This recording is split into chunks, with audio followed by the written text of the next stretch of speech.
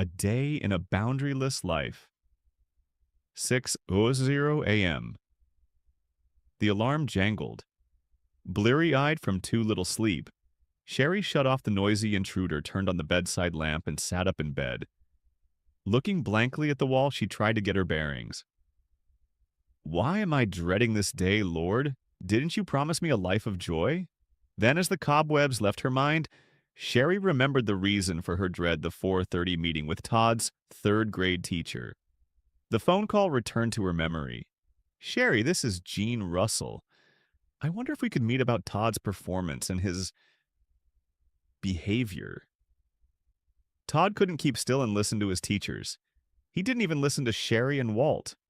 Todd was such a strong-willed child, and she didn't want to quench his spirit. Wasn't that more important? Well, no time to worry about all that, Sherry said to herself, raising her 35-year-old body off the bed and padding to the shower. I've got enough troubles to keep me busy all day. Under the shower, Sherry's mind moved out of first gear.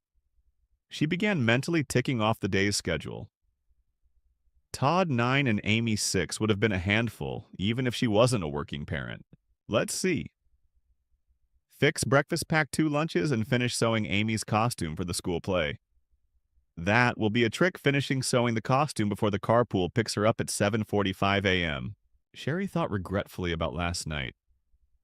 She'd planned to work on Amy's costume, then using her talents to make a special day for her little girl.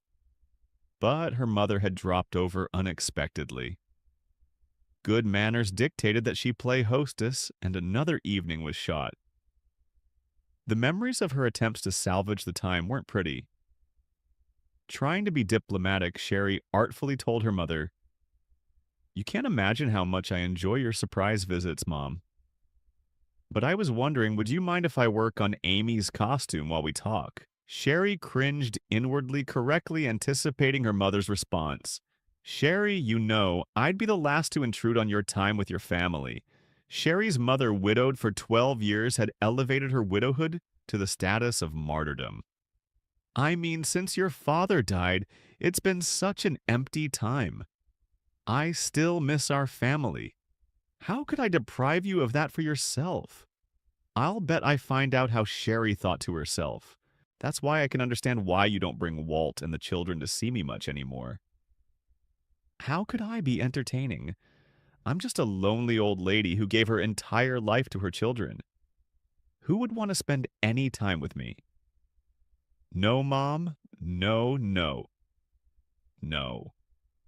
Sherry quickly joined the emotional minuet she and her mom had been dancing for decades. That's not what I meant at all. I mean, it's so special having you over. Goodness knows with our schedule we'd like to visit more, but we just haven't been able to. That's why I'm so glad you took the initiative, Lord. Don't strike me dead for this little lie, she prayed silently. In fact, I can do the costume any old time, Sherry said. Forgive me for this lie, too. Now why don't I make us some coffee? Her mother sighed. All right if you insist. But I'd just hate to think I'm intruding. The visit lasted well into the night. By the time her mother left, Sherry felt absolutely crazy, but she justified it to herself. At least I've helped make her lonely day a little brighter. Then a pesky voice piped up. If you helped so much, why was she still talking about her loneliness when she left, trying to ignore the thought? Sherry went to bed. 6:45 a.m. Sherry returned to the present. No use crying over spilt time, I guess, she mumbled to herself as she struggled to close the zipper of her black linen skirt. Her favorite suit had become, as many others had, too tight. Middle age spread so soon, she thought. This week I really have to go on a diet and start exercising. The next hour was, as usual, a disaster. The kids whined about getting out of bed, and Walt complained, "Why is it so hard to get the kids to the table on time?" 7:45 a.m. Miraculously, the kids made it to their rides. Walt left for work, and Sherry went out and locked the front door after her. Taking a deep breath, she prayed silently. Lord, I'm not looking forward to this day. Give me something to hope for. In her car, she finished applying her makeup at traffic stops. Thank the Lord for long red lights. 8:45 a.m. rushing into McAllister Enterprises where she worked as a human resources director. Sherry glanced at her watch. Only a few minutes late. Maybe by now her colleagues understood that being late was a way of life for her and did not expect her to be on time. She was wrong. They'd started the weekly executive meeting without her. Sherry tried to tiptoe in without being noticed, but every eye was on her as she struggled into her seat. Glancing around, she gave a fleeting smile and muttered something about that crazy traffic. 11:59 a.m. The rest of Sherry's morning proceeded fairly well. A gifted advocate and problem solver, Sherry was loved by the staff she served, and a valuable asset to McAllister. The only hitch came just before lunch. Her desk phone rang. Sherry Phillips. Sherry, thank goodness you're there. I don't know what I'd have done if you'd been at lunch. There was no mistaking this voice. Sherry had known Lois Thompson since grade school. Lois was thin-skinned, perpetually anxious, and seemingly always in crisis. Sherry tried to make herself available to Lois to be there for her, but Lois never reciprocated. When Sherry occasionally mentioned her own struggles, Lois either changed the subject back to herself or had some reason to leave. Sherry genuinely loved Lois and was concerned about her problems, but she also resented the imbalance in their friendship. As always, Sherry felt guilty when she thought about her anger at Lois. As a Christian, she knew the value the Bible placed on loving and helping others. There I go again, she would say to herself, thinking of myself before others. Please, Lord, let me give to Lois freely and not be so self-centered. Sherry asked, What's the matter, Lois? It's horrible, just horrible, Lois said. Anne was sent home from school today. Tom was denied his promotion and my car gave out on the freeway. This is what my life's like every day. Sherry thought to herself, feeling the resentment rising. However, she merely said, Lois, you poor thing. How are you coping with all of this? Lois was happy to answer Sherry's question in great detail, so much detail that Sherry missed half her lunch break consoling her friend. Well, she thought fast food's better than no food. Sitting at the drive-thru waiting for her chicken burger, Sherry thought about Lois. If all my listening, consoling, and advice had made any difference over the years, maybe it would be worth it. But Lois makes the same mistakes now that she made 20 years ago. Why do I do this to myself? 4:00 p.m. Sherry's afternoon passed uneventfully. She was on the way out of the office to the teachers' meeting when her boss, Jeff Moreland, flagged her down. Glad I caught up with you, Sherry, he said. A successful figure at McAllister Enterprises. Jeff made things happen. Trouble was, Jeff often used other people to make things happen. Sherry could sense the 100th verse of the same old song tuning up again. Listen, I'm in a time crunch, he said. I just emailed you a draft of my presentation for next week's board meeting.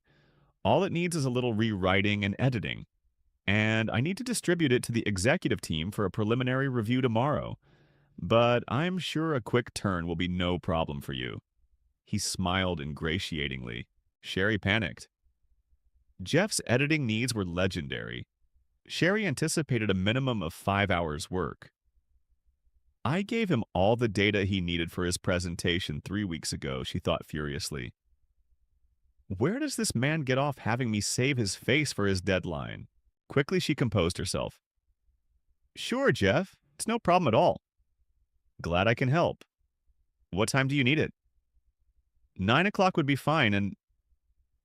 Thanks, Sherry. I always think of you first when I'm in a jam. You're so dependable. Jeff strolled away. Dependable. Faithful. Reliable, Sherry thought. I've always been described this way by people who wanted something from me. Sounds like a description of a good mule. Suddenly the guilt hit again. There I am, getting resentful again. Lord, help me bloom where I'm planted. But secretly she found herself wishing she could be transplanted to another flower pot. 4:30 p.m. Jean Russell was a competent teacher, one of many in the profession who understood the complex factors beneath a child's problem behavior. The meeting with Todd's teacher began as so many before minus Walt.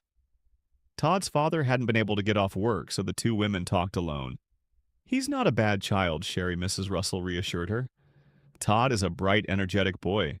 When he minds, he's one of the most enjoyable kids in the class. Sherry waited for the axe to fall.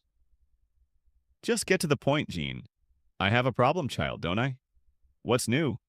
I have a problem life to go with it. Sensing Sherry's discomfort, the teacher pressed ahead. The problem is that Todd doesn't respond well to limits. For example, during our task period when children work on individual assignments, Todd has great difficulty. He gets up from his desk, pesters other kids, and won't stop talking. When I mention to him that his behavior is inappropriate, he becomes enraged and obstinate. Sherry felt defensive about her only son. Maybe Todd has an attention deficit problem, or he's hyperactive. Mrs. Russell shook her head. When Todd's second-grade teacher wondered about that last year's psychological testing ruled that out. Todd stays on task very well when he's interested in the subject. I'm no therapist, but it seems to me that he's just not used to responding to rules. Now Sherry's defensiveness turned from Todd to herself. Are you saying this is some sort of home problem? Mrs. Russell looked uncomfortable. As I said, I'm not a counselor. I just know that in third grade, most children resist rules. But Todd is off the scale. Anytime I tell him to do something he doesn't want to do, it's World War III. And since all his intellectual and cognitive testing comes out normal, I was just wondering how things were at home. Sherry no longer tried to hold back the tears. She buried her head in her hands and wept, feeling overwhelmed with everything. Eventually, her crying subsided. I'm sorry. I guess this just hit on a bad day. Sherry rummaged in her purse for a tissue. No, it's more than that. Jean, I need to be honest with you. Your problems with him are the same as mine. Walt and I have a real struggle making Todd mind at home. When we're playing or talking, Todd is the most wonderful son I could imagine. But any time I have to discipline him, the tantrums are more than I can handle. So I guess I don't have any solutions for you. Jean nodded her head slowly. It really helps me, Sherry, to know that Todd's behavior is a problem at home too. At least now we can put our heads together on a solution. 5:15 p.m. Sherry felt strangely grateful for the afternoon rush hour traffic. At least there's no one tugging on me here, she thought. She used the time to plan around her next crises, kids' dinner, Jeff's report. And Walt. 6:30 p.m. For the fourth and last time dinner's ready? Sherry hated to scream, but what else worked? The kids and Walt always seemed to shuffle in whenever they felt like it. More often than not, dinner was cold by the time everyone finally showed up. Sherry had no clue what the problem was. She knew it wasn't the food because she was a good cook. Besides, once they got to the table, everyone inhaled it in seconds. Everyone but Amy. Watching her 6-year-old daughter sit silently picking distractedly at her food, Sherry again felt uneasy. Amy was such a lovable, sensitive child. Why was she so reserved? Amy had never been outgoing. She preferred to spend her time reading, painting, or just sitting in her bedroom thinking about stuff. Honey, what kind of stuff? Sherry would probe. Just stuff would be the usual reply. Sherry felt shut out of her daughter's life. She dreamed of mother-daughter talks, conversations for just us girls, shopping trips, but Amy had a secret place deep inside where no one was ever invited. This unreachable part of her daughter's heart, Sherry ached to touch. 7:00 p.m. Halfway through dinner, Sherry's cell phone rang. I'm just going to let it go to voicemail, she thought. There's precious little time for us to be together as a family anymore. Then, as if on cue, another familiar thought struck her. It might be someone who needs me. As always, Sherry listened to the second voice in her head and jumped up from the table to answer the phone. Her heart sank when she saw the name on caller ID. Well, I'm already up from the table, she reasoned. I may as well get this over with. Hope I'm not disturbing anything, said Phyllis Renfrow, the women's ministries leader at church. Certainly you aren't disturbing anything. Sherry lied. Sherry, I'm in deep water, Phyllis said. Margie was going to be our activities coordinator at the retreat, and now she's canceled. Something about priorities at home. Anyway, you can pitch in the retreat. Sherry had almost forgotten that the annual women's retreat was this weekend. She had actually been looking forward to leaving the kids and Walt behind and strolling around the beautiful mountainous area for 2 days, just herself and the Lord. In fact, the possibility of solitude felt better to her than the planned group activities. Taking on Margie's activities coordinator position would mean giving up her precious alone time. No, it wouldn't work. Sherry would just have to say. Automatically, the second thought pattern intervened. What a privilege to serve God in these women, Sherry. By giving up a little portion of your life, by letting go of your selfishness, you can make a big difference in some lives. Think it over. Sherry didn't have to think it over.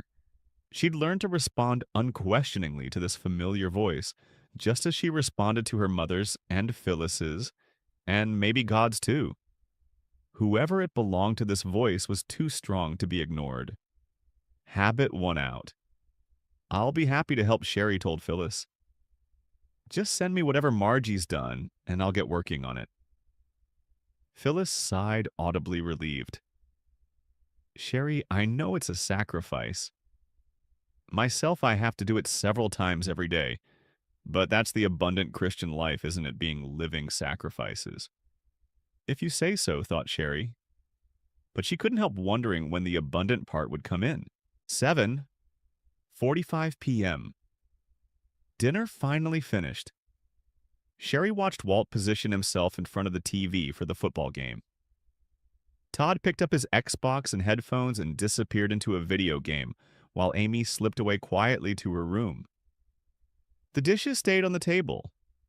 The family hadn't quite gotten the hang of helping clean up yet, but maybe the kids were still a little young for that. Sherry cleared the dishes from the table on her own. 11:30 p.m. Years ago, Sherry could have cleaned up after dinner, gotten the kids to bed on time, and finished editing Jeff's report with ease. A cup of coffee after dinner, and the adrenaline rush that accompanied crises and deadlines, galvanized Sherry into superhuman feats of productivity.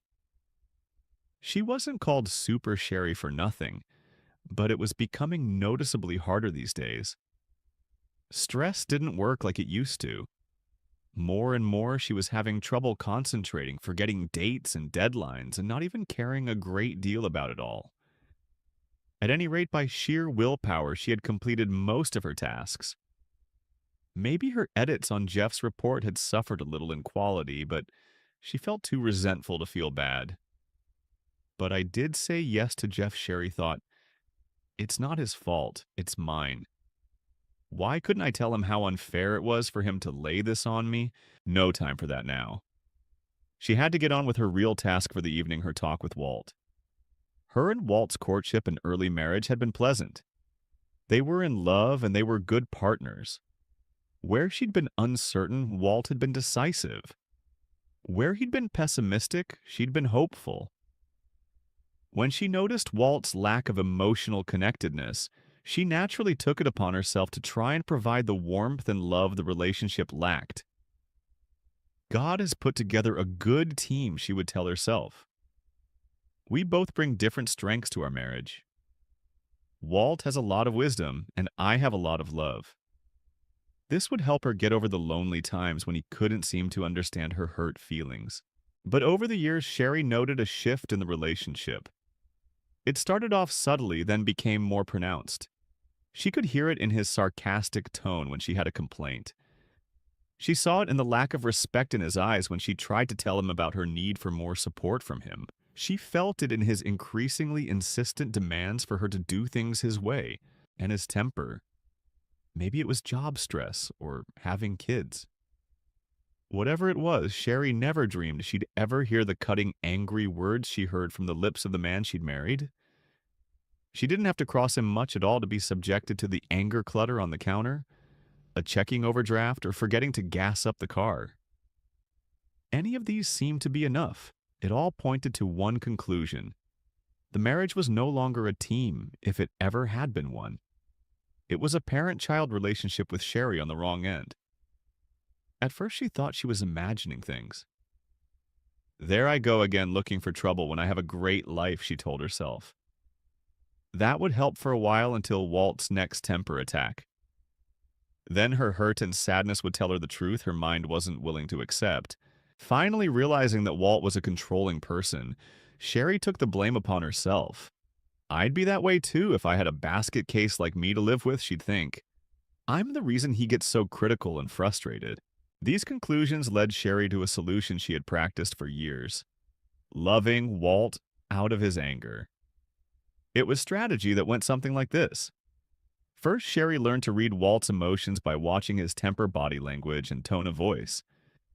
She became exquisitely aware of his moods and especially sensitive to things that could set him off: lateness, disagreements, and her own anger. As long as she was quiet and agreeable, things went well. But let her preferences raise their ugly heads, and she risked getting her head lopped off. Sherry learned to read Walt well and quickly. After sensing that she was crossing an emotional line, she would employ stage 2 of loving Walt.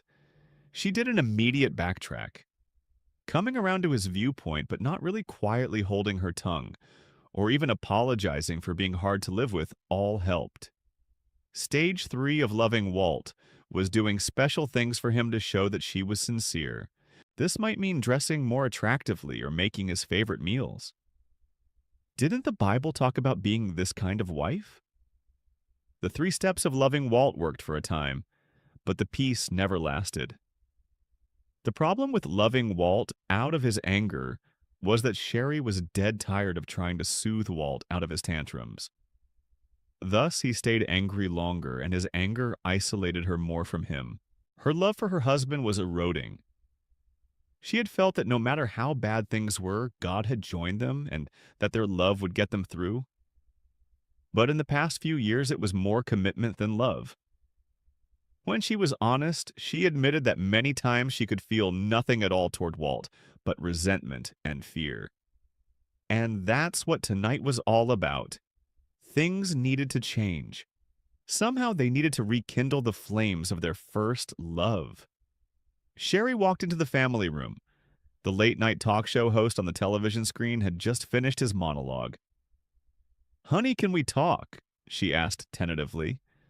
There was no answer. Moving closer, she saw why. Walt had fallen asleep on the couch. Thinking about waking Walt up, she remembered his stinging words the last time she'd been so insensitive.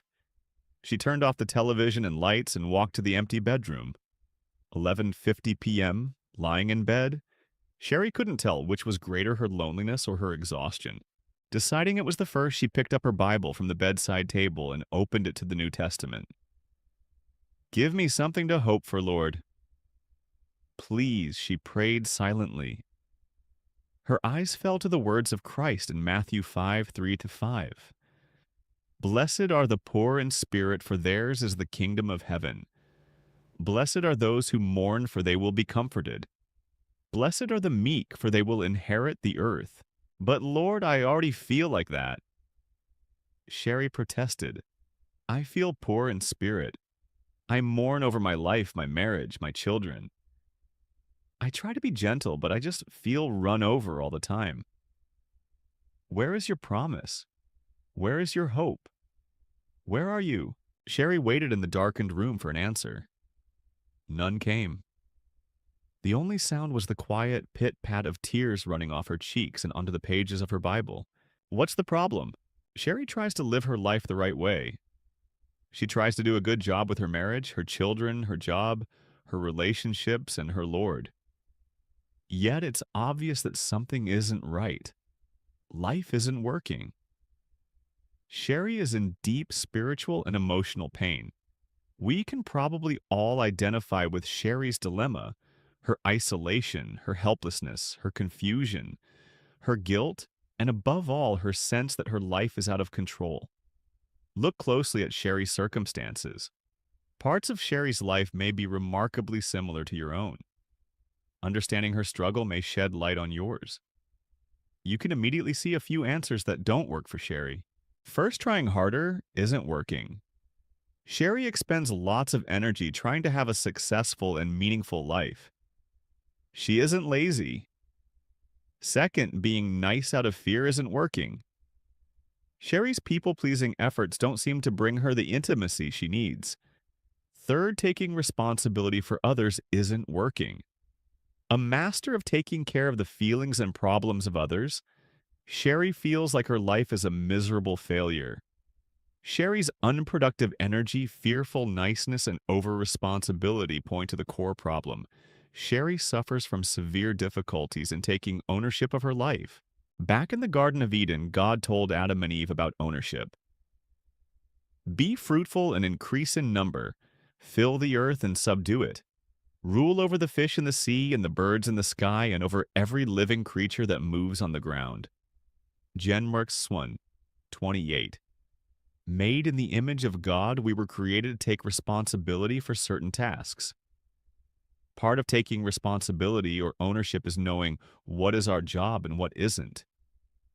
Workers who continually take on duties that aren't theirs will eventually burn out. It takes wisdom to know what we should be doing and what we shouldn't. We can't do everything. Sherry has great difficulty in knowing what things are her responsibility and what aren't. In her desire to do the right thing or to avoid conflict, she ends up taking on problems that God never intended her to take on. Her mother's chronic loneliness, her boss's irresponsibility, her friend's unending crises, her church leader's guilt-ridden message of self-sacrifice, and her husband's immaturity. And her problems don't end there. Sherry's inability to say no has significantly affected her son's ability to delay gratification and behave himself in school. And in some way, this inability may be driving her daughter to withdraw. Any confusion of responsibility and ownership in our lives is a problem of boundaries. Just as homeowners set physical property lines around their land, we need to set mental, physical, emotional, and spiritual boundaries for our lives to help us distinguish what is our responsibility and what isn't. As we see in Sherry's many struggles, the inability to set appropriate boundaries at appropriate times with the appropriate people can be very destructive. And this is one of the most serious problems facing Christians today. Many sincere, dedicated believers struggle with tremendous confusion about when it is biblically appropriate to set limits. When confronted with their lack of boundaries, they raise good questions. 1. Can I set limits and still be a loving person? 2. What are legitimate boundaries? 3. What if someone is upset or hurt by my boundaries? 4.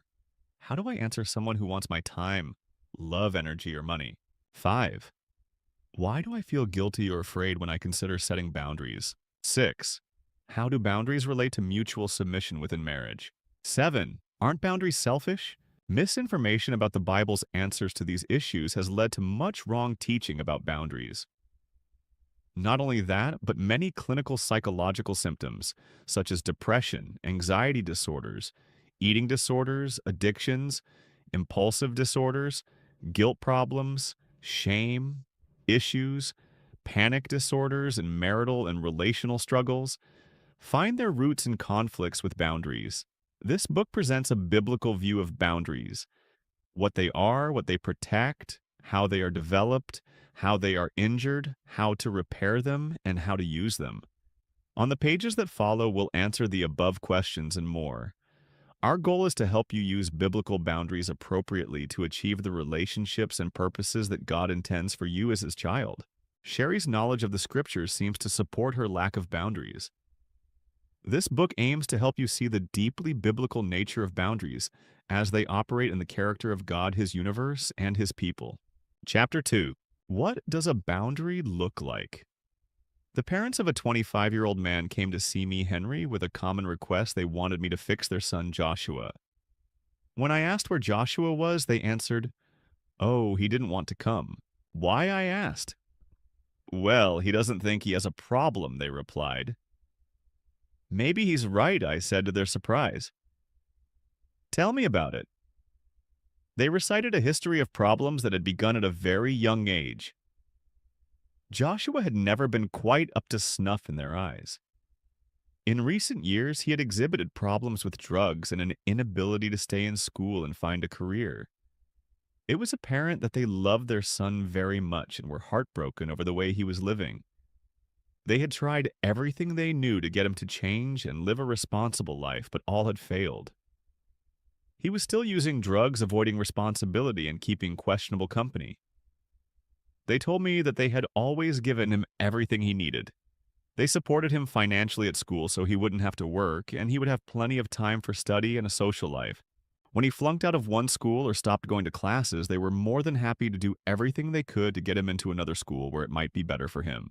After they had talked for a while, I responded, "I think your son is right. He doesn't have a problem. You could have mistaken their expression for a snapshot." They stared at me in disbelief for a full minute. Finally, the father said, "Did I hear you right? You don't think he has a problem?" "That's correct," I said. "He doesn't have a problem." "You do. He can do pretty much whatever he wants." "No problem. You pay, you fret, you worry, you plan, you exert energy to keep him going. He doesn't have a problem because you have taken it from him.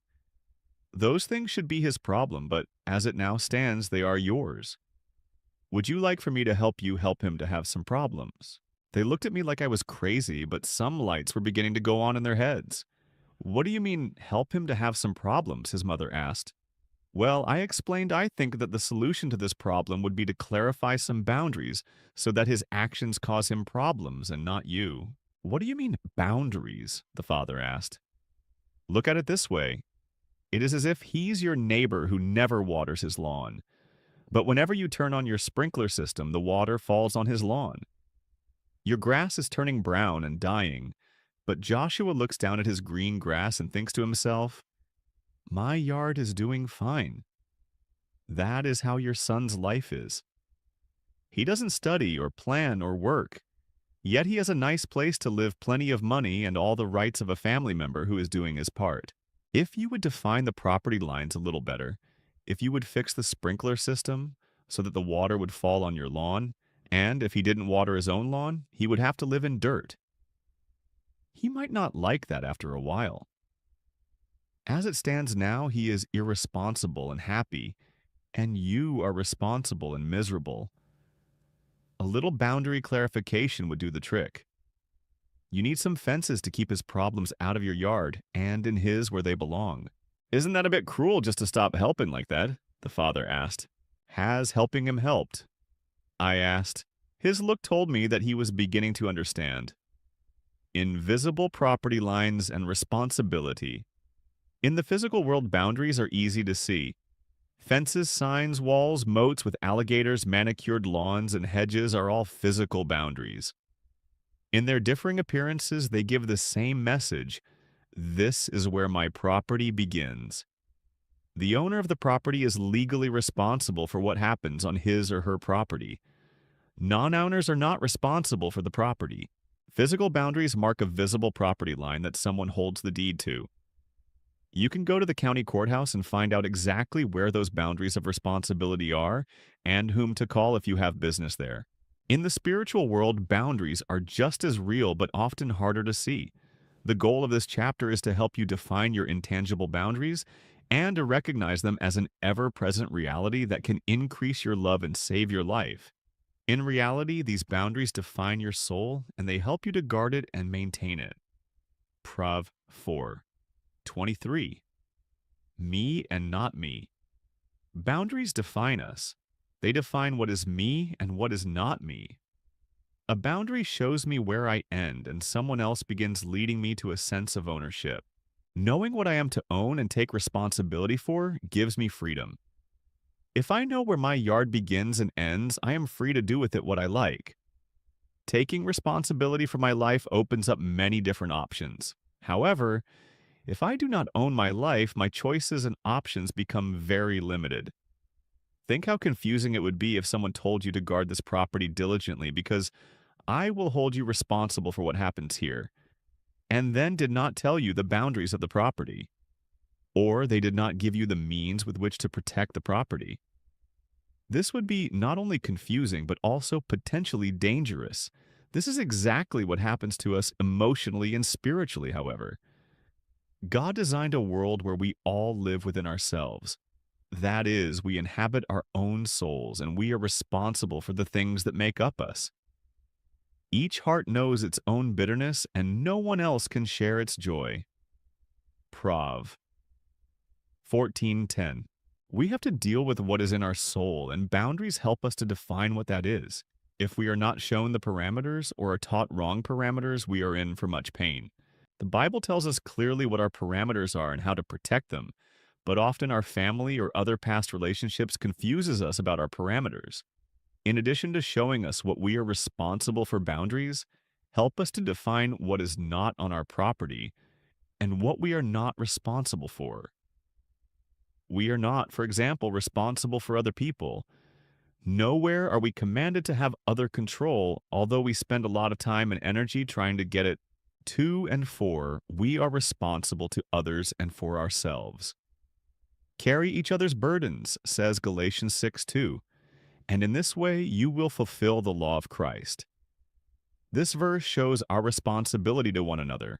Many times others have burdens that are too big to bear. They do not have enough strength, resources, or knowledge to carry the load, and they need help. Denying ourselves to do for others what they cannot do for themselves is showing the sacrificial love of Christ. This is what Christ did for us. He did what we could not do for ourselves. He saved us. This is being responsible to. On the other hand, Galatians 6:5 says that each one should carry their own load. Everyone has responsibilities that only he or she can carry. These things are our own particular load that we need to take daily responsibility for and work out. No one can do certain things for us. We have to take ownership of certain aspects of life that are our own load. The Greek words for burden and load give us insight into the meaning of these texts. The Greek word for burden means excess burdens, or burdens that are so heavy that they weigh us down. These burdens are like boulders. They can crush us. We shouldn't be expected to carry a boulder by ourselves. It would break our backs. We need help with the boulders, those times of crisis and tragedy in our lives. In contrast, the Greek word for load means cargo, or the burden of daily toil. This word describes the everyday things we all need to do. These loads are like knapsacks. Knapsacks are possible to carry. We are expected to carry our own.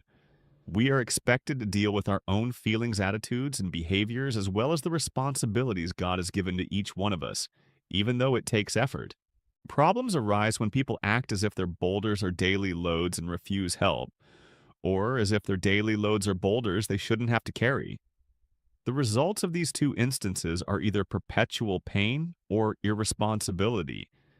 Lest we stay in pain or become irresponsible, it is very important to determine what me is where my boundary of responsibility is and where someone else's begins.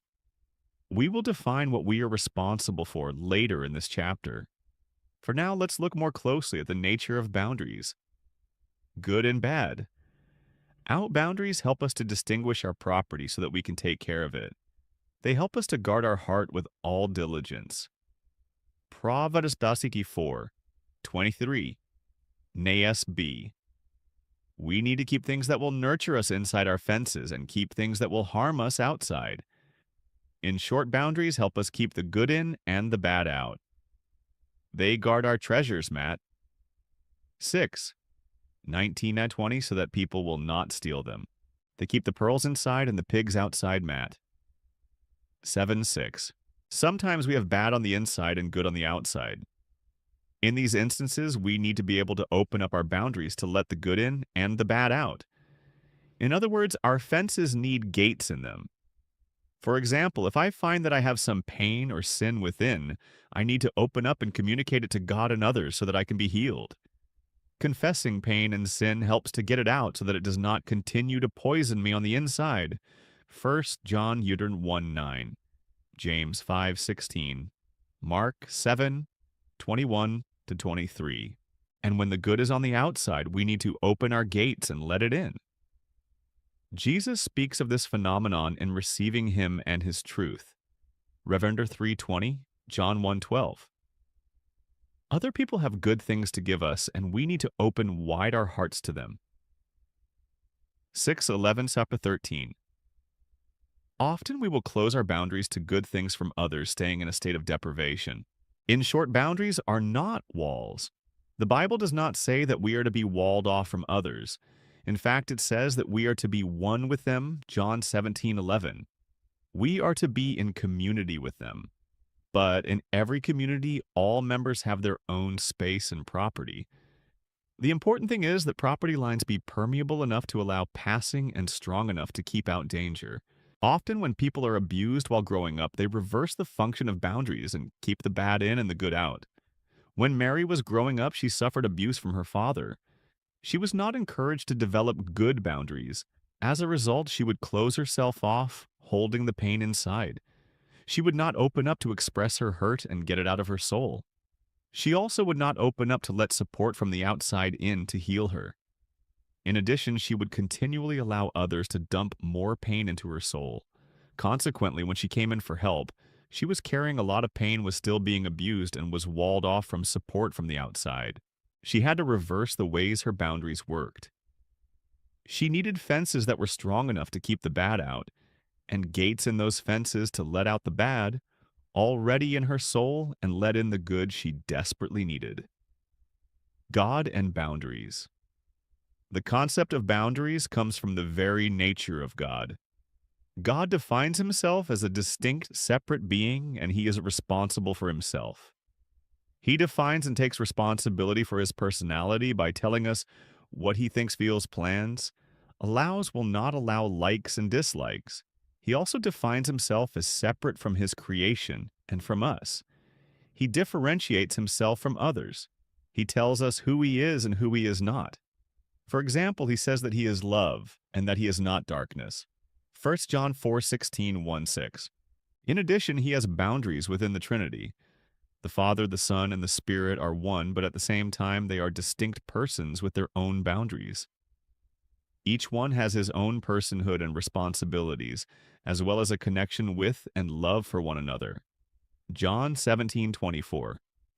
God also limits what he will allow in his yard. He confronts sin and allows consequences for behavior. He guards his house and will not allow evil things to go on there. He invites people in who will love him, and he lets his love flow outward to them at the same time. The gates of his boundaries open and close appropriately. In the same way he gave us his likeness, Genmar 1:26, he gave us personal responsibility within limits. He wants us to rule over the earth and to be responsible stewards over the life he has given us.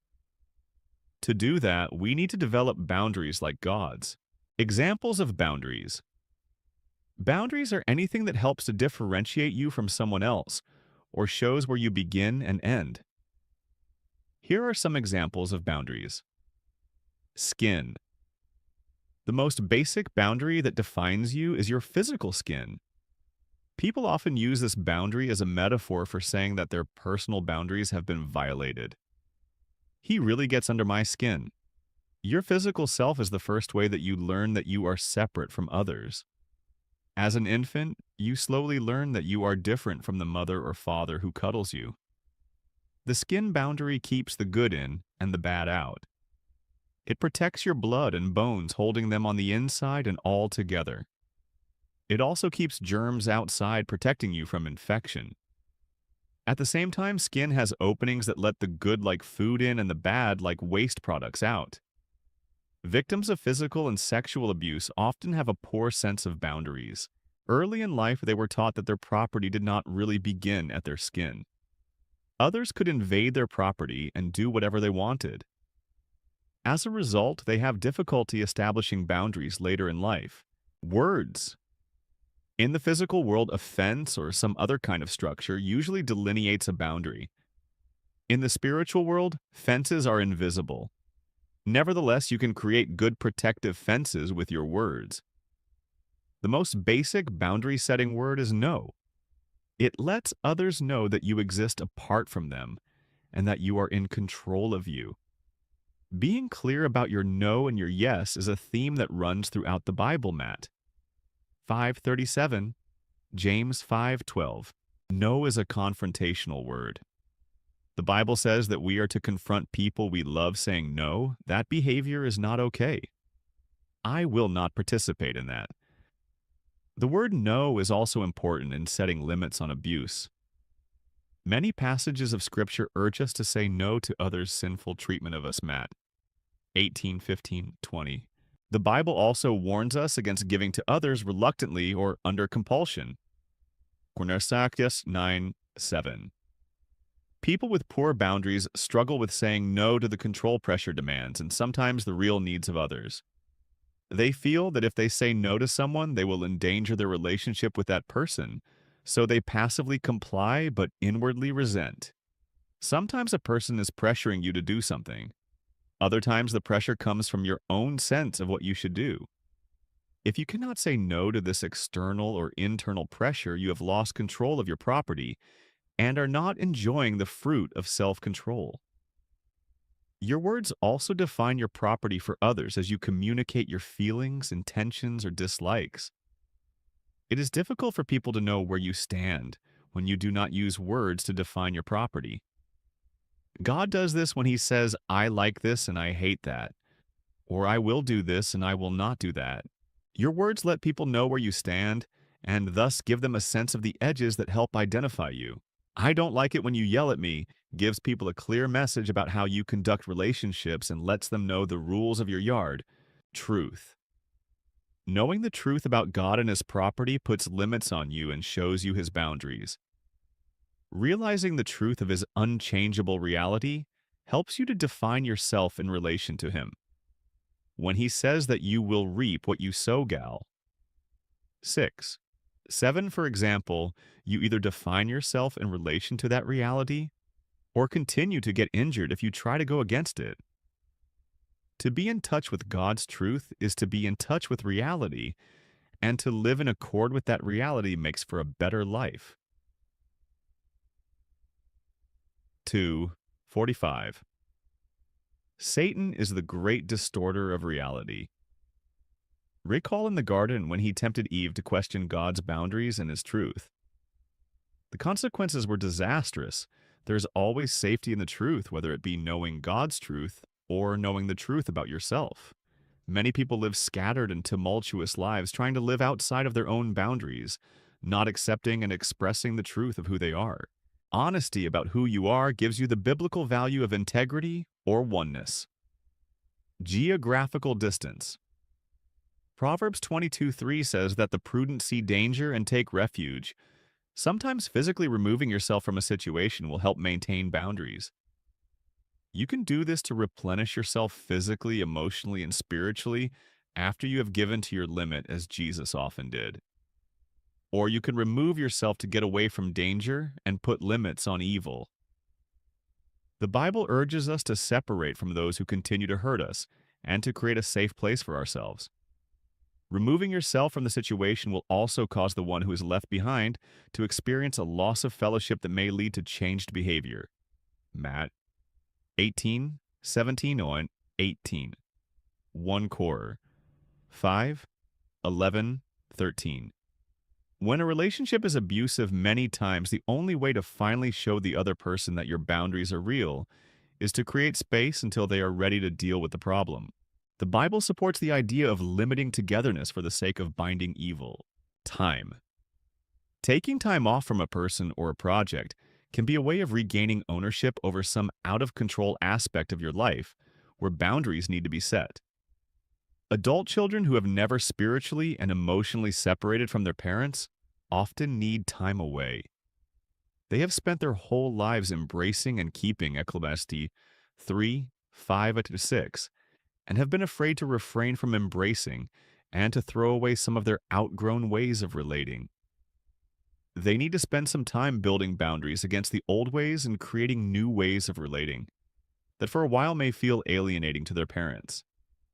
This time apart usually improves their relationship with their parents. Emotional distance. Emotional distance is a temporary boundary to give your heart the space it needs to be safe. It is never a permanent way of living. People who have been in abusive relationships need to find a safe place to begin to thaw out emotionally, Sometimes in abusive marriages, the abused spouse needs to keep emotional distance until the abusive partner begins to face his or her problems and become trustworthy. You should not continue to set yourself up for hurt and disappointment. If you have been in an abusive relationship, you should wait until it is safe and until real patterns of change have been demonstrated before you go back. Many people are too quick to trust someone in the name of forgiveness and not make sure that the other is producing fruit in keeping with repentance. Luke 3:8. To continue to open yourself up emotionally to an abusive or addicted person without seeing true change is foolish. Forgive, but guard your heart until you see sustained change. Other people. You need to depend on others to help you set and keep boundaries. People subject to another person's addictions, control, or abuse are finding that after years and years of loving too much, they can find the ability to create boundaries only through a support group. Their support system is giving them the strength to say no to abuse and control for the first time in their lives. There are two reasons why you need others to help with boundaries. The first is that your most basic need in life is for relationship. People suffer much to have relationships, and many put up with abuse because they fear their partners will leave them and they will be alone if they stand up to them. Fear of being alone keeps many in hurtful patterns for years. They are afraid that if they set boundaries, they will not have any love in their lives. When they open themselves up to support from others, however, they find that the abusive persons are not the only source of love in the world, and that they can find the strength through their support systems to set the limits they need to set. They are no longer alone. The Church of Christ is there to give strength to ward off the blows against them. The other reason we need others is because we need new input and teaching. Many people have been taught by their church or their family that boundaries are unbiblical, mean, or selfish. These people need good biblical support systems to help them stand against the guilt that comes from the old tapes inside that tell them lies to keep them in bondage. They need support of others to stand against the old messages and the guilt involved in change. In part 2, we will be discussing in greater detail how to build boundaries in all the primary relationships in your life. Our point for now is that boundaries are not built in a vacuum. Creating boundaries always involves a support network, consequences. Trespassing on other people's property carries consequences. No trespassing signs usually carry a threat of prosecution if someone steps over the boundaries. The Bible teaches this principle over and over, saying that if we walk one way, this will happen, and if we walk another way, something else will happen. Just as the Bible sets consequences for certain behaviors, we need to back up our boundaries with consequences. How many marriages could have been saved if one spouse had followed through with the threat of, if you don't stop drinking or coming home at midnight, or hitting me or yelling at the kids, I will leave until you get some treatment? Or how many young adults' lives would have been turned around if their parents had followed through with their threat of no more money? If you quit another job without having further employment or no bed? If you continue to smoke marijuana in my house? Paul is not kidding in 2 Thessalonians 3:10 when he says that, if anyone will not work, don't let him or her eat. God does not enable irresponsible behavior. Hunger is a consequence of laziness. Proverbs 16:26. Consequences give some good barbs to fences. They let people know the seriousness of the trespass and the seriousness of our respect for ourselves. This teaches them that our commitment to living according to helpful values is something we hold dear and will fight to protect and guard. What's within my boundaries? The story of the Good Samaritan is a model of correct behavior in many dimensions. It is a good illustration of boundaries when they should be both observed and violated. Imagine for a moment how the story might read if the Samaritan was a boundaryless person. You know the story. A man traveling from Jerusalem to Jericho was mugged. The robbers stripped him and beat him, leaving him half dead. A priest and Levite passed by on the other side of the road, ignoring the hurt man, but a Samaritan took pity on him, bandaged his wounds, brought him to an inn, and took care of him. The next day, the Samaritan gave the innkeeper some money and said, "Look after him, and when I return, I will reimburse you for any extra expense you may have." Luke 10:35. Let's depart from the familiar story here. Suppose the injured man wakes up at this point in the story and says, "What, you're leaving?" "Yes, I am." "I have some business in Jericho I have to attend to," the Samaritan replies. "Don't you think you're being selfish?" "I'm in pretty bad shape here. I'm going to need someone to talk to." How is Jesus going to use you as an example? You're not even acting like a Christian, abandoning me like this in my time of need? Whatever happened to deny yourself? "Why, I guess you're right," the Samaritan says. "That would be uncaring of me to leave you here alone. I should do more. I will postpone my trip for a few days." So he stays with the man for 3 days, talking to him and making sure that he is happy and content. On the afternoon of the third day, there's a knock at the door and a messenger comes in. He hands the Samaritan a message from his business contacts in Jericho. "Waited as long as we could. Have decided to sell camels to another party. Our next herd will be here in 6 months. How could you do this to me?" The Samaritan screams at the recovering man, waving the message in the air. "Look what you've done now. You've caused me to lose those camels that I needed for my business. Now I can't deliver my goods. This may put me out of business. How could you do this to me?" At some level, this story may be familiar to all of us. We may be moved with compassion to give to someone in need, but then this person manipulates us into giving more than we want to give. We end up resentful and angry, having missed something we needed in our own life. Or we may want more from someone else, and we pressure them until they give in. They give not out of their heart and free will, but out of compliance, and they resent us for what they give. Neither one of us comes out ahead. To avoid these scenarios, we need to look at what falls within our boundaries, what we are responsible for. Feelings. Feelings have gotten a bad rap in the Christian world. They have been called everything from unimportant to fleshly. At the same time, example after example shows how our feelings play an enormous role in our motivation and behavior. How many times have you seen people do ungodly things to one another because of hurt feelings? Or how many times has someone had to be hospitalized for depression after years and years of trying to ignore the way they felt until they became suicidal? Feelings should neither be ignored nor placed in charge. The Bible says to own your feelings and be aware of them. They can often motivate you to do much good. The Good Samaritan's pity moved him to go to the injured Israelite, Luke 10:33. The father was filled with compassion for his lost son and threw his arms around him. Luke 15:20.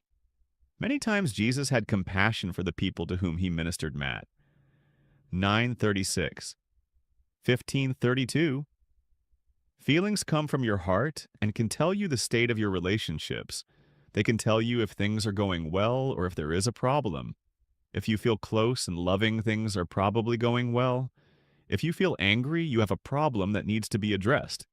But the point is, your feelings are your responsibility, and you must own them and see them as your problem, so you can begin to find an answer to whatever issue they are pointing to. Attitudes and beliefs.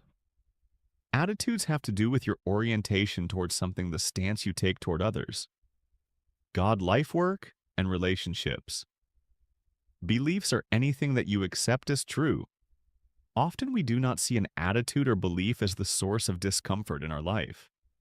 We blame other people, as did our first parents, Adam and Eve.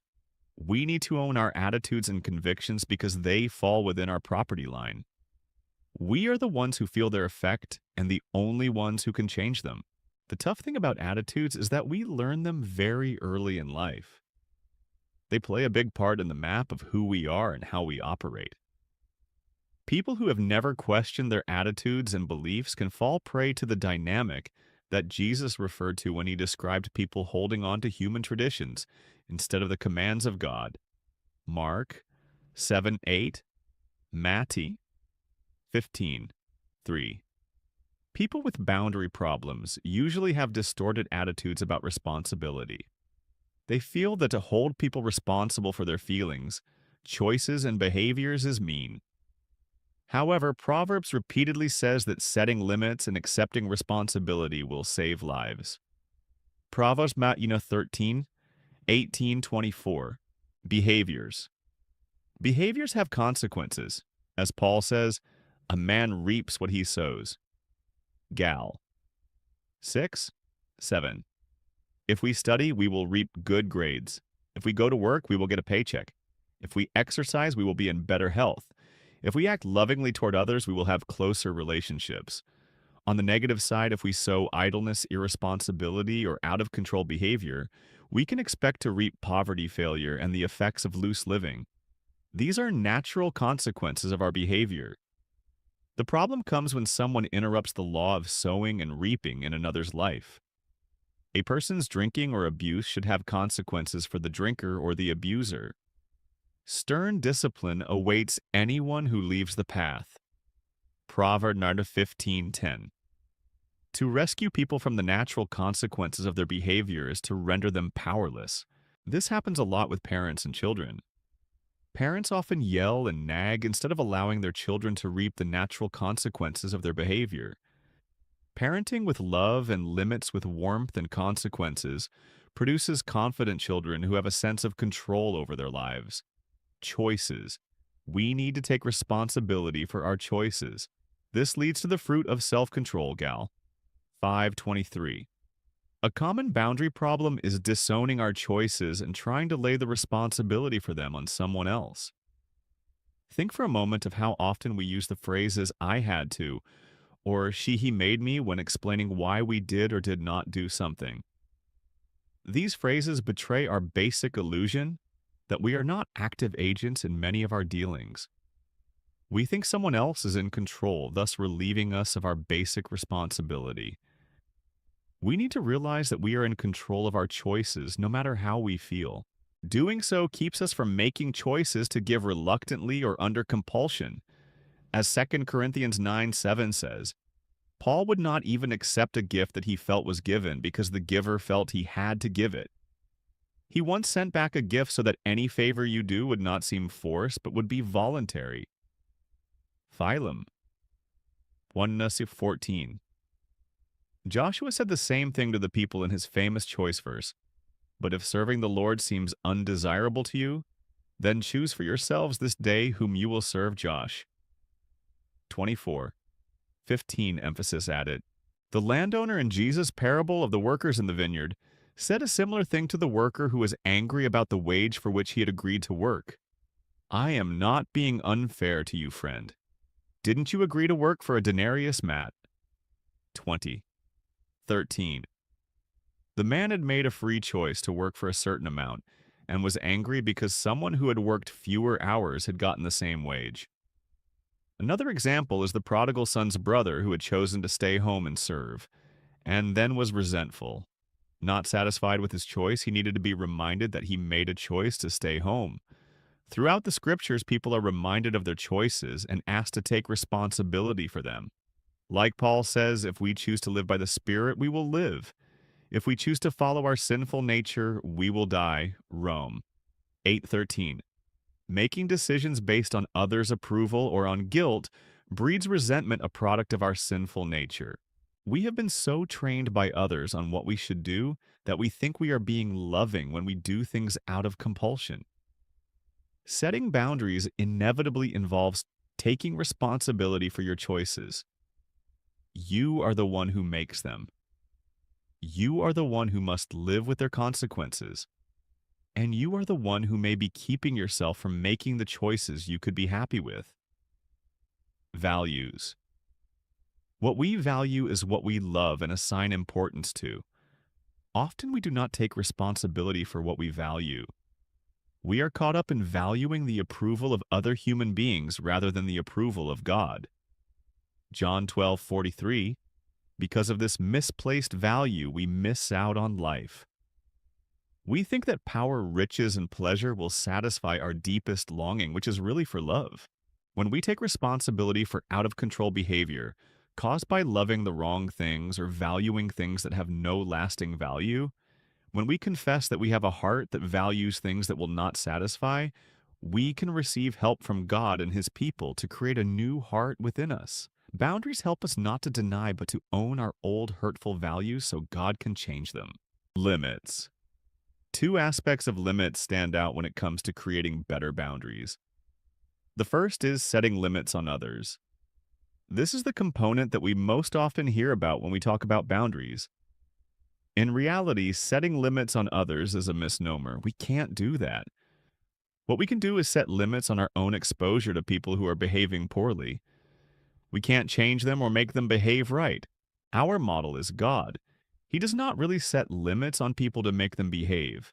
God sets standards, but he lets people be who they are, and then separates himself from them when they misbehave, saying in effect, you can be that way if you choose, but you cannot come into my house. Heaven is a place for the repentant and all are welcome. But God limits his exposure to evil, unrepentant people, as should we. Scripture is full of admonitions to separate ourselves from people who act in destructive ways, Matt. 18:15-17, 1 Corinthians 5:9-13.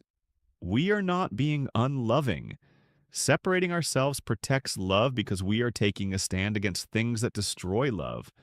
The other aspect of limits that is helpful when talking about boundaries is setting our own internal limits. We need to have spaces inside ourselves where we can have a feeling, an impulse, or a desire without acting it out. We need self-control without repression. We need to be able to say no to ourselves. This includes both our destructive desires and some good ones that are not wise to pursue at a given time.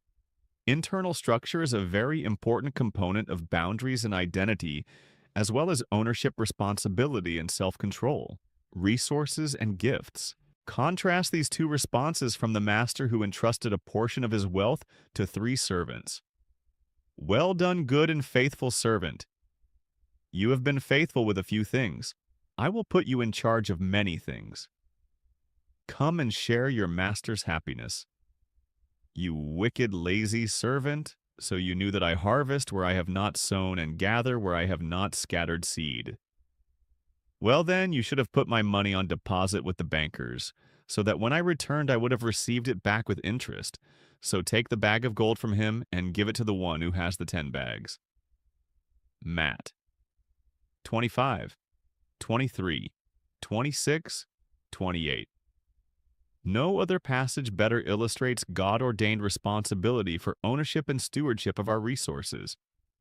Although the example is of money, it also applies to internal talents and gifts. Our talents are clearly within our boundaries and are our responsibility.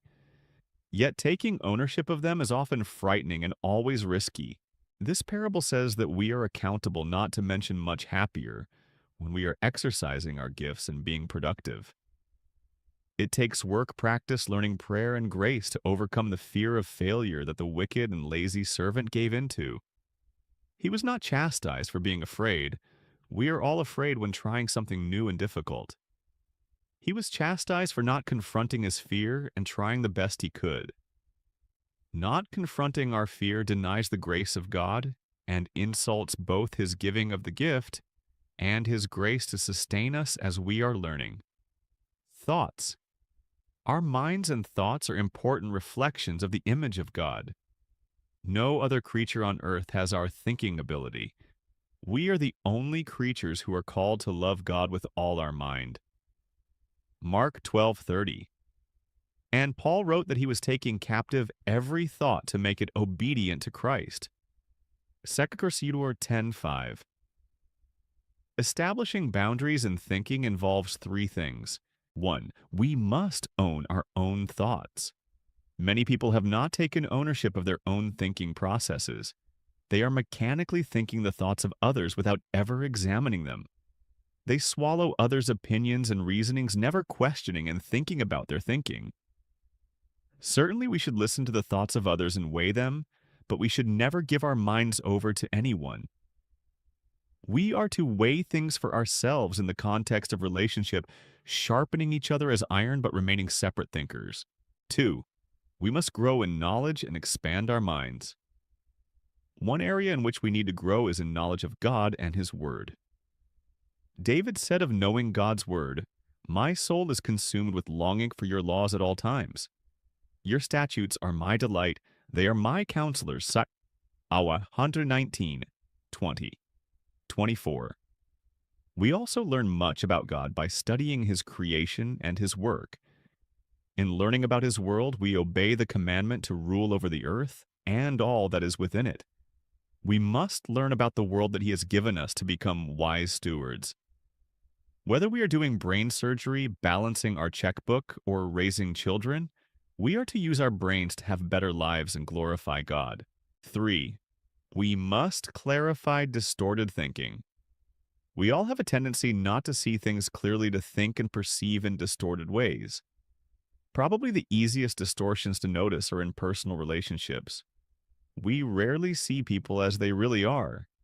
Our perceptions are distorted by past relationships and our own preconceptions of who we think they are, even the people we know best. We do not see clearly because of the logs in our eyes. Matt. 7. 3 to 5. NLT. Taking ownership of our thinking and relationships requires being active and checking out where we may be wrong. As we assimilate new information, our thinking adapts and grows closer to reality. Also, we need to make sure that we are communicating our thoughts to others. Many people think that others should be able to read their minds and know what they want. This leads to frustration. Even Paul says, "For who knows a person's thoughts except their own spirit within them?" Cornelius 2:11. What a great statement about boundaries. We have our own thoughts, and if we want others to know them, we must tell them. Desires. Our desires lie within our boundaries. Each of us has different desires and wants, dreams and wishes, goals and plans, hungers and thirsts. We all want to satisfy me. But why are there so few satisfied me's around? Part of the problem lies in the lack of structured boundaries within our personality. We can't define who the real me is and what we truly desire. Many desires masquerade as the real thing. They are lusts that come out of not owning our real desires. For example, many sex addicts are looking for sexual experiences, but what they really desire is love and affection. James writes about this problem of not owning and seeking our real desires with pure motives. You desire but do not have, so you kill. You covet but you cannot get what you want, so you quarrel and fight. You do not have because you do not ask God. When you ask, you do not receive because you ask with wrong motives, that you may spend what you get on your pleasures. James 4:2-3.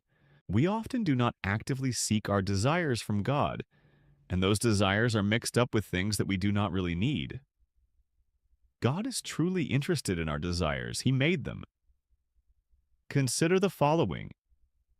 You have granted him his heart's desire, and have not withheld the request of his lips. You came to greet him with rich blessings and placed a crown of pure gold on his head. It's 21:2-3. Take delight in the Lord, and he will give you the desires of your heart.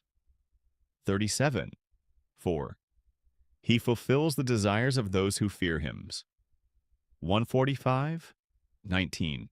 God loves to give gifts to his children, but he is a wise parent.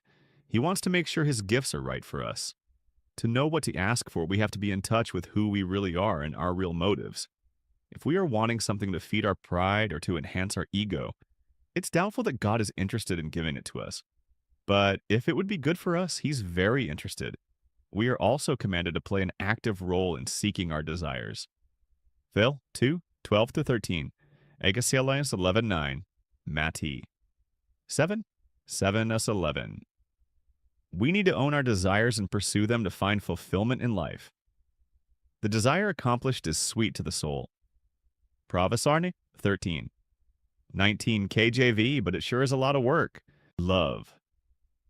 Our ability to give and respond to love is our greatest gift. The heart that God has fashioned in his image is the center of our being. Its abilities to open up to love and to allow love to flow outward are crucial to life. Many people have difficulty giving and receiving love because of hurt and fear. Having closed their heart to others, they feel empty and meaningless. The Bible is clear about both functions of the heart, the receiving of grace and love inward and the flow outward. Listen to how the Bible tells how we should love the Lord your God with all your heart and with all your soul and with all your mind. Love your neighbor as yourself at 22, 37, 39, and how we should receive love. We have spoken freely to you, Corinthians, and opened wide our hearts to you. We are not withholding our affection from you, but you are withholding yours from us. As a fair exchange, I speak as to my children, open wide your hearts also. 2 Corinthians 6, 11 to 13. Our loving heart, like our physical one, needs an inflow as well as an outflow of lifeblood. And like its physical counterpart, our heart is a muscle, a trust muscle. This trust muscle needs to be used and exercised. If it is injured, it will slow down or weaken. We need to take responsibility for this loving function of ourselves and use it. Both love concealed and love rejected can kill us. Many people do not take ownership for how they resist love. They have a lot of love around them, but do not realize that their loneliness is a result of their own lack of responsiveness. Often they will say, others' love cannot get in. This statement negates their responsibility to respond. We maneuver subtly to avoid responsibility in love. We need to claim our hearts as our property and work on our weaknesses in that area. It will open up life to us. We need to take responsibility for all of the above areas of our souls. These lie within our boundaries. But taking care of what lies within our boundaries isn't easy. Neither is allowing other people to take care of what lies within their boundaries. Setting boundaries and maintaining them is hard work. But as you'll see in the next chapter, boundary problems take some very recognizable shapes. Chapter 3, Boundary Problems.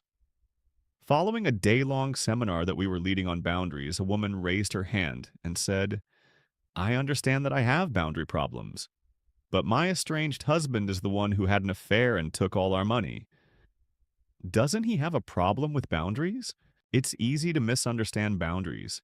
At first glance, it seems as if the individual who has difficulty setting limits is the one who has the boundary problem. However, people who don't respect others' limits also have boundary problems. The woman above may have difficulty setting limits, but in addition, her husband hasn't respected her limits. In this chapter, we'll categorize the main types of boundary problems, providing you some pegs on which to hang your thoughts. You'll see that boundary conflicts are by no means limited to those who can't say no. Compliance. Saying yes to the bad. May I tell you something embarrassing? Robert asked me John, a new client. Robert was trying to understand why he had so much difficulty refusing his wife's constant demands. He was going broke trying to keep up with the Joneses.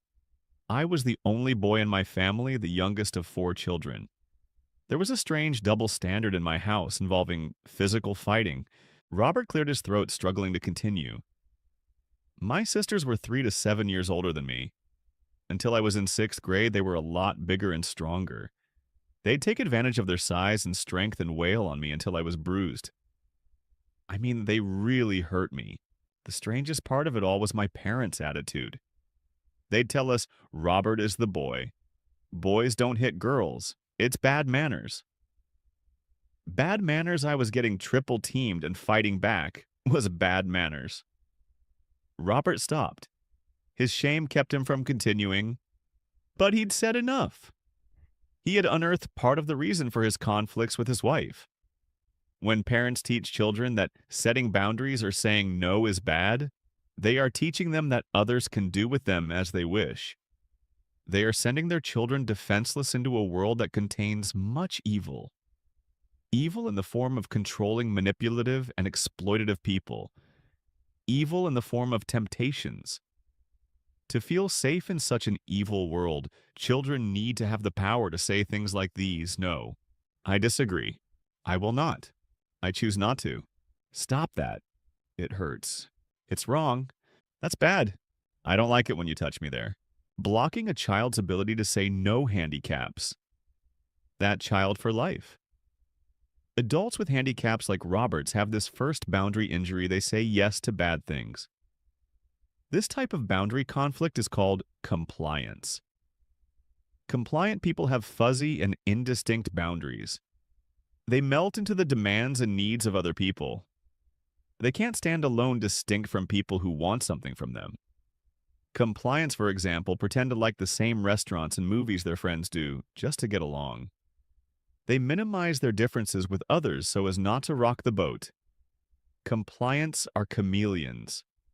After a while, it's hard to distinguish them from their environment.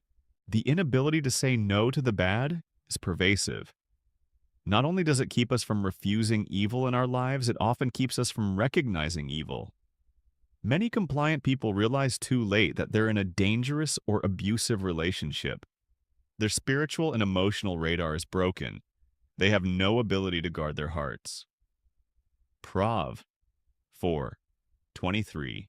This type of boundary problem paralyzes people's no muscles. Whenever they need to protect themselves by saying no, the word catches in their throats. This happens for a number of different reasons. Fear of hurting the other person's feelings, fear of abandonment and separateness, a wish to be totally dependent on another, fear of someone else's anger, fear of punishment, fear of being shamed, fear of being seen as bad or selfish, fear of being unspiritual, fear of one's over-strict critical conscience. This last fear is actually experienced as guilt. People who have an over-strict critical conscience will condemn themselves for things God Himself doesn't condemn them for. As Paul says, since their conscience is weak, it is defiled. Circorder 8:7. Afraid to confront their unbiblical and critical internal parent, they tighten appropriate boundaries. When we give in to guilty feelings, we are complying with a harsh conscience. This fear of disobeying the harsh conscience translates into an inability to confront others saying yes to the bad because it would cause more guilt. Biblical compliance needs to be distinguished from this kind of compliance. Matthew 9:13 says that God desires compassion and not sacrifice, nas b. In other words, God wants us to be compliant from the inside out. Compassionate, not compliant on the outside, and resentful on the inside, sacrificial. Compliants take on too many responsibilities and set too few boundaries, not by choice, but because they are afraid. Avoidance. Saying no to the good. The living room suddenly became very quiet. The Bible study group that had been meeting at the Craig's house for 6 months had suddenly become more intimate. Tonight, the 5 couples began to share real struggles in their lives, not just the usual "please pray for Aunt Sarah" requests. Tears were shed and genuine support, not just well-meaning advice, was offered. Everyone except the hostess, Rachel Henderson, had taken a turn talking. Rachel had been the driving force behind the formation of the Bible study. She and her husband Joe had developed the format, invited the other couples, and opened up their home to the study. Caught up in her leadership role, however, Rachel never opened up about her struggles. She shied away from such opportunities, preferring instead to help draw out others. Tonight, the others waited. Rachel cleared her throat. Looking around the room, she finally spoke. After hearing all the other problems in the room, I think the Lord is speaking to me. He seems to be saying that my issues are nothing compared to what you all deal with. It would be selfish to take up time with the little struggles I face. So, who'd like dessert? No one spoke, but disappointment was evident on each face. Rachel had again avoided an opportunity for others to love her as they'd been loved by her. This boundary problem is called avoidance saying no to the good. It's the inability to ask for help to recognize one's own needs to let others in. Avoidants withdraw when they are in need. They do not ask for the support of others. Why is avoidance a boundary problem? At the heart of the struggle is a confusion of boundaries as walls. Boundaries are supposed to be able to breathe, to be like fences with a gate that can let the good in and the bad out. Individuals with walls for boundaries can let in neither bad nor good. No one touches them. God designed our personal boundaries to have gates. We should have the freedom to enjoy safe relationships and to avoid destructive ones. God even allows us the freedom to let Him in or to close Him off. Here I am, I stand at the door and knock. If anyone hears my voice and opens the door, I will come in and eat with that person and they with me. Revenant 320. God has no interest in violating our boundaries so that he can relate to us. He understands that this would cause injuries of trust. It is our responsibility to open up to him in need and repentance. Yet for avoidance, opening up to both God and people is almost impossible. The impermeable boundaries of avoidance cause a rigidity toward their God-given needs. They experience their problems and legitimate wants as something bad, destructive, or shameful. Some people like Marty are both compliance and avoidance. In a recent session, Marty laughed ruefully at herself. I'm beginning to see a pattern here. When someone needs 4 hours with me, I can't say no. When I need someone for 10 minutes, I can't ask for it. Isn't there a microchip in my head that I can replace? Marty's dilemma is shared by many adults. She says yes to the bad compliant and says no to the good avoidant. Individuals who have both boundary conflicts not only cannot refuse evil, but they are unable to receive the support they so readily offer to others.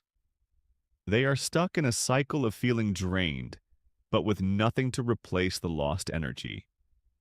Compliant avoidants suffer from what is called reversed boundaries. They have no boundaries where they need them, and they have boundaries where they shouldn't have them. Controllers not respecting others' boundaries. What do you mean you're quitting? You can't leave now. Steve looked across his desk at his administrative assistant. Frank had been working for Steve for several years and was finally fed up. He had given his all to the position, but Steve didn't know when to back off. Time after time, Steve would insist on Frank spending unpaid time at the office on important projects. Frank had even switched his vacation schedule twice at Steve's insistence.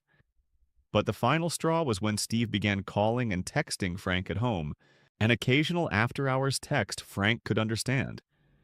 But now it was happening almost every day, primarily during dinner time.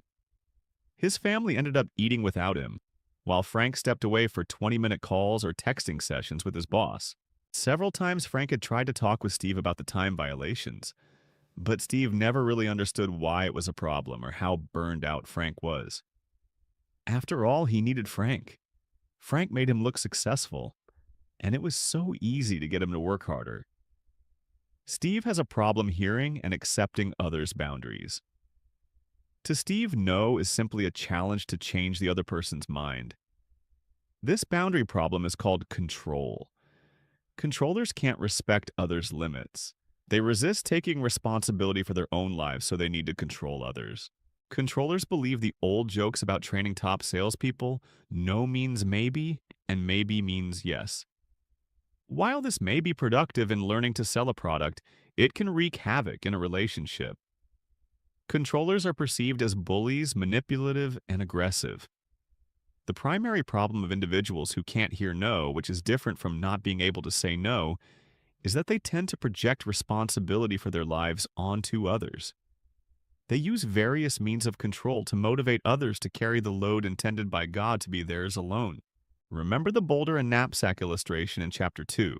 Controllers look for someone to carry their knapsack's individual responsibilities, in addition to their boulder's crises and crushing burdens. Had Steve shouldered the weight of his own job, Frank would have been happy to pitch in extra hours from time to time. But the pressure of covering for Steve's irresponsibility made a talented professional look elsewhere for work. Controllers come in two types. One, aggressive controllers. These people clearly don't listen to others' boundaries. They run over other people's fences like a tank. They are sometimes verbally abusive, sometimes physically abusive, but most of the time they simply aren't aware that others even have boundaries. It's as if they live in a world of yes. There's no place for someone else's no.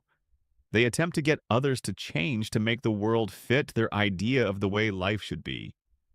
They neglect their own responsibility to accept others as they are. Peter is an example of an aggressive controller. Jesus was telling the disciples about his upcoming suffering, death, and resurrection. Peter took Jesus aside and began to rebuke him. But Jesus rebuked Peter, saying, "Get behind me, Satan. You do not have in mind the concerns of God, but merely human concerns." Mark 8:33. Peter didn't want to accept the Lord's boundaries. Jesus immediately confronted Peter's violation of his boundaries.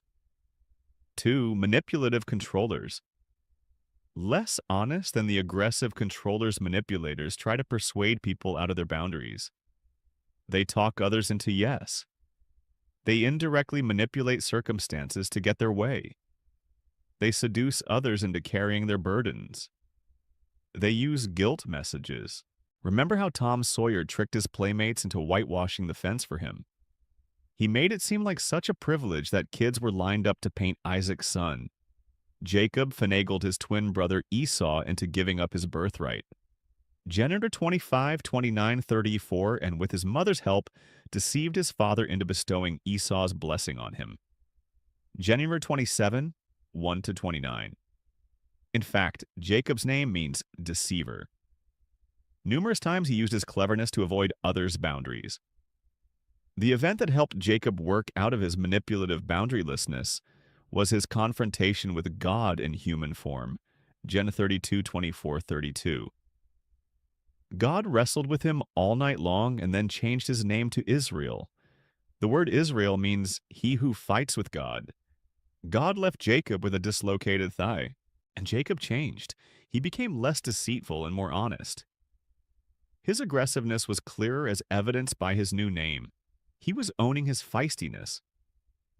Only when the manipulative controller is confronted with his dishonesty can he take responsibility for it, repent of it, and accept his and others' limits. Manipulators deny their desires to control others. They brush aside their own self-centeredness. They are like the adulterous woman in Proverbs. She eats and wipes her mouth and says, "I've done nothing wrong." 30-20. Believe it or not, compliance and avoidance can also be controllers. They tend, however, to be more manipulative than aggressive. When compliant avoidants need emotional support, for example, they may do a favor for a friend. They hope that by being loving, they'll receive love. So then they wait, anticipating the return of the favor, and sometimes they wait for years, especially if they perform the favor for someone who can't read minds. What's wrong with this picture? It's not a picture of love. The love that God talks about doesn't seek a return on its investment. It is not self-seeking. 13.5. Caring for someone so that they'll care back for us is simply an indirect means of controlling someone else. If you've ever been on the receiving end of that kind of maneuver, you'll understand. One minute you've taken the compliment or favor, the next minute you've hurt someone's feelings by not figuring out the price tag attached. Boundary injuries. At this point, you might be saying to yourself, wait a minute, how can controllers be called injured? They are the injurers, not the injured. Indeed, controllers do lots of damage to others, but they also have boundary problems. Let's see what goes on underneath. Controllers are undisciplined people. They have little ability to curb their impulses or desires. While it appears that they get what they want in life, they are still slaves to their appetites. Delaying gratification is difficult for them. That's why they hate the word no from others. They desperately need to learn to listen to the boundaries of others to help them observe their own. Controllers also are limited in their ability to take responsibility for owning their lives. Having relied on bullying or indirectness, they can't function on their own in the world. The only remedy is to let controllers experience the consequences of their irresponsibility. Finally, controllers are isolated. People stay with them out of fear, guilt, or dependency. If they're honest, controllers rarely feel loved. Why? Because in their heart of hearts, they know that the only reason people spend time with them is because they are pulling the strings. If they stopped threatening or manipulating, they would be abandoned. And at some deep level, they are aware of their isolation. There is no fear in love, but perfect love drives out fear. 1 John 4:18. We can't terrorize or make others feel guilty and be loved by them at the same time. Non-responsives. Not hearing the needs of others. Brenda's hand trembled as she talked. Usually I've got pretty thick skin with Mike, but I guess the past couple of weeks of kid problems and work stresses had me feeling very vulnerable. This time his response didn't make me angry. It just hurt. And it hurt bad. Brenda was recounting a recent marital struggle. Overall, she thought her marriage to Mike was a good one. He was a good provider, an active Christian, and a competent father. Yet the relationship allowed no room for her hurts or needs. The incident Brenda was discussing began in a fairly benign manner. She and Mike were talking in the bedroom after putting the kids to bed. Brenda began to unburden her fears about child rearing and her feelings of inadequacy at work. Without warning, Mike turned to her and said, "If you don't like the way you feel, change your feelings. Life's tough, so just handle it, Brenda." Brenda was devastated. She felt she should have expected the rebuff. It wasn't that easy to express her neediness in the first place, especially with Mike's coldness. Now she felt as if he had chopped her feelings to bits. He seemed to have no understanding whatsoever of her struggles and didn't want to. How could this be a boundary problem? Isn't it just basic insensitivity partially? But it's not quite that simple. Remember that boundaries are a way to describe our spheres of responsibility, what we are and are not responsible for. While we shouldn't take on the responsibility of others' feelings, attitudes, and behaviors, we do have certain responsibilities to each other. Mike does have a responsibility to connect with Brenda, not only as a provider and as a parenting partner, but also as a loving husband. Connecting emotionally with Brenda is part of loving her as himself, 5:28. 33. He isn't responsible for her emotional well-being, but he is responsible to her. His inability to respond to her needs is a neglect of his responsibility. Termed non-responsives because of their lack of attention to the responsibilities of love, these individuals exhibit the opposite of the pattern exhorted in Proverbs 3:27. NRSV, do not withhold good from those to whom it is due when it is in your power to do it.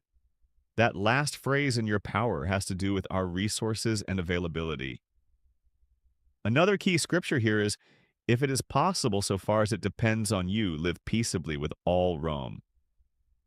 12:18, NRSV. Again, note the condition so far as it depends on you. We can't bring peace to someone who doesn't accept it. Both of the above verses indicate the same idea: we are responsible to care about and help within certain limits others whom God places in our lives. To refuse to do so when we have the appropriate resources can be a boundary conflict. Non-responsives fall into one of two groups. 1. Those with a critical spirit toward others' needs, a projection of our own hatred of our needs onto others, a problem Jesus addressed in Matthew 7:1-5. They hate being incomplete in themselves. As a result, they ignore the needs of others. 2. Those who are so absorbed in their own desires and needs, they exclude others, a form of narcissism. Don't confuse this self-absorption with a God-given sense of taking responsibility for one's own needs first so that one is able to love others. Don't look out only for your own interests, but take an interest in others too. Phil 2:4. NLT. God wants us to take care of ourselves so that we can help others without moving into a crisis ourselves. Controllers and non-responsives. Controlling non-responsives have a hard time looking past themselves. They see others as responsible for their struggles and are on the lookout for someone to take care of them. They gravitate towards someone with blurry boundaries who will naturally take on too many responsibilities in the relationship and who won't complain about it. It's like the old joke about relationships. What happens when a rescuing, enabling person meets a controlling, insensitive person? Answer: they get married. Actually, this makes sense. Compliant avoidance search for someone to repair. This keeps them saying yes and keeps them out of touch with their own needs. Who fits the bill better than a controlling non-responsive and controlling non-responsives? Search for someone to keep them away from responsibility. Who better than a compliant avoidant? Below is a chart of the 4 types of boundary problems. It will help you see at a glance the kinds of problems with which you may struggle. Summary of boundary problems can't say. Can't say can't hear. No. The compliant feels guilty and or controlled by others. Can't set boundaries. The controller aggressively or manipulatively violates boundaries of others. Yes, the non-responsive sets boundaries against responsibility to love. The avoidant sets boundaries against receiving care of others. Functional and relational boundary issues. A final boundary problem involves the distinction between functional and relational boundaries. Functional boundaries refers to a person's ability to complete a task, project, or job. It has to do with performance, discipline, initiative, and planning. Relational boundaries refers to the ability to speak truth to others with whom we are in relationship. Another way of looking at it is that functional boundaries refer to our Martha parts and relational. Our Mary parts, Luke 10:38-42. Mary and Martha were friends of Jesus. Martha prepared dinner while Mary sat at Jesus' feet. When Martha complained about Mary's not helping her, Jesus said Mary has chosen what is better. 42. He didn't mean that Martha's busyness was bad. It was just the wrong thing at the wrong time. Many people have good functional boundaries but poor relational ones. That is, they can perform tasks at quite high levels of competence, but they may not be able to tell a friend that they don't like their chronic lateness. The reverse can also be true. Some people can be absolutely honest with others about their complaints and dislikes, but be unable to get up for work in the morning. We've taken a look at the different categories of boundaries. But how do you develop boundaries? Why do some people seem to have natural boundaries and others have no boundaries at all? As with many things, it has a lot to do with the family in which you grew up. Chapter 4. How Boundaries Are Developed. Jim had never been able to say no to anyone, especially to his supervisors at work. He'd moved up to the position of operations manager in a large firm. His dependability had earned him the reputation of Mr. Can-Do, but his kids had another name for him: the Phantom. Jim was never home. Being Mr. Can-Do meant late nights at the office. It meant business dinners several nights a week. It meant weekends on the road even after he'd promised the kids fishing trips and outings to the zoo. Jim didn't like being absent so much, but he had justified it to himself, saying, "This is my contribution to the kids, my way of giving them the good life." His wife, Becca, had rationalized the dadless dinners by telling the children and herself, "This is Dad's way of telling us he loves us," and she almost believed it. Finally, however, Becca had had enough. One night she sat Jim down on the couch in the family room and said, "I feel like a single parent, Jim. I missed you for a while, but now all I feel is nothing." Jim avoided her eyes.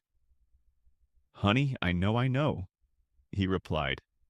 "I'd really like to say no to people more, but it's just so hard to."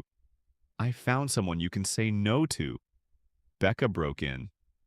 "Me and the kids." That did it. Something broke deep within Jim. A sense of pain, of guilt and shame, of helplessness and rage. The words tumbled out of his mouth. "Do you think I like being like this, always giving in to others?" "Do you think I enjoy letting my family down?" Jim paused, struggling for composure. "All my life it's been this way, Becca. I've always feared letting people down. I hate this part of me. I hate my life. How did I get like this? How did Jim get like this?" He loved his family. The last thing he wanted was to neglect his most precious relationships, his wife and children. Jim's problems didn't start the day he was married. They developed during his early significant relationships. They were already a part of his character structure. How do boundary abilities develop? That's the purpose of this chapter. We hope you'll be able to gain some understanding of where your own boundaries started crumbling or became set in concrete and how to repair them. As you read this section, remember David's prayer to God about his life and development. "Search me, God, and know my heart. Test me and know my anxious thoughts. See if there is any offensive way in me and lead me in the way everlasting." P.S. 139, 23, 24. God's desire is for you to know where your injuries and deficits are, whether self-induced or other-induced. Ask him to shed light on the significant relationships and forces that have contributed to your own boundary struggles. The past is your ally in repairing your present and ensuring a better future. Boundary development. Remember the old saying, insanity is genetic. You inherit it from your kids. Well, boundaries aren't inherited. They are built. To be the truth-telling, responsible, free, and loving people God wants us to be, we need to learn limits from childhood on.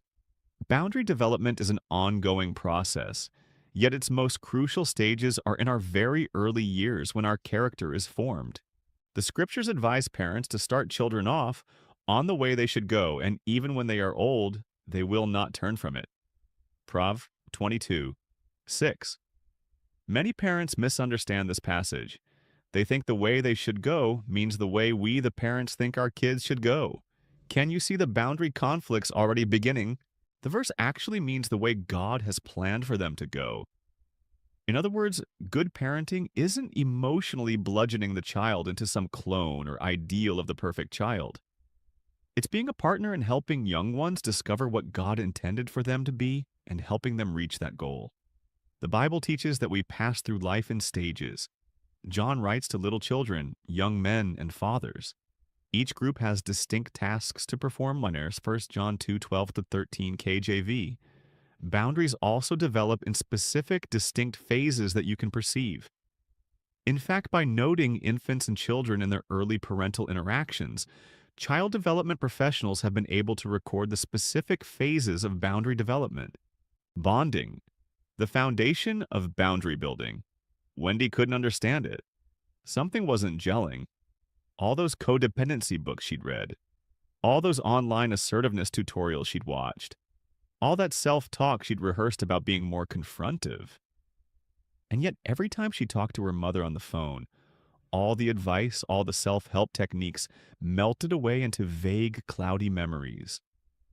A typical conversation about Wendy's children would always conclude with her mom's analysis of Wendy's imperfect parenting style.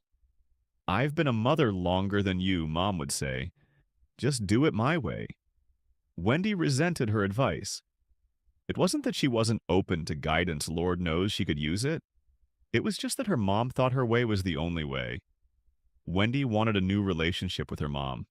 She wanted to be honest about her mom's control, her polite put-downs, and her inflexibility. Wendy wanted an adult-to-adult friendship with her mom, but the words wouldn't pass her lips. She'd write out what she wanted to say, explaining her feelings. She'd rehearse before telephoning. Yet when the time came, she panicked and remained silent. She well knew how to be compliant, appreciative, and childlike with her mom. It was only later when she became angry that she knew she'd been taken to task again.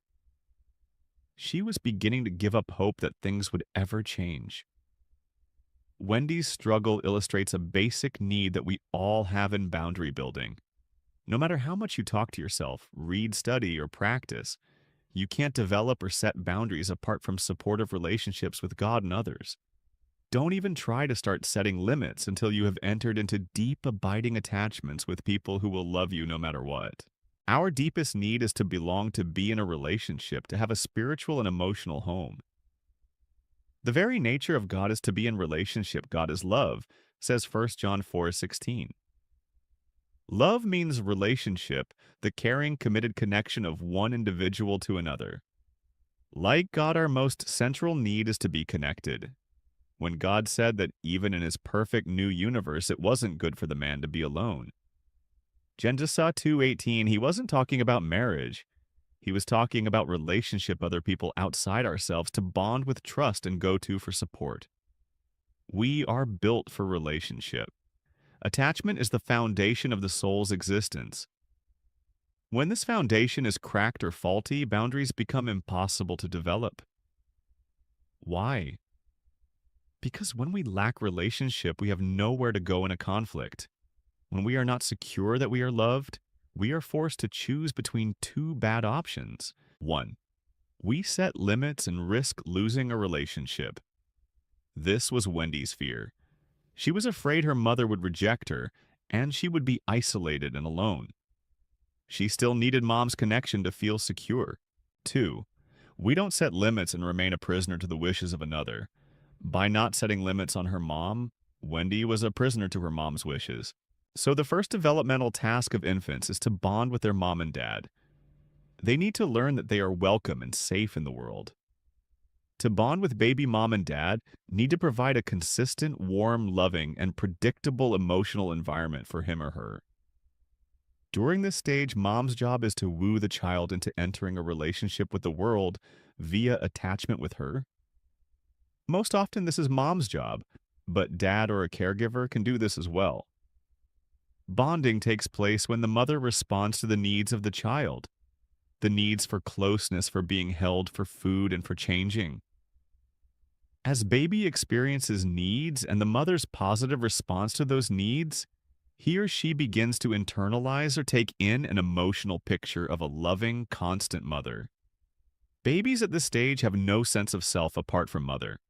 They think mommy and me are the same. It's sometimes called symbiosis, a sort of swimming in closeness with mother. This symbiotic union is the reason babies panic when mother isn't around.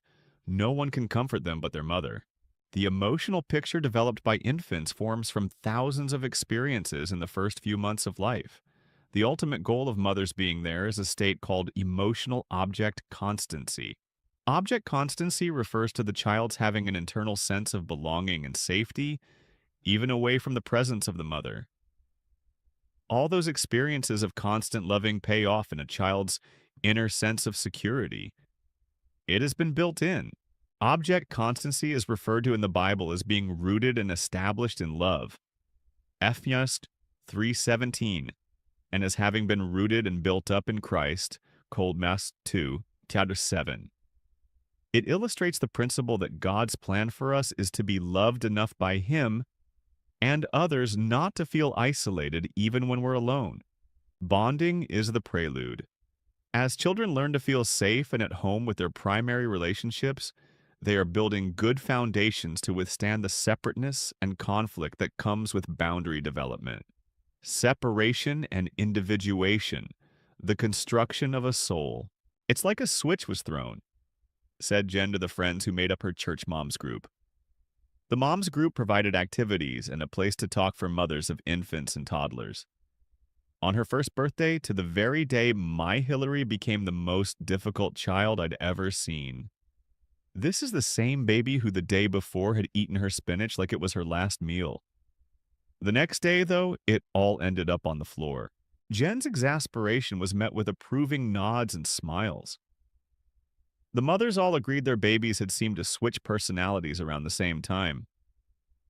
Gone were the agreeable, lovable infants. In their places were cranky, demanding toddlers. What had happened?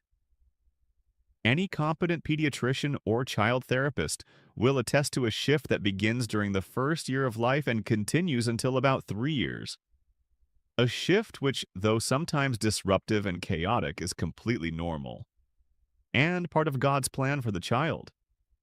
As infants gain a sense of internal safety and attachment, a second need arises. The baby's need for autonomy or independence starts to emerge. Child experts call this separation and individuation. Separation refers to the child's need to perceive himself or herself as distinct from mother, a not-me experience. Individuation describes the identity the child develops while separating from mother. It's a me experience. You can't have me until you first have a not-me. It's like trying to build a house on a plot of land filled with trees and wild brush. You must first cut away some space, then begin building your home. You must first determine who you aren't before you discover the true, authentic aspects of your God-given identity. The only recorded instance of Jesus' boyhood describes this principle. Remember when Jesus' mother and father left Jerusalem without him? When they went back and found him teaching in the temple, his mother admonished him. Jesus' words to his mother were, "Why were you searching for me? Didn't you know I had to be in my Father's house?" Luke 2:49. Translation: I have values, thoughts and opinions that are different from yours. Mother Jesus knew who he was, not as well as who he was. The separation individuation process isn't a smooth transition into a person. Three phases are critical to developing healthy boundaries in childhood: hatching, practicing, and rapprochement. Hatching, mommy and me aren't the same. It's not fair, a mother of a 5-month-old boy told me. We had 4 months of bliss and closeness. I loved Eric's helplessness, his dependency. He needed me, and I was enough for him. All of a sudden, it changed. He got, I don't know how to say it more, restless wigglier. He didn't always want me to hold him. He became more interested in other people, even in brightly colored toys, than me. I'm beginning to get the picture, the woman concluded. He needed me for 4 months. Now, motherhood is spending the next 17 and a half years letting him leave me. In many ways, this mother got the picture. The first 5 to 10 months of life mark a major shift in infants from mommy and me are the same to mommy and me aren't the same. During this period, babies begin moving out of their passive union with mother into an active interest in the outside world. They become aware that there's a big, exciting world out there, and they want a piece of the action. This period is called hatching or differentiation by child researchers. It's a time of exploration, of touching, tasting, and feeling new things. Though children in this phase are still dependent on mother, they aren't wrapped up in closeness with her. The months of nurturing have paid off. The child feels safe enough to start taking risks. Watch crawlers in full tilt. They don't want to miss out. This is a geographical boundary in motion away from mother. Look into the eyes of a baby in the hatching phase.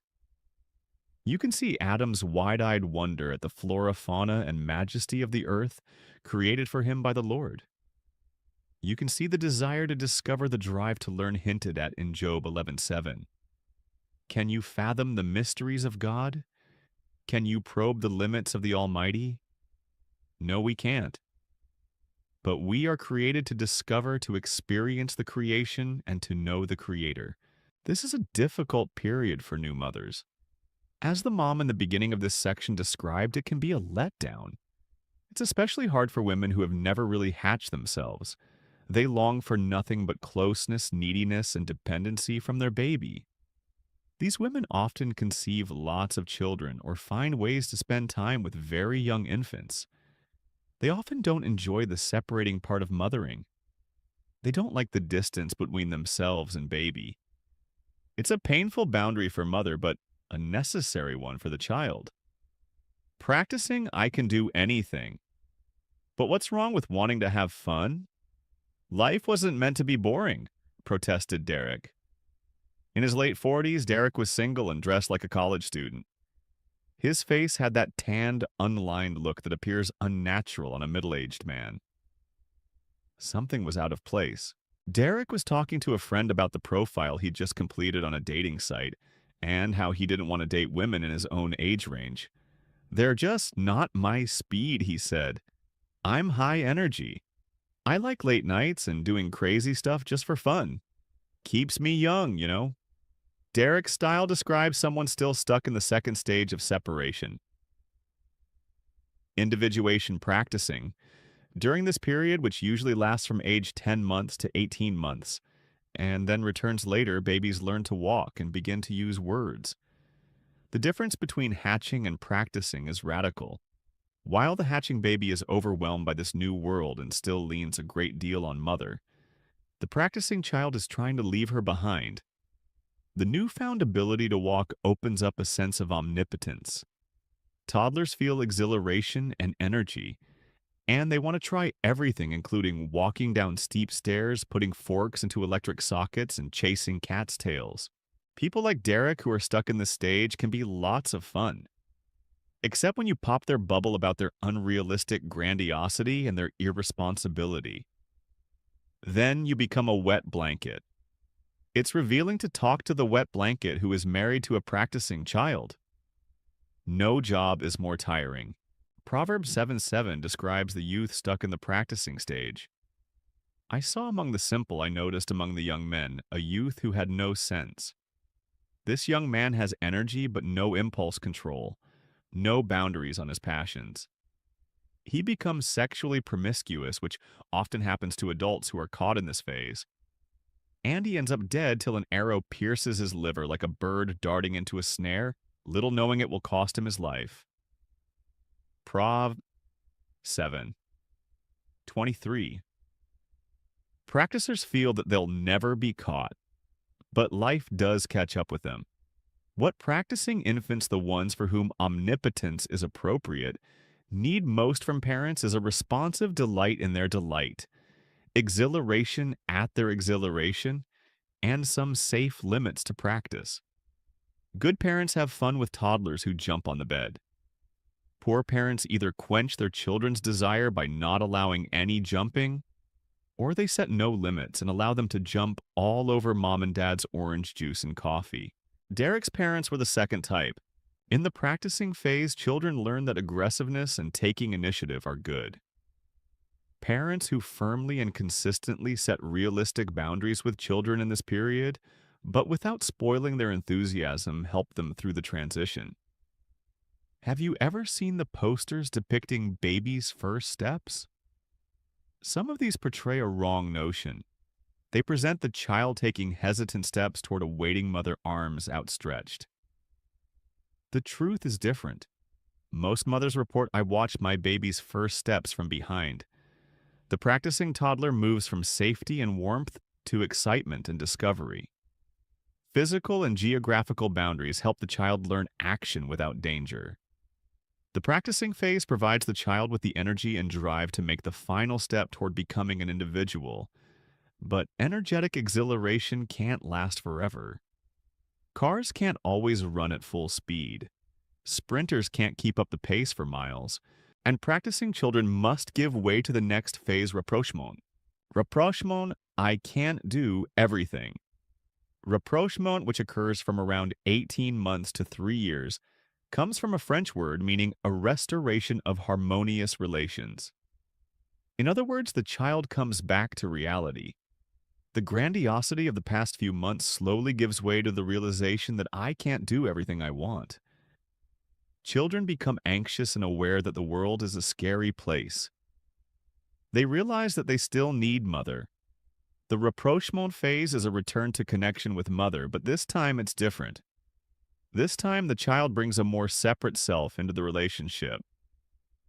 There are two people now with differing thoughts and feelings, and the child is ready to relate to the outside world without losing a sense of self. Typically, this is a difficult period for both children and parents. Rapprochement toddlers are obnoxious, oppositional, temperamental, and downright angry. They can remind you of someone with a chronic toothache. Let's look at some of the tools toddlers use to build boundaries in this stage. Anger. Anger is a friend. It was created by God for a purpose to tell us that there's a problem that needs to be confronted. Anger is a way for children to know that their experience is different from someone else's. The ability to use anger to distinguish between self and others is a boundary. Children who can appropriately express anger are children who will understand later in life when someone is trying to control or hurt them. Ownership, sometimes misunderstood as simply a selfish stage rapprochement, introduces words to the youngster's vocabulary such as mine, my, and me. Susie doesn't want anyone else to hold her doll. Billy doesn't want to share his trucks with a visiting toddler. This important part of becoming a self is often quite difficult for Christian parents to understand. Well, that old sinful nature is rearing its ugly head in my little girl, the parents will remark, while their friends nod sagely. We're trying to help her share and love others, but she's caught up in that selfishness we all have. This is neither accurate nor biblical. The child's newfound fondness for mine does have roots in our innate self-centeredness part of the sinful depravity in all of us that wants to, as did Satan, make myself like the Most High Isa. 14:14. However, this simplistic understanding of our character doesn't take into consideration the full picture of what being in the image of God truly is. Being created in God's image also means having ownership or stewardship. As Adam and Eve were given dominion over the earth to subdue and rule it, we are also given stewardship over our time, energy, talents, values, feelings, behavior, money, and all the other things mentioned in chapter 2. Without a mind, we have no sense of responsibility to develop, nurture, and protect these resources. Without a mind, we have no self to give to God and His kingdom. Children desperately need to know that mine, my, and me aren't swear words. With correct biblical parenting, they will learn sacrifice and develop a giving, loving heart, but not until they have a personality that has been loved enough to give love away. We love because God first loved us. 1 John 4:19. No, the one-word boundary. Toddlers going through rapprochement frequently use one of the most important words in the human language, the word no. While it can emerge during hatching, no is perfected during rapprochement. It's the first verbal boundary children learn. The word no helps children separate from what they don't like. It gives them the power to make choices. It protects them. Learning to deal with a child's no is crucial to that child's development. One couple who didn't attend to their child's refusal to eat certain foods found out later that she was allergic to one of them. Often, children at this age become no addicts. They will not only refuse vegetables at nap time, but also turn away from popsicles and favorite toys. It's worth it for them to have the no. It keeps them from feeling completely helpless and powerless. Parents have two tasks associated with no. First, they need to help their child feel safe enough to say no, thereby encouraging his or her own boundaries. Though they certainly can't make all the choices they'd like, young children should be able to have a no that is listened to. Informed parents won't be insulted or enraged by their child's resistance. They will help the child feel that his no is just as lovable as his yes. They won't withdraw emotionally from the child who says no, but will stay connected. One parent must often support another who is being worn down by their baby's no. This process takes work. One couple was faced with an aunt whose feelings were hurt by their daughter's refusal to kiss and hug her upon every visit. Sometimes the child wanted to be close. Sometimes she wanted to stand back and watch. The couple responded to the aunt's complaint by saying, "We don't want Casey to feel that her affection is something she owes people. We'd like her to be in charge of her life." These parents wanted their daughter's yes to be yes and her no to be no, Matt. 537. They wanted her to be able to say no so that in the future she would have the ability to say no to evil. The second task facing parents of children in rapprochement is that of helping the child respect others' boundaries. Children need to be able not only to give a no, but also take a no. Parents need to be able to set and keep age-appropriate boundaries with children. It means not giving in to temper tantrums at the toy shop, though it would be less humiliating to quiet the child by purchasing half of the store. It means timeouts, appropriate confrontations, and spanking when necessary. Discipline your children for, in that there is hope. Do not be a willing party to their death. Proverbs 119. 18. In other words, help children learn to take limits before it's too late. Boundary construction is most evident in 3-year-olds. By this time, they should have mastered the following tasks. 1. The ability to be emotionally attached to others yet without giving up a sense of self and one's freedom to be apart. 2. The ability to say appropriate no's to others without fear of loss of love. 3. The ability to take appropriate no's from others without withdrawing emotionally. Noting these tasks, a friend said, half joking, they need to learn this by age 3. How about by 43? Yes, these are tall orders, but boundary development is essential in the early years of life. 2 additional periods of life focus on boundaries. The first is adolescence. The adolescent years are a reenactment of the first years of life. They involve more mature issues such as sexuality, gender identity competition, and adult identity. But the same issues of knowing when to say yes and no and to whom are central during this confusing time. The second period is young adulthood, the time when children leave home or college and start a career or get married. Young adults suffer a loss of structure during this period. There are no class bells, no schedules imposed by others, and a great deal of very scary freedom and responsibility, as well as the demands of intimacy and commitment. This can often become an intense time of learning more about setting good boundaries. The earlier the child learns good boundaries, the less turmoil he or she experiences later in life. A successful first 3 years of life will mean a smoother but not smooth adolescence and a better transition into adulthood. A problematic childhood can be helped greatly by lots of hard work in the family during adolescence. But serious boundary problems during both these periods can be devastating during the adult years. It helps to know the way it should have been for me, said one woman who attended a talk on child development. But what would really help is to know what went wrong for me. Let's look next at where our boundary development goes wrong. Boundary injuries. What goes wrong? Boundary problems are rooted in thousands of encounters with others as well as in our own nature and personality. The most important boundary conflicts, however, occur in the crucial first few years of life. They may happen in any or all of the three phases of separation individuation, hatching practicing, or rapprochement. Generally, the earlier and more severe the injury, the deeper the boundary problem. Withdrawal from boundaries. I don't know why it happens, but it happens, mused Ingrid over coffee with her friend Amanda. Every time I disagree with my mother, even on little things, I feel this terrible sense that she's not there anymore. It's like she's hurt and withdrawn, and I can't get her back. It's really a horrible feeling to think you've lost someone you love. Let's be honest. None of us enjoys being told no.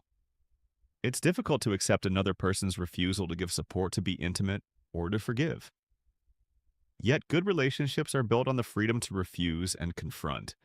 As iron sharpens iron, so one person sharpens another providence. 27. 17. Not only good relationships, but also mature characters are built on appropriate no's. Developing children need to know their boundaries will be honored. It is crucial that their disagreements, their practicing, their experimentation, not result in a withdrawal of love. Please don't misunderstand this. Parental limits are crucial. Children need to know behavioral lines that should not be crossed. They need to suffer biblical, age-appropriate consequences for acting out. In fact, when parents do not set and maintain good boundaries with their children, the children suffer another type of boundary injury, which we will discuss shortly.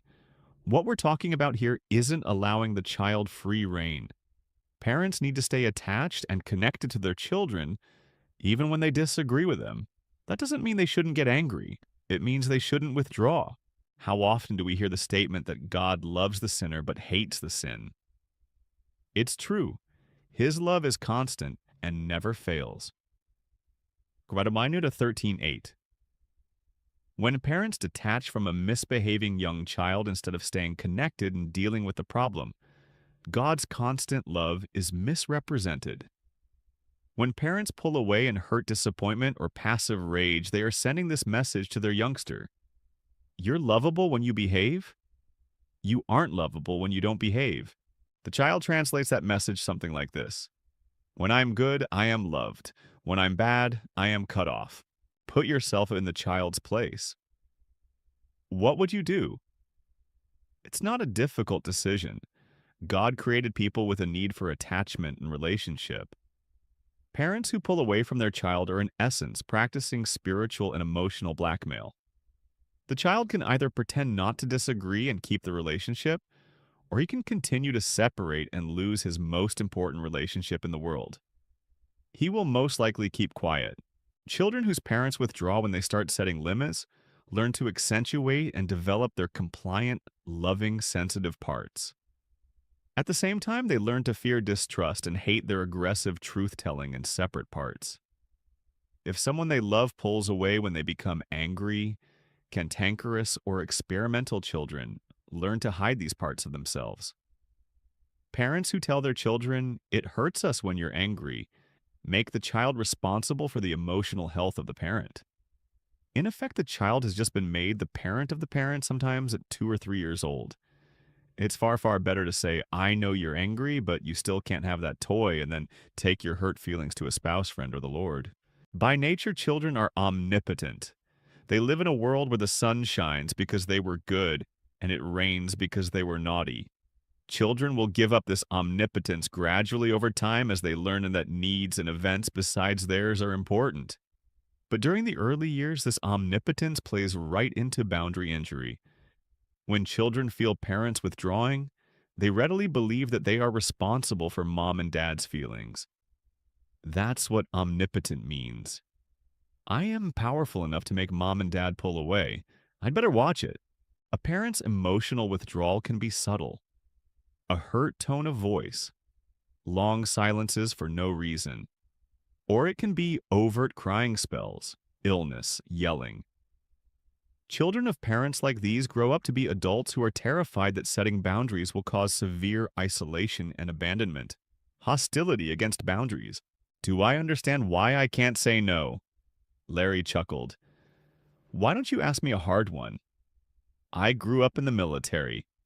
Dad's word was law, and disagreeing was always rebellion. I contradicted him once when I was 9. All I remember is waking up on the other side of the room with a whopping headache. And lots of hurt feelings. The second boundary injury, easier to spot than the first, is a parent's hostility against boundaries. The parent becomes angry at the child's attempts at separating from him or her. Hostility can emerge in the form of angry words, physical punishment, or inappropriate consequences. Some parents will say to the child, "You'll do what I say." This is fair enough. God meant for parents to be in charge of children. But then they'll say, "And you'll like doing it." This makes a child crazy because it's a denial of the separate soul of the child. To make the child like it is to pressure the child into becoming a people pleaser, not a God pleaser, Seagal. 110. Some parents criticize the boundaries of their children. If you disagree with me, you'll do it my way or else. Don't question your mother. You need an attitude adjustment. You've got no reason to feel bad. Children need to be under the authority and control of their parents. But when parents punish their child for his growing independence, he will usually retreat into hurt and resentment. This hostility is a poor counterfeit of God's program of learning discipline. Discipline is the art of teaching children self-control by using consequences. Irresponsible actions should cause discomfort that motivates us to become more responsible. The my way or else approach teaches children to pretend to be obedient, at least when the parent is in earshot. The you have a choice approach teaches children to be responsible for their own actions. Instead of saying, "You'll make your bed or you'll be grounded for a month," the parent says, "You have a choice. Make your bed and I'll let you play Xbox. Don't make your bed and you lose your Xbox privileges for the rest of the day." The child decides how much pain he is willing to endure to be disobedient. God's discipline teaches, not punishes. God disciplines us for our good in order that we may share in His holiness. No discipline seems pleasant at the time, but painful. Later on, however, it produces a harvest of righteousness and peace for those who have been trained by it. Heb. 12. 10:11. When parents greet their children's disagreement disobedience or practicing with simple hostility, the children are denied the benefit of being trained. They don't learn that delaying gratification and being responsible have benefits. They only learn how to avoid someone's wrath. Ever wonder why some Christians fear an angry God no matter how much they read about His love? The results of this hostility are difficult to see because these children quickly learn how to hide under a compliant smile. When these children grow up, they suffer depression, anxiety, relationship conflicts, and substance abuse problems. For the first time in their lives, many boundary-injured individuals realize they have a problem. Hostility can create problems in both saying and hearing no. Some children become pliably enmeshed with others, but some react outwardly and become controlling people just like the hostile parent. The Bible addresses two distinct reactions to hostility in parents. Fathers are told not to embitter their children, or they will become discouraged. Kolmofarder 3:21. Some children respond to harshness with compliance and depression. At the same time, fathers are told not to exasperate their children. 6. 4. Other children react to hostility with rage. Many grow up to be just like the hostile parent who hurt them. Overcontrol. Overcontrol occurs when otherwise loving parents try to protect their children from making mistakes by having too strict rules and limits. For example, they may keep their children from playing with other kids to protect them from being hurt or learning bad habits. They may be so concerned about their children catching a cold that they make them wear rain boots on cloudy days.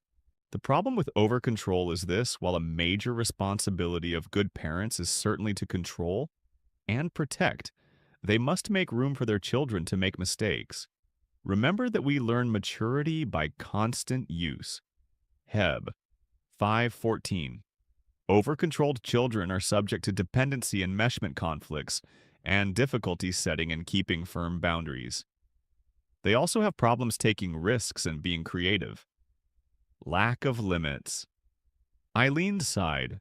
Her husband Bruce was in his twice-a-week mode of throwing fits whenever she dropped the ball. This time he was yelling about having to reschedule their night out with the Billingses. Eileen had forgotten to call a babysitter for the kids until 4 that afternoon. She couldn't understand why Bruce got so wound up about such little things. Maybe he just needed some time off. That was it. Eileen brightened up. We need a vacation. She forgot that they'd had one a month ago. Eileen had very loving but very indulgent parents. They couldn't stand to make her do anything or to discipline her with timeouts, consequences, or spankings. Her folks thought that lots of love and lots of forgiveness would help her be the adult she needed to be.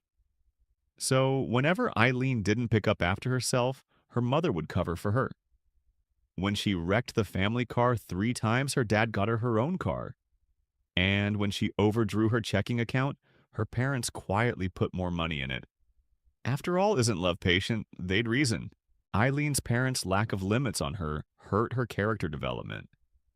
Though she was a loving wife, mother, and worker, others were constantly frustrated at her undisciplined, careless way of living.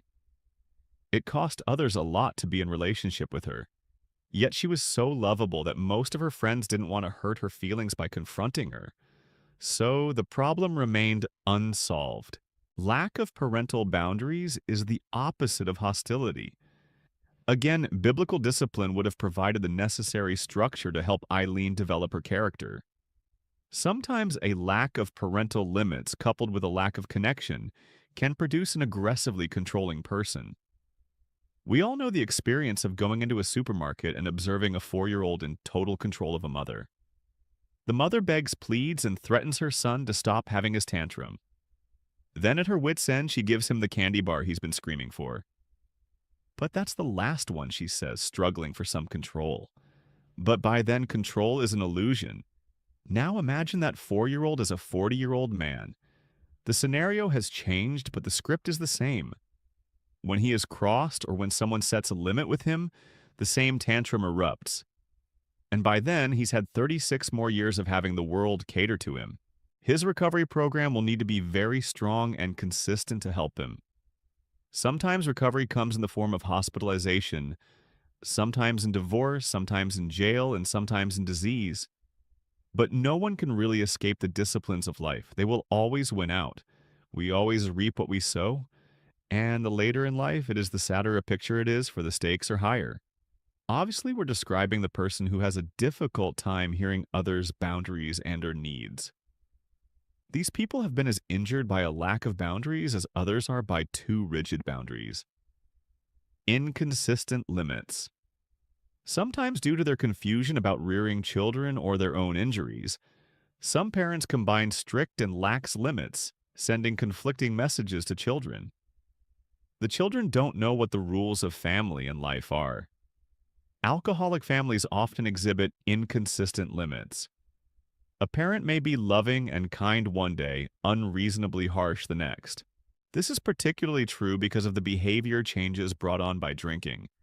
Alcoholism causes massive boundary confusion in the child. Adult children of alcoholics never feel safe in relationships.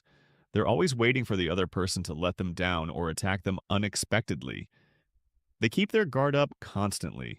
Setting limits is traumatic for adult children of alcoholics. Saying no might bring respect, or it might bring rage. They feel like the double-minded person described in James 1:6, like a wave of the sea blown and tossed by the wind. They are uncertain about what they are and aren't responsible for. Trauma. Up until now, we've dealt with characteristics of family relating. Withdrawal hostility and setting inappropriate limits are ways parents act toward their children. Over time, these become ingrained in the soul of the child. In addition, specific traumas can injure boundary development. A trauma is an intensely painful emotional experience rather than a character pattern.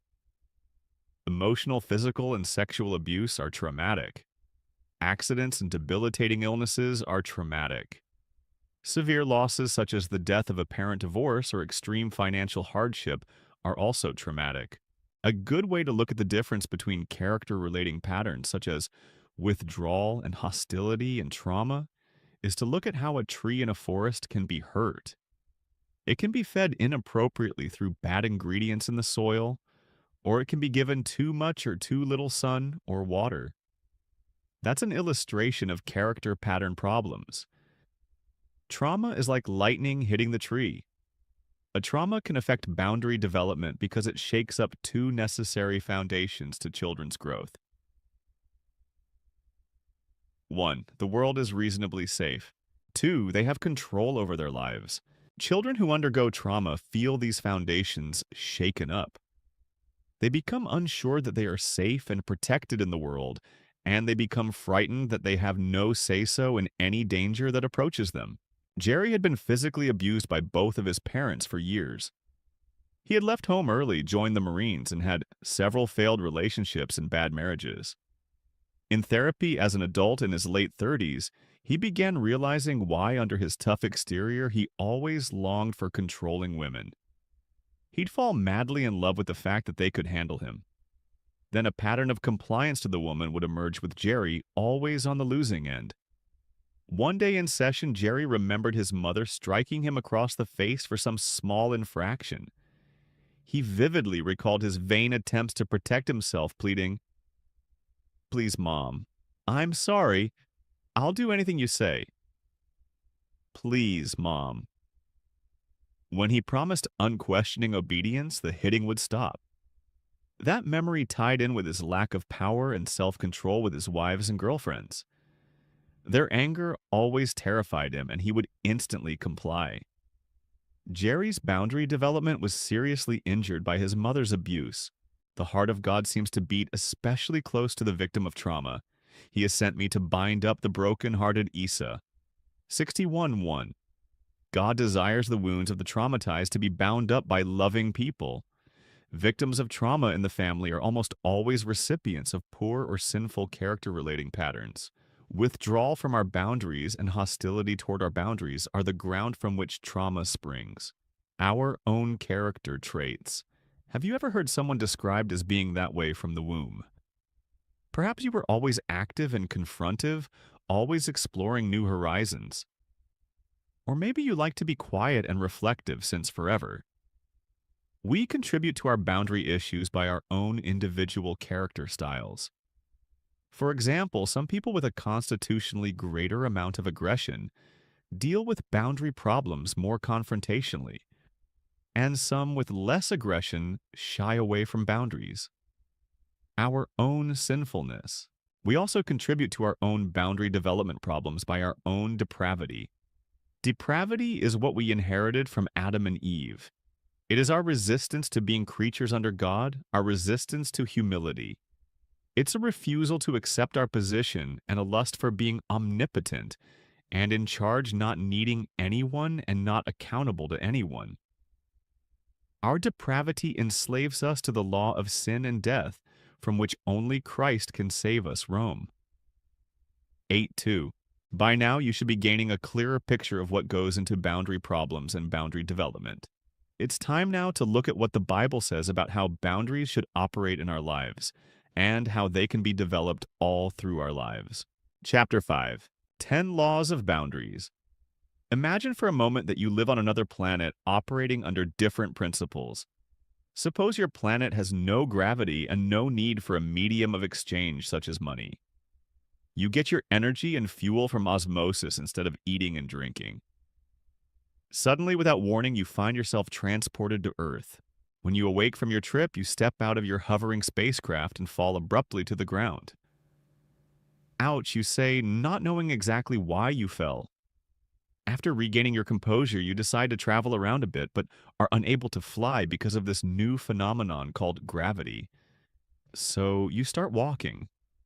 After a while, you notice that strangely you feel hungry and thirsty. You wonder why. Where you come from, the galactic system rejuvenates your body automatically. Luckily, you run across an Earthling who diagnoses your problem and tells you that you need food. Better yet, he recommends a place where you can eat called Jack's Diner. You follow his directions, go into the restaurant, and manage to order some of this Earth food that contains all the nutrients you need. You immediately feel better, but then the man who gave you the food wants $15 for what he gave you. You have no idea what he's talking about. After quite an argument, some men in uniforms come and take you away and put you in a small room with bars. What in the world is going on, you wonder? You didn't mean anyone harm, yet you are in jail, whatever that is. You can no longer move about as you want, and you resent it. You only tried to be about your own business, and now you have a sore leg fatigue from your long walk and a stomach ache from eating too much. Nice place, this Earth. Does this sound far-fetched? People raised in dysfunctional families or families where God's ways of boundaries are not practiced have experiences similar to that of the alien. They find themselves transported into adult life where spiritual principles that have never been explained to them govern their relationships and well-being. They hurt, are hungry, and may end up in jail, but they never know the principles that could have helped them operate in accord with reality instead of against it. So they are prisoners of their own ignorance. God's world is set up with laws and principles. Spiritual realities are as real as gravity, and if you do not know them, you will discover their effects. Just because we have not been taught these principles of life and relationships does not mean they will not rule. We need to know the principles God has woven into life and operate according to them. Below are 10 laws of boundaries that you can learn to begin to experience life differently. Law 1. The law of sowing and reaping. The law of cause and effect is a basic law of life. The Bible calls it the law of sowing and reaping. You reap whatever you sow. If you sow to your own flesh, you will reap corruption from the flesh.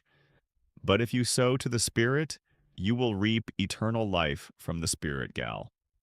6, 7, City 8, NRSV. When God tells us that we will reap what we sow, He is not punishing us. He's telling us how things really are.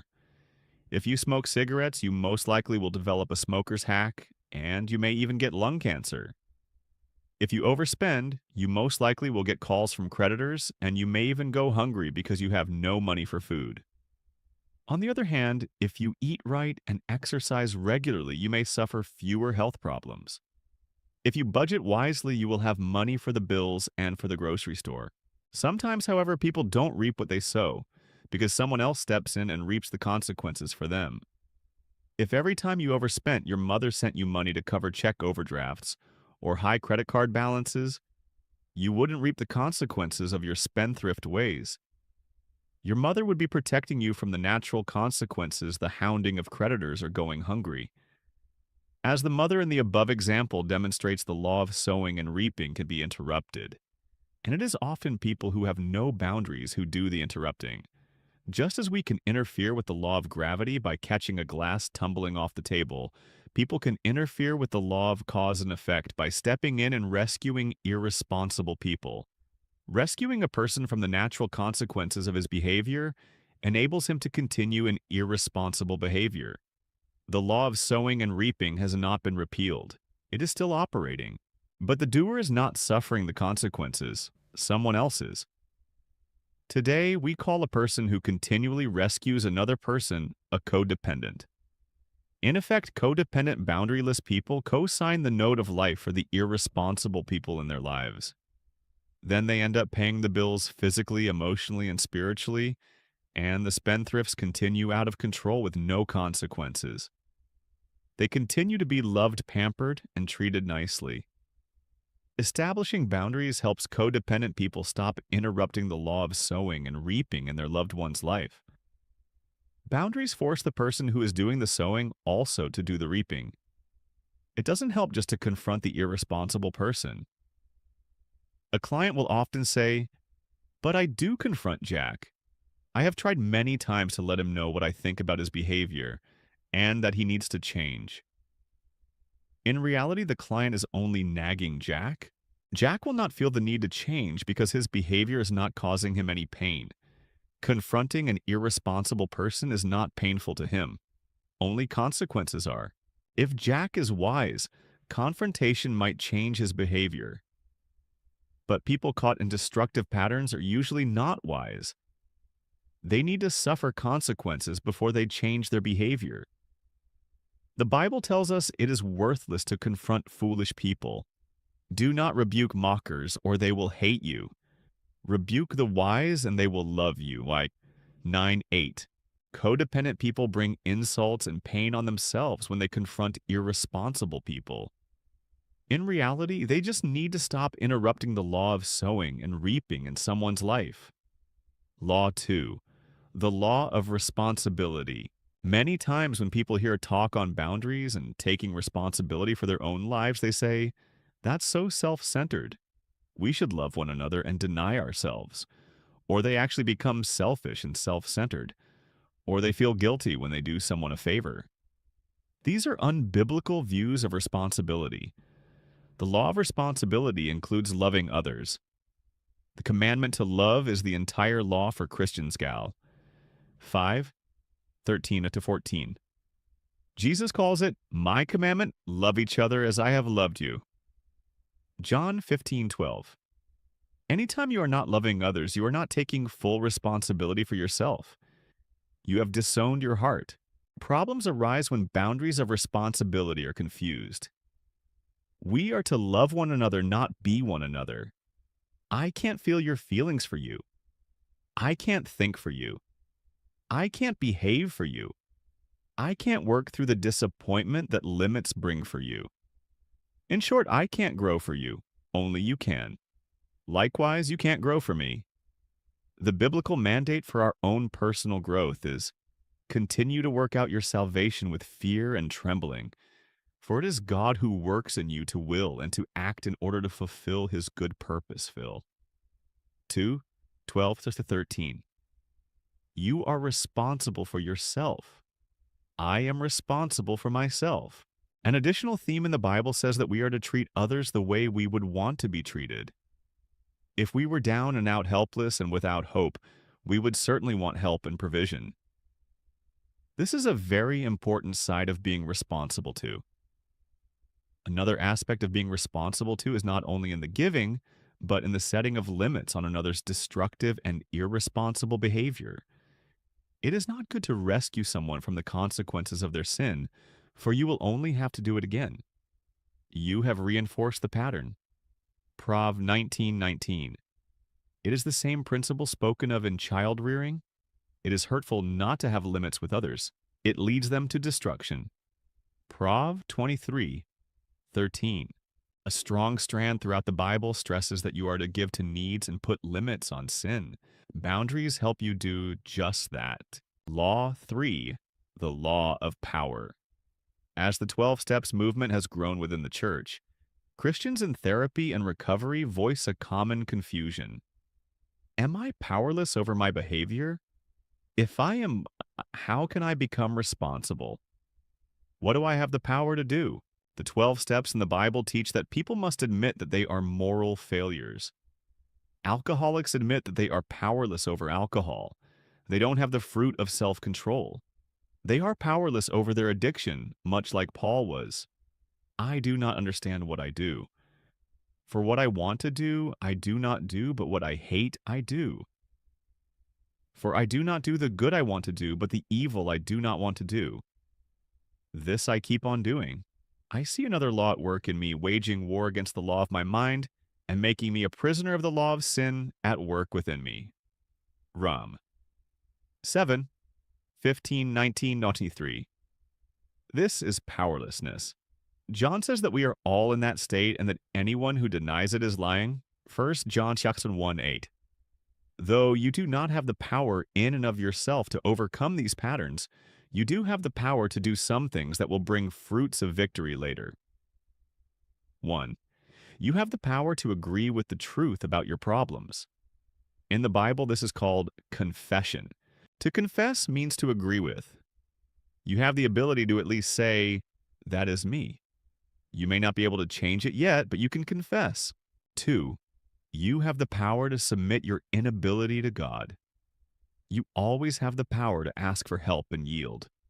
You have the power to humble yourself and turn your life over to Him.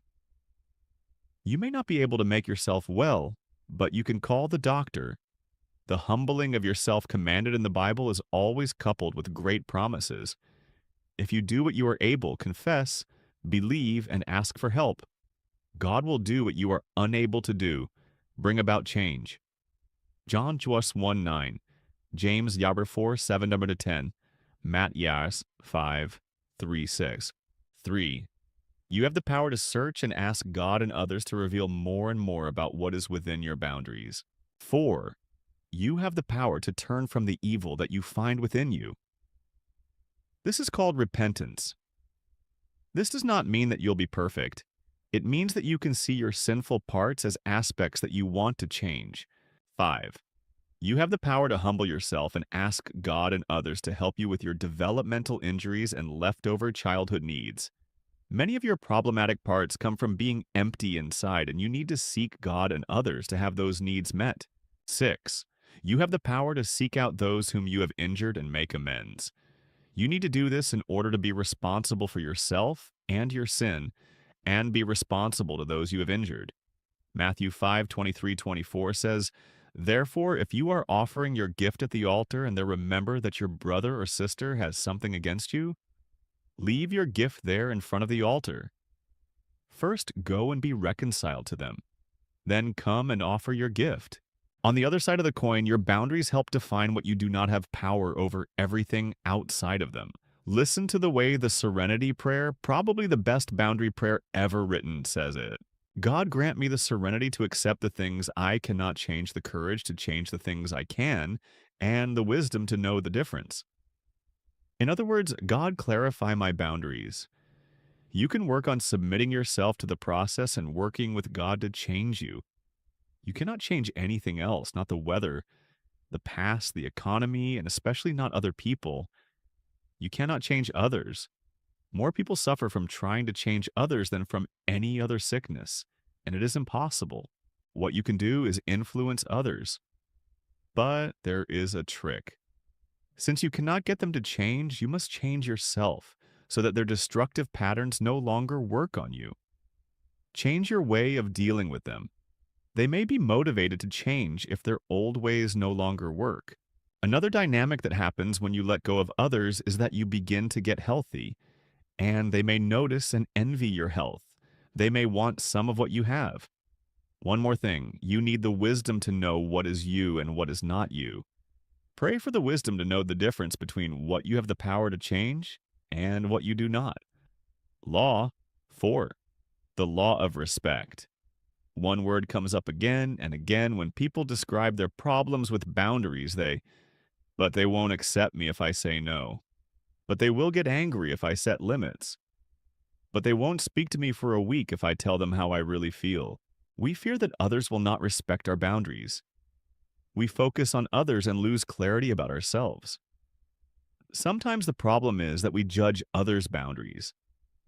We say or think things such as this: "How could he refuse to come by and pick me up? It's right on his way.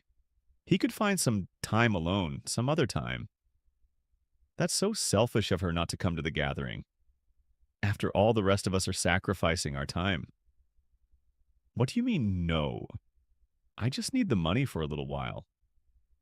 It seems that after all I do for you, you could at least do me this one little favor. We judge the boundary decisions of others thinking that we know best how they ought to give, and usually that means they ought to give to me the way I want them to.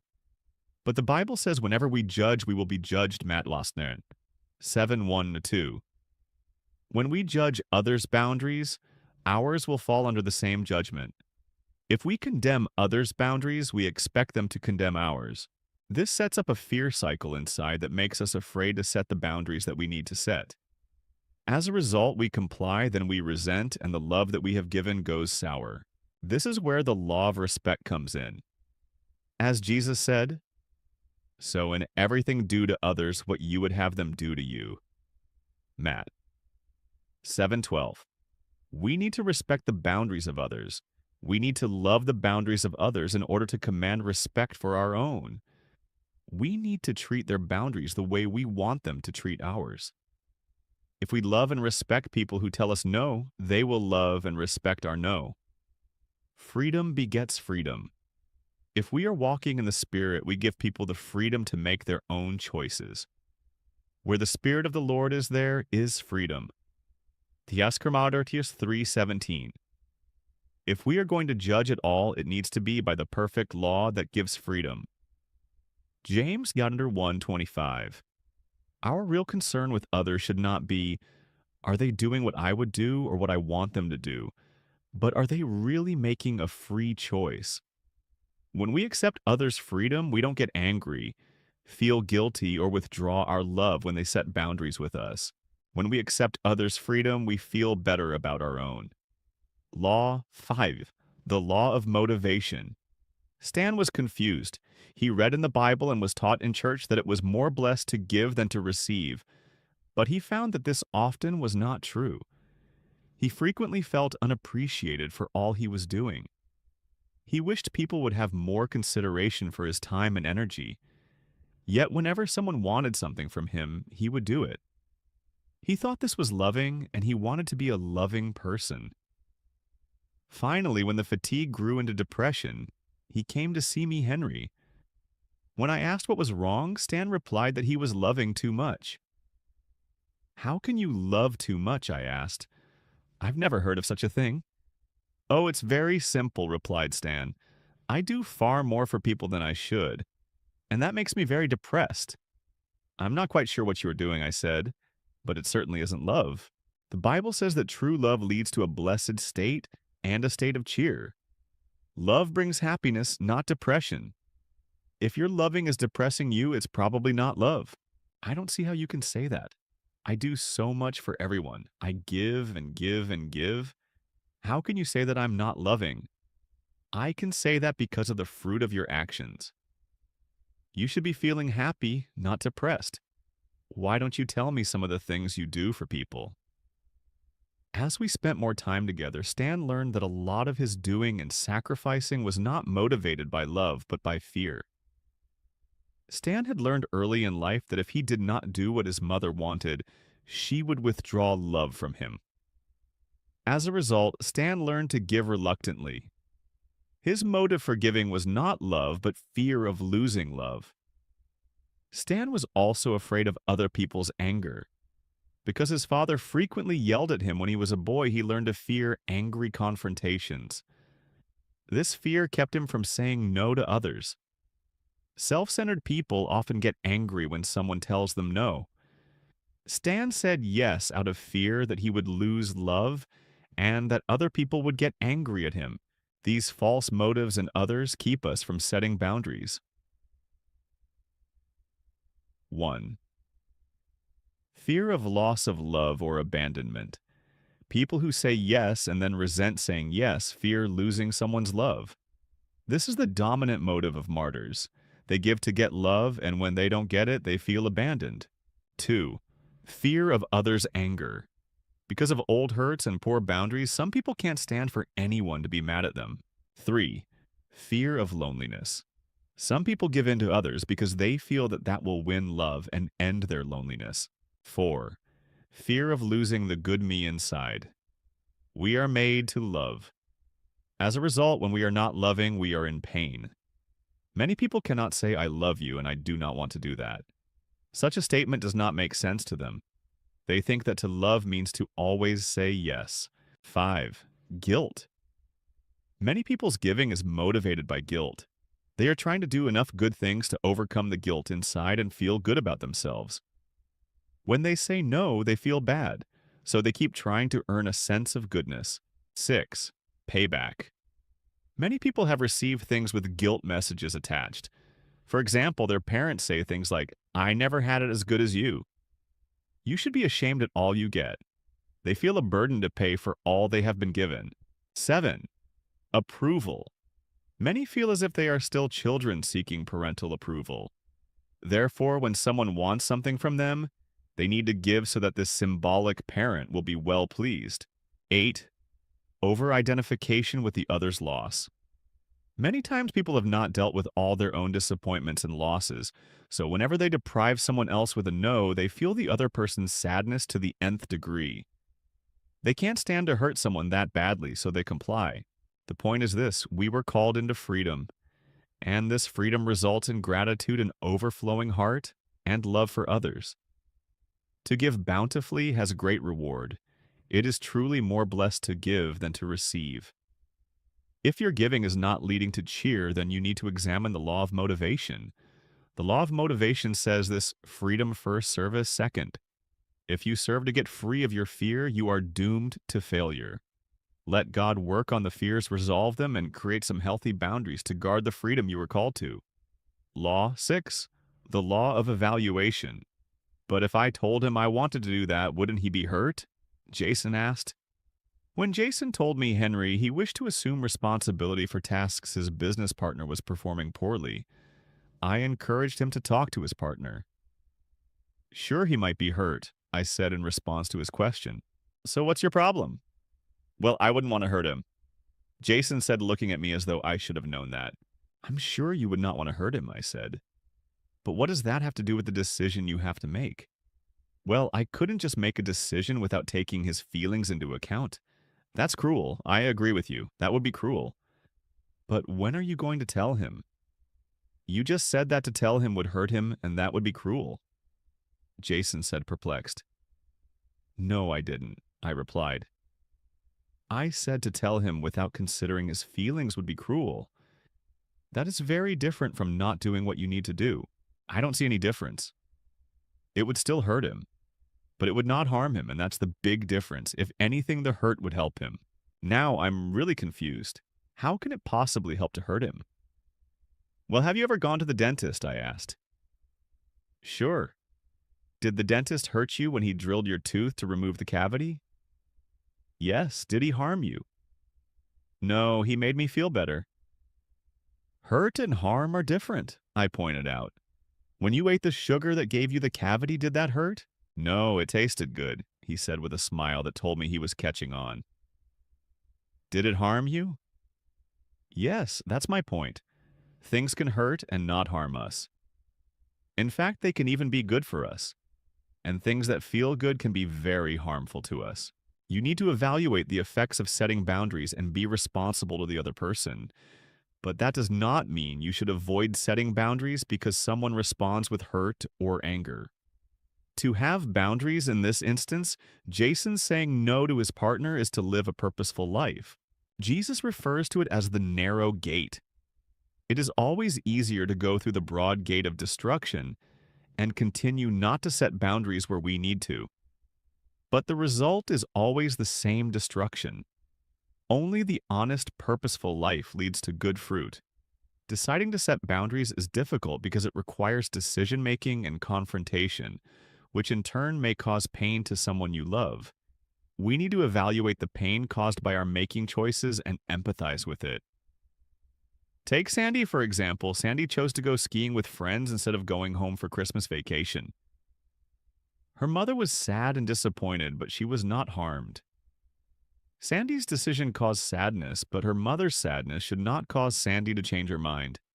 A loving response to her mother's hurt would be, "Oh, Mom, I'm sad that we won't be together too. I'm looking forward to next summer's visit." If Sandy's mother respected her freedom to make choices, she would say something like this: "I'm so disappointed that you're not coming home for Christmas, but I hope you all have a great time." She would be owning her disappointment and respecting Sandy's choice to spend her time with friends. We cause pain by making choices that others do not like, But we also cause pain by confronting people when they are wrong. But if we do not share our anger with another, bitterness and hatred can set in. We need to be honest with one another about how we are hurt. Speak truthfully to your neighbor, for you are all members of one body. 4.25. As iron sharpens iron, we need confrontation and truth from others to grow. No one likes to hear negative things about him or herself, but in the long run, it may be good for us. The Bible says that if we are wise, we will learn from it. Admonition from a friend, while it can hurt, can also help. We need to evaluate the pain our confrontation causes other people. We need to see how this hurt is helpful to others and sometimes the best thing we can do for them. And the relationship.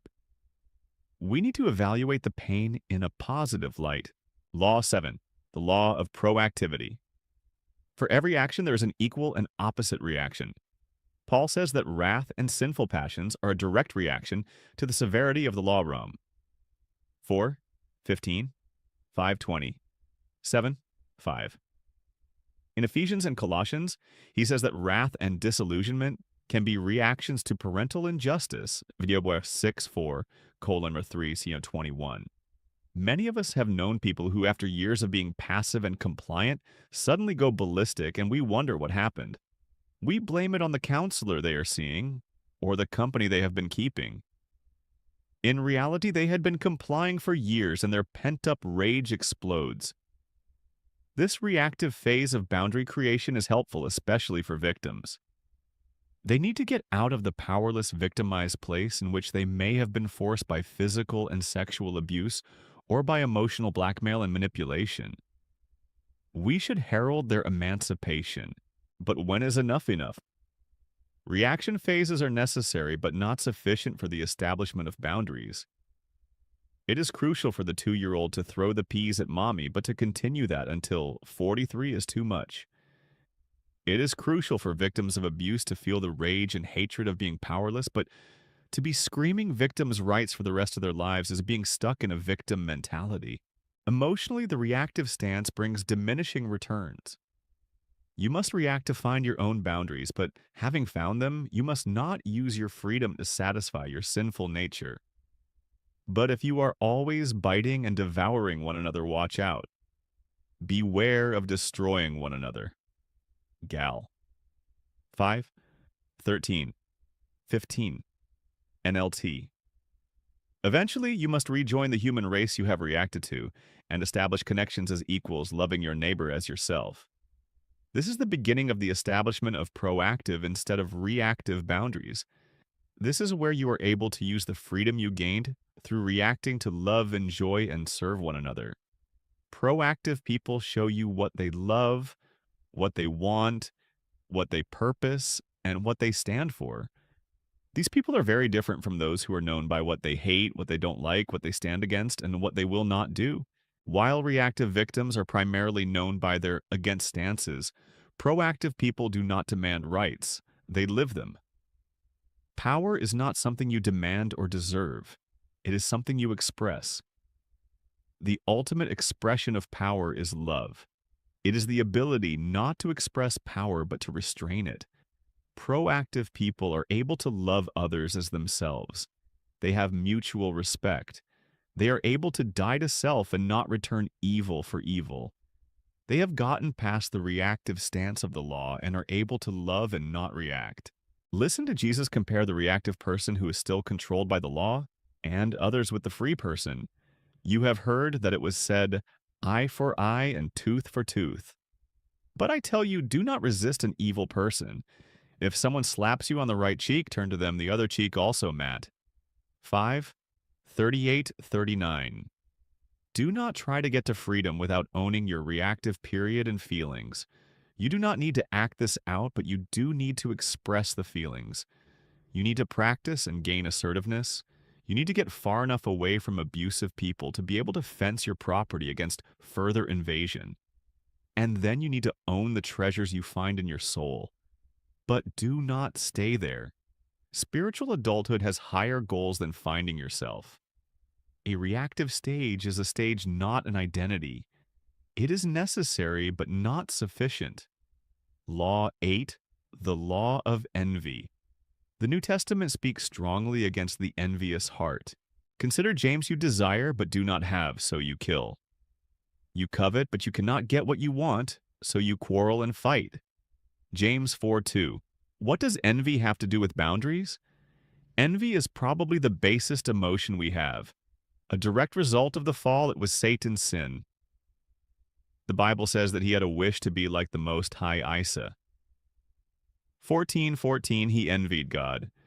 In turn, he tempted Adam and Eve with the same idea, telling them that they could be like God also. Satan and our parents. Adam and Eve were not satisfied with who they were and could rightfully become. They wanted what they did not have, and it destroyed them. Envy defines good as what I do not possess, and hates the good that it has. How many times have you heard someone subtly put down the accomplishments of others, somehow robbing them of the goodness they had attained? We all have envious parts to our personalities. But what is so destructive about this particular sin is that it guarantees that we will not get what we want and keeps us perpetually insatiable and dissatisfied. This is not to say that it is wrong to want things we do not have. God has said that He will give us the desires of our heart. The problem with envy is that it focuses outside our boundaries onto others. If we are focusing on what others have or have accomplished, we are neglecting our responsibilities and will ultimately have an empty heart. Look at the difference in Galatians 6:4. Each one should test their own actions. Then they can take pride in themselves alone without comparing themselves to someone else. Envy is a self-perpetuating cycle. Boundaryless people feel empty and unfulfilled. They look at another's sense of fullness and feel envious. This time and energy needs to be spent on taking responsibility for their lack and doing something about it. Taking action is the only way out. You have not because you ask not. And the Bible supports because you work not. Possessions and accomplishments are not the only things we envy. We can envy a person's character and personality instead of developing the gifts God has given us. Rom 12:6. Think of these situations. A lonely man stays isolated and envious of the close relationships others have. A single woman withdraws from social life, envying the marriages and families of her friends. A middle-aged woman feels stuck in her career and wants to pursue something she would enjoy, yet she always has a yes, but reason why she can't, resenting and envying those who have gone for it. A man chooses the righteous life but envies and resents those who seem to be having all the fun. These people are all negating their own actions and comparing themselves to others, gal. 6. 4. Staying stuck and resentful. Notice the difference between those statements and these. A lonely man owns his lack of relationships and asks himself and God, I wonder why I always withdraw from people. I can at least go and talk to a counselor about this. Even if I am afraid of social situations, I could seek some help. No one should live this way. I'll make the call. The single woman asks, I wonder why I never get asked out and why I keep getting turned down for dates. What is wrong about what I am doing or how I'm communicating or where I'm going to meet people? How could I become a more interesting person? Maybe I could join a therapy group to find out why, or could use a dating site to find people with interests similar to mine.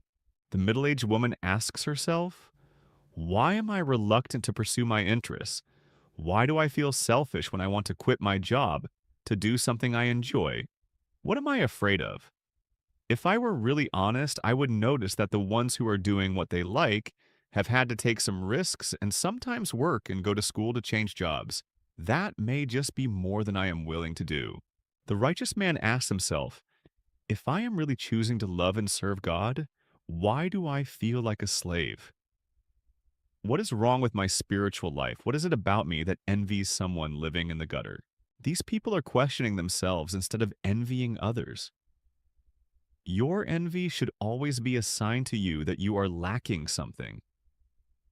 At that moment, you should ask God to help you understand what you resent, why you do not have whatever you are envying, and whether you truly desire it.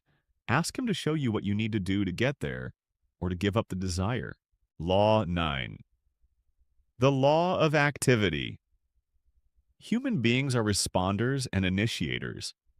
Many times we have boundary problems because we lack initiative, the God-given ability to propel ourselves into life. We respond to invitations and push ourselves into life. The best boundaries are formed when a child is pushing against the world naturally, and the outside world sets its limits on the child. In this way, the aggressive child learns limits without losing his or her spirit. Our spiritual and emotional well-being depends on our having this spirit. Consider the contrast in the parable of the servants who were responsible for investing their master's gold, Matthew 25:14-30. The ones who succeeded were active and assertive. They initiated and pushed. The one who lost out was passive and inactive. The sad thing is that many people who are passive are not inherently evil or bad people. But evil is an active force, and passivity can become an ally of evil by not pushing against it. Passivity never pays off. God will match our effort, but he will never do our work for us. That would be an invasion of our boundaries. He wants us to be assertive and active, seeking and knocking on the door of life. We know that God is not mean to people who are afraid. The scripture is full of examples of his compassion. But he will not enable passivity. The wicked and lazy servant was passive. He did not try. God's grace covers failure, but it cannot make up for passivity. We need to do our part. The sin God rebukes is not trying and failing, but failing to try. Trying, failing, and trying again is called learning. Failing to try will have no good result. Evil will triumph. God expresses his opinion toward passivity in Hebrews 10:38-39. But my righteous one will live by faith, and I take no pleasure in the one who shrinks back. But we do not belong to those who shrink back and are destroyed, but to those who have faith and are saved.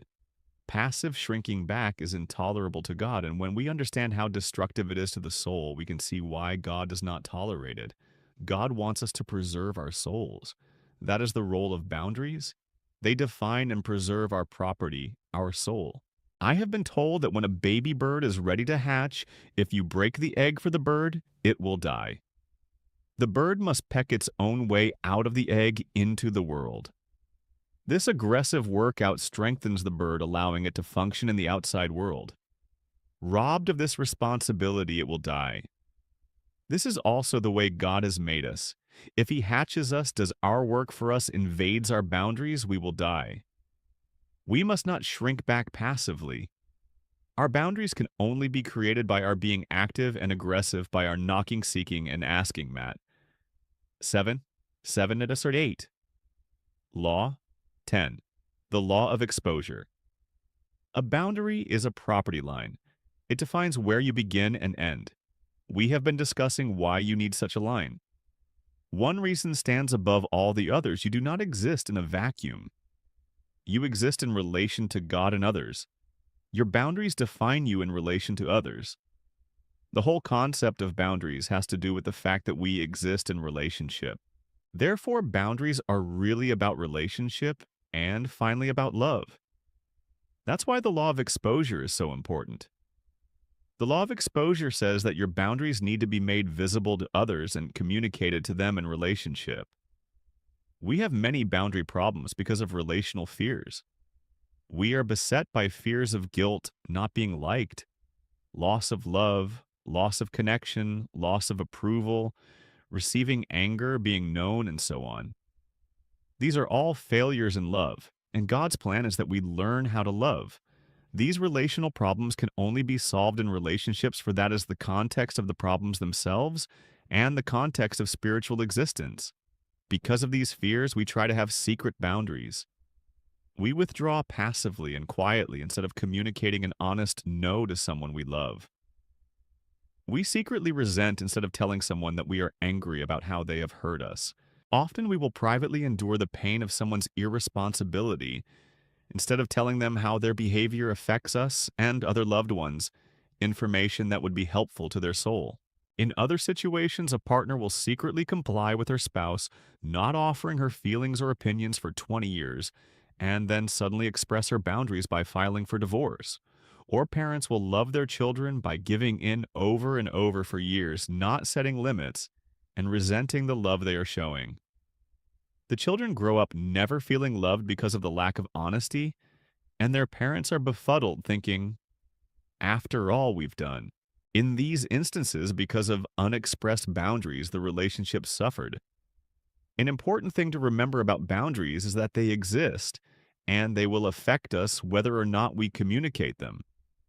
In the same way that the aliens suffered from not knowing the laws of Earth, we suffer when we do not communicate the reality of our boundaries. If our boundaries are not communicated and exposed directly, they will be communicated indirectly or through manipulation.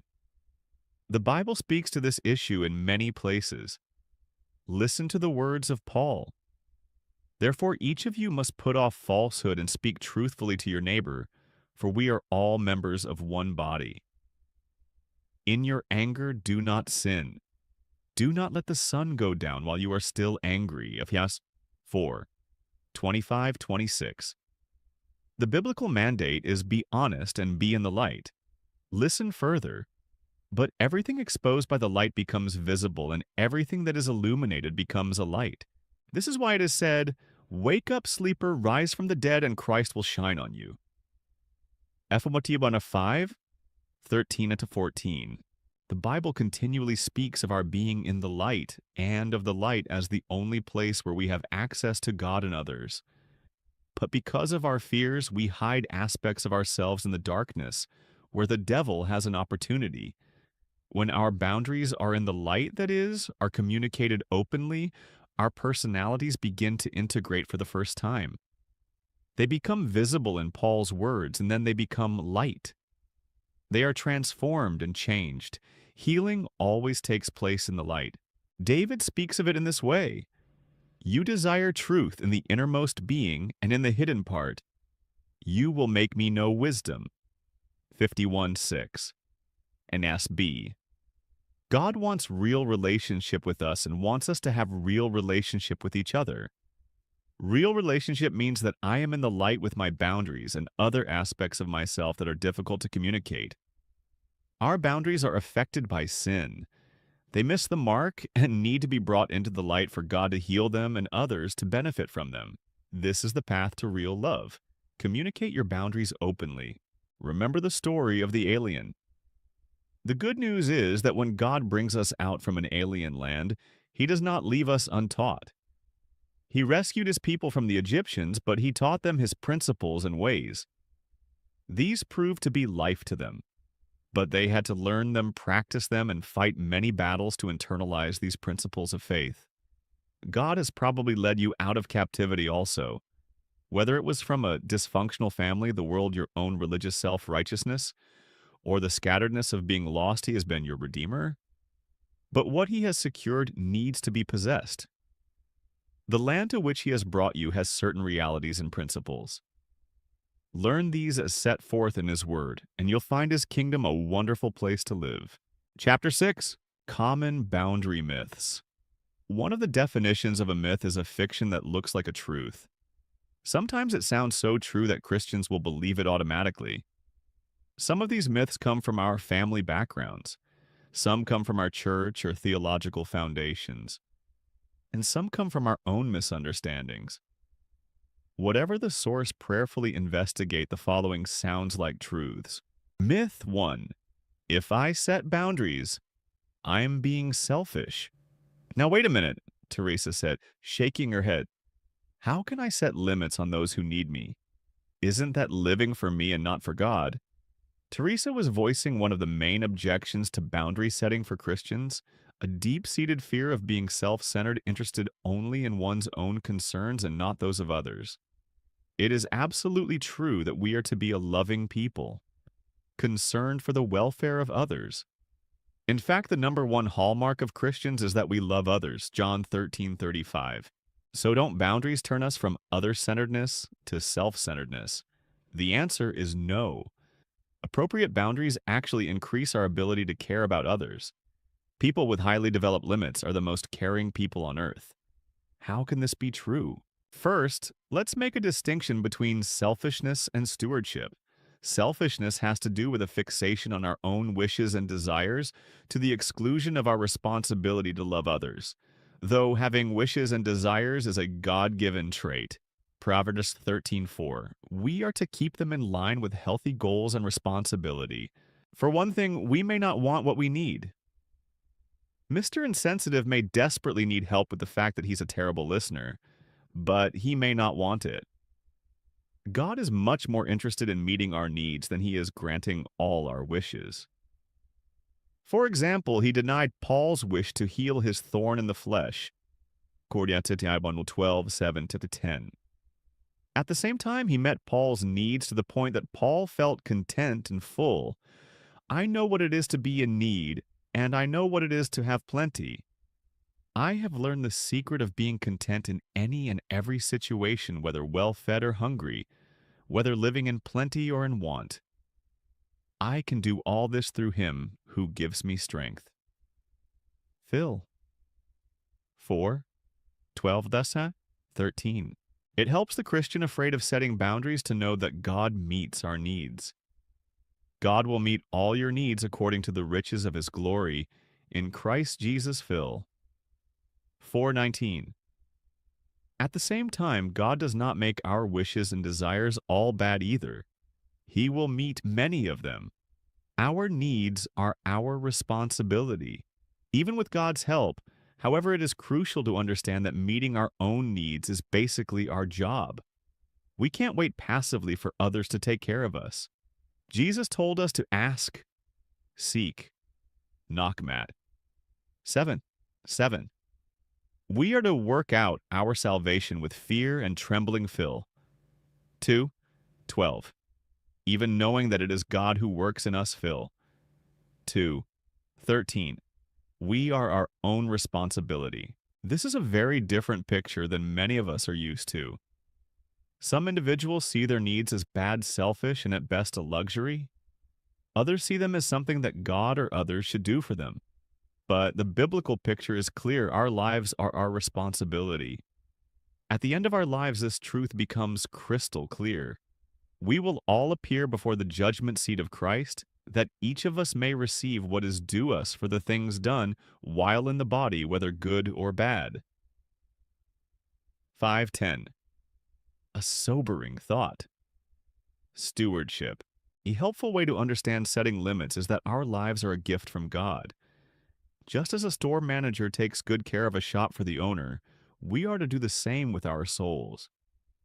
If a lack of boundaries causes us to mismanage the store, the owner has a right to be upset with us.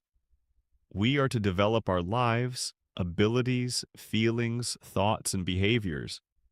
Our spiritual and emotional growth is God's interest on his investment in us. When we say no to people and activities that are hurtful to us, we are protecting God's investment. As you can see, there's quite a difference between selfishness and stewardship. Myth 2. Boundaries are a sign of disobedience. Many Christians fear that setting and keeping limits signals rebellion or disobedience. In religious circles, you'll often hear statements such as, "Your unwillingness to go along with our program shows an unresponsive heart." Because of this myth, countless individuals remain trapped in endless activities of no genuine spiritual and emotional value. The truth is life-changing. A lack of boundaries is often a sign of disobedience. People who have shaky limits are often compliant on the outside, but rebellious and resentful on the inside. They would like to be able to say no, but are afraid. So they cover their fear with a half-hearted yes, as Daniel did. Daniel had almost made it to his car after church when Ken caught up with him. Here goes, Daniel thought. Maybe I can still get out of this one. Daniel Ken boomed. Glad I caught you. A volunteer small group leader, Ken was a dedicated recruiter to the Bible studies he presided over. However, he was often insensitive to the fact that not everyone wanted to attend his meetings. So, which study can I put you down for, Daniel? The one on prophecy, evangelism, or the Gospel of Mark? Daniel thought desperately to himself, I could say, none of the above interest me. Don't call me, I'll call you. But he's an influential leader at church. He could jeopardize my relationships with some of the other leaders. I wonder which class will be the shortest. How about the one on prophecy, Daniel guessed? He was wrong. Great. We'll be studying end times for the next 18 months. See you Monday. Ken walked off triumphantly. Let's take a look at what just happened. Daniel avoided saying no to Ken.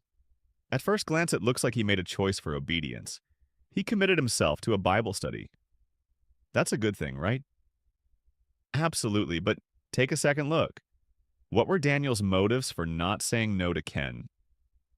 What were the thoughts and attitudes of the heart? Heb. 4:12 Fear. Daniel was afraid of Ken's political clout at church. He feared that he could lose other relationships if he disappointed Ken. Why is this important? Because it illustrates a biblical principle, an internal no nullifies an external yes. God is more concerned with our hearts than he is with our outward compliance. For I desire mercy, not sacrifice, and acknowledgement of God, rather than burnt offerings, says Habakkuk 6:6. In other words, if we say yes to God or anyone else, when we really mean no, we move into a position of compliance. And that is the same as lying. Our lips say yes, but our hearts and often our half-hearted actions say no. Do you really think Daniel will finish out his year and a half with Ken's Bible study? The odds are that some priority will arise to sabotage Daniel's commitment, and he'll leave, but without telling Ken the real reason why. Here's a good way to look at this myth that boundaries are a sign of disobedience. If we can't say no, we can't say yes. Why is this? It has to do with our motivation to obey, to love, or to be responsible. We must always say yes out of a heart of love. When our motive is fear, we love not. The Bible tells us how to be obedient. Each of you must give as you have made up your mind, not reluctantly or under compulsion, for God loves a cheerful giver. 2 Corinthians 9:7. NRSV emphasis added. Look at the first two ways of giving reluctantly and under compulsion. They both involve fear either of a real person or a guilty conscience. These motives can't exist side by side with love because there is no fear in love, but perfect love casts our fear. John 4:18. NASB. Each of us must give as we have made up our minds. When we are afraid to say no, our yes is compromised. God has no interest in our obeying out of fear because fear has to do with punishment. The one who fears is not made perfect in love. 1 John 4:18. God wants a response of love. Are boundaries a sign of disobedience? They can be. We can say no to good things for wrong reasons. But having a no helps us to clarify, to be honest, to tell the truth about our motives. Then we can allow God to work in us. This process cannot be accomplished in a fearful heart. Myth 3. If I begin setting boundaries, I will be hurt by others. Usually the quiet one in her women's Bible study group, Debbie, spoke up. The topic of the evening was biblical conflict resolution, and she couldn't be silent another second. I know how to present facts and arguments about my opinion in a caring way, but my husband will walk out on me if I start disagreeing. Now, what do I do? Debbie's problem is shared by many. She genuinely believes in boundaries, but she is terrified of their consequences. Is it possible that others will become angry at our boundaries and attack or withdraw from us? Absolutely. God never gave us the power or the right to control how others respond to our no. Some will welcome it, some will hate it. Jesus told the rich young man a hard truth about eternal life. He understood that the man worshipped money, so he told him to give it away to make room in his heart for God. The results were not encouraging. When the young man heard this, he went away sad because he had great wealth, Matt. 19:22. Jesus could have manipulated the situation so that it was less hard to swallow. He could have said, well, how about 90%? After all, he's God and he makes up the rules, but he didn't. He knew that the young man had to know whom to worship, so he let him walk away. We can do no less. We can't manipulate people into swallowing our boundaries by sugarcoating them. Boundaries are a litmus test for the quality of our relationships. Those people in our lives who can respect our boundaries will love our wills, our opinions, our separateness. Those who can't respect our boundaries are telling us that they don't love our no, they only love our yes, our compliance. When Jesus said, "Woe to you when everyone speaks well of you," for that is how their ancestors treated the false prophets. Luke 6:26, he was saying, "Don't be an ear tickler. Don't be a chronic people pleaser. If everything you say is loved by everyone, the odds are good that you're bending the truth." Setting limits has to do with telling the truth. The Bible clearly distinguishes between those who love truth and those who don't. First, there is the person who welcomes your boundaries, who accepts them, who listens to them, who says, "I'm glad you have a separate opinion. It makes me a better person." This person is called wise or righteous. The second type hates limits, resents your difference, tries to manipulate you into giving up your treasures. Try our litmus test experiment with your significant relationships. Tell them no in some area. You'll either come out with increased intimacy or learn that there was very little to begin with. So what does Debbie, whose husband is an avowed boundary buster, do? Will her husband carry out his threat to walk out on her? He might. We can't control the other person. But if the only thing keeping Debbie's husband home is her total compliance, is this a marriage at all? And how will problems ever be addressed when she and he avoid them? Do Debbie's boundaries condemn her to a life of isolation? Absolutely not. If telling the truth causes someone to leave you, this gives the church an opportunity to provide support and a spiritual and emotional home to the abandoned person. In no way are we advocating divorce. The point is that you can't make anyone stay with or love you. Ultimately, that is up to your partner. Sometimes setting boundaries clarifies that you were left a long time ago in every way, perhaps, except physically. Often when a crisis like this occurs, it helps the struggling couple reconcile and remake their marriage into a more biblical one. The problem was raised and now can be addressed. Warning: the boundaryless spouse who develops limits begins changing in the marriage. There are more disagreements. There are more conflicts over values, schedules, money, kids, and sex. Quite often, however, the limits help the out-of-control spouse begin to experience the necessary pain that can motivate him or her to take more responsibility in the marriage. Many marriages are strengthened after boundaries are set because the spouse begins to miss the relationship. Will some people abandon or attack us for having boundaries? Yes. Better to learn about their character and take steps to fix the problem than never to know. Bonding.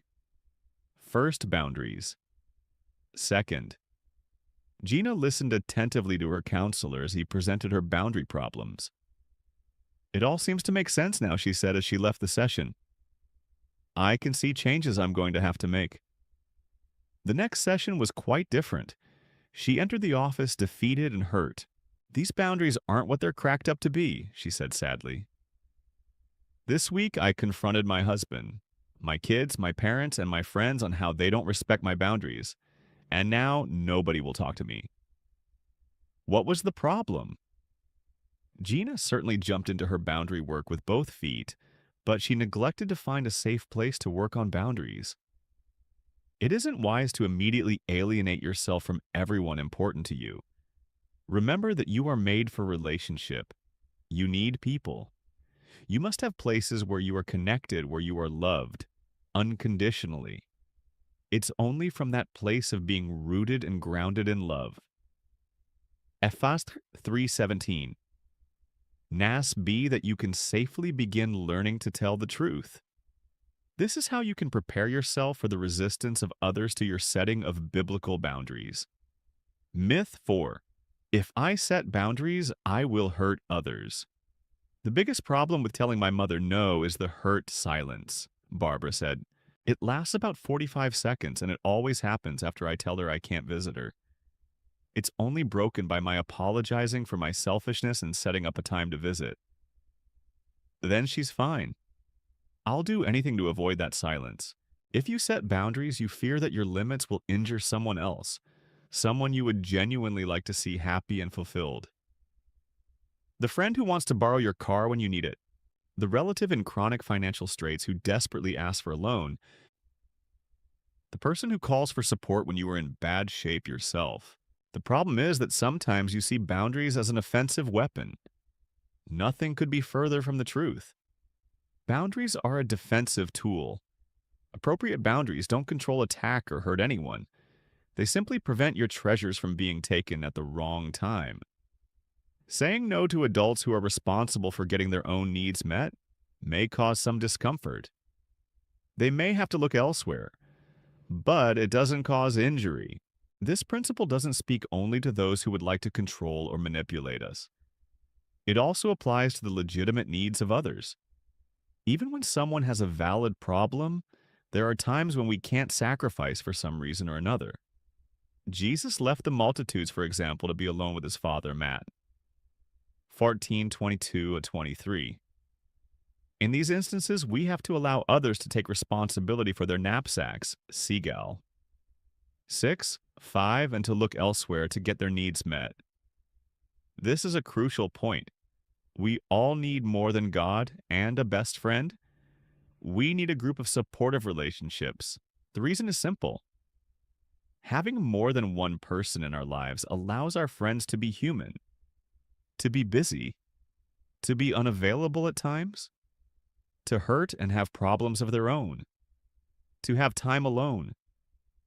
Then when one person can't be there for us, there's another phone number to call, another person who may have something to offer, and we aren't enslaved to the schedule conflicts of one person.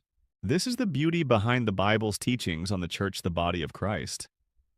We're a group of lumpy, bumpy, unfinished sinners who ask for help and give help, who ask again and give again. And when our supportive network is strong enough, we all help each other mature into what God intended us to be bearing with one another in love. Mocking every effort to keep the unity of the Spirit through the bond of peace. F.V. 4, 2, 3.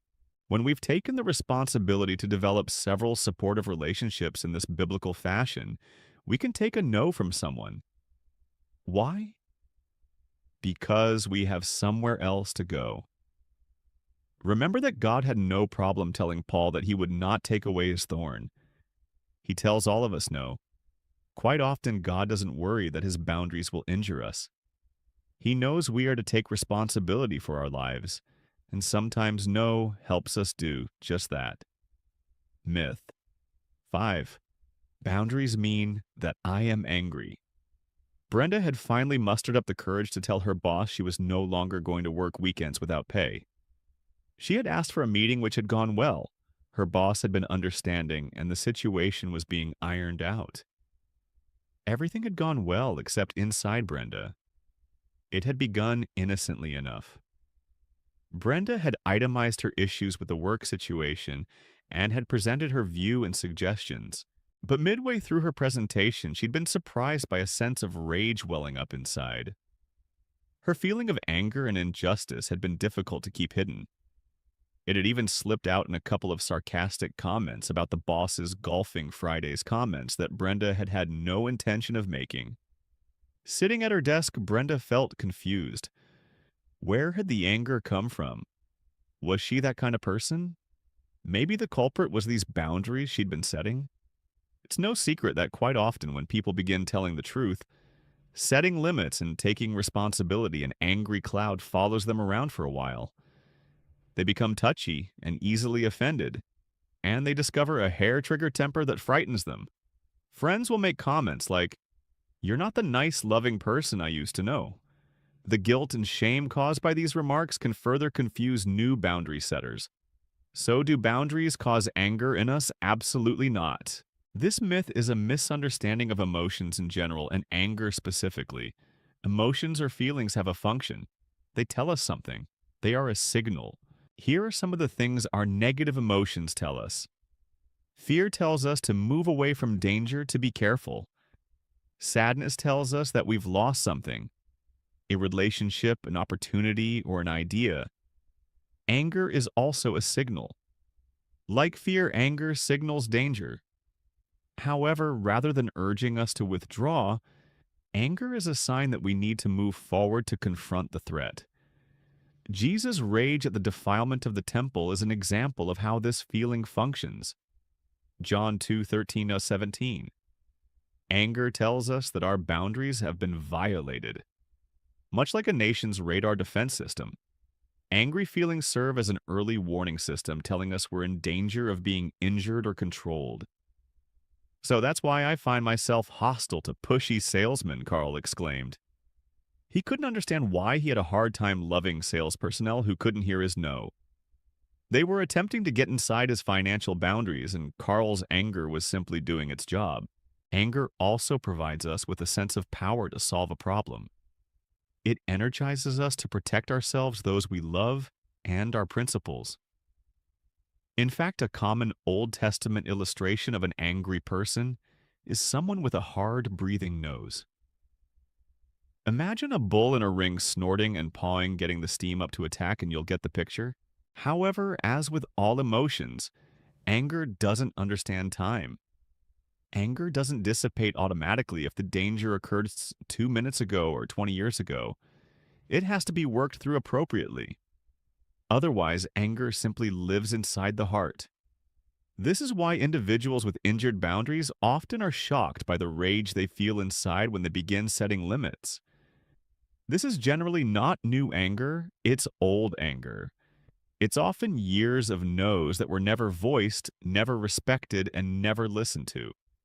The protests against all the evil and violation of our souls sit inside us waiting to tell their truths. The scriptures say that the earth quakes under a servant who becomes king. Prov 30:21-22. The only difference between a servant and a king is that one has no choices, and the other has all choices available to him. When you suddenly give those who have been imprisoned all their lives a great deal of power, the result is often an angry tyrant. Years of constant boundary violations generate great anger. It's very common for boundary-injured people to do some catching up with anger. They may have a season of looking at boundary violations of the past that they never realized existed. Nathan's family was known in his small town as the ideal family. Other kids envied him growing up, saying, "You're lucky your parents are so close to you. Mine couldn't care less about me." Feeling a great deal of gratitude for his close family, Nathan never noticed that his family carefully controlled differences and separateness. No one ever really disagreed or fought over values or feelings.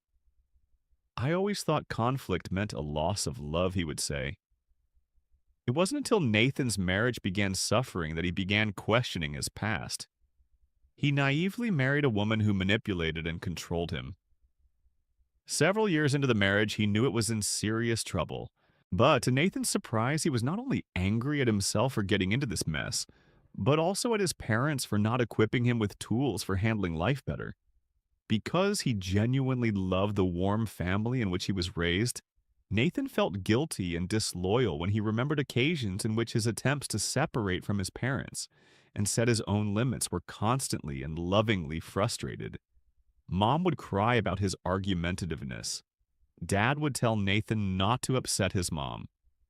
And Nathan's boundaries remained immature and non-functional. The more clearly he saw what this had cost him, the angrier he felt. "I made my own choices in life," he said, "but life would have been a lot better had they helped me learn to say no to people." Did Nathan remain angry at his parents forever? No, and neither do you have to. As hostile feelings surface, bring them to relationship. Confess them.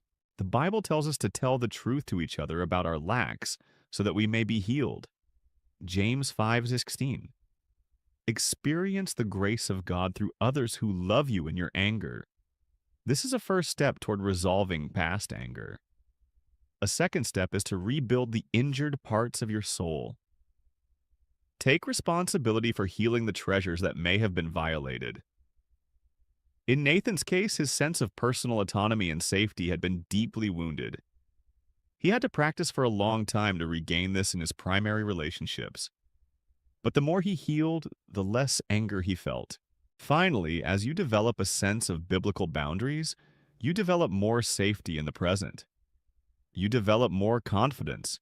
You are less enslaved to the fear of other people. In Nathan's case, he set better limits with his wife and improved his marriage. As you develop better boundaries, you have less need for anger. This is because in many cases, anger was the only boundary you had. Once you have your no intact, you no longer need the rage signal.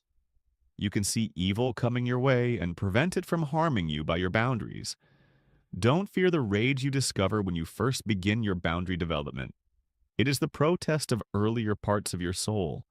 Those parts need to be unveiled, understood, and loved by God and people. And then you need to take responsibility for healing them and developing better boundaries. Boundaries decrease anger. This brings us to an important point about anger. The more biblical our boundaries are, the less anger we experience. Individuals with mature boundaries are the least angry people in the world. While those who are just beginning boundary work see their anger increase, this passes as boundaries grow and develop. Why is this remember the early warning system function of anger? We feel it when we are violated. If you can prevent boundary violation in the first place, you don't need the anger. You are more in control of your life and values. Tina resented her husband's coming home 45 minutes late to dinner every night. She had a hard time keeping the food hot. The kids were hungry and crabby, and their evening study schedule was thrown off. Things changed, however, when she began serving dinner on time with or without her husband. He came home to refrigerated leftovers that he had to reheat and eat alone. 3 or 4 sessions like this prompted Tina's husband to tear himself away from work earlier. Tina's boundary eating with the kids on time kept her from feeling violated and victimized. She got her needs and the kids' needs met, and she didn't feel angry anymore. The old saying, "Don't get mad. Just get even," isn't accurate. It's far better to say, "Don't get mad." Set a limit. Myth 6, when others set boundaries. It injures me. "Randy, I'm sorry, but I can't lend you the money," Pete said. "This is just a bad time for me." My best friend Randy thought to himself, "I come to him in need and he refuses me. What a blow, I guess that shows me what kind of friendship we really have." Randy is preparing to embark on a life of boundarylessness with others. Why? Because being on the receiving end was hurtful to him. He even made an emotional vow never to put anyone else through his experience. Many of us are like Randy. Having someone say no to our request for support leaves a bad taste in our mouths. It feels hurtful rejecting or cold. It becomes difficult to conceive of setting limits as being helpful or good. Having to accept the boundaries of others is certainly not pleasant. None of us enjoys hearing the word no. Let's look at why accepting others' boundaries is such a problem. First, having inappropriate boundaries set on us can injure us, especially in childhood. A parent can hurt a child by not providing the correct amount of emotional connection at the appropriate time. Children's emotional and psychological needs are primarily the responsibility of the parents. The younger the child, the fewer places he or she can go to get those needs met.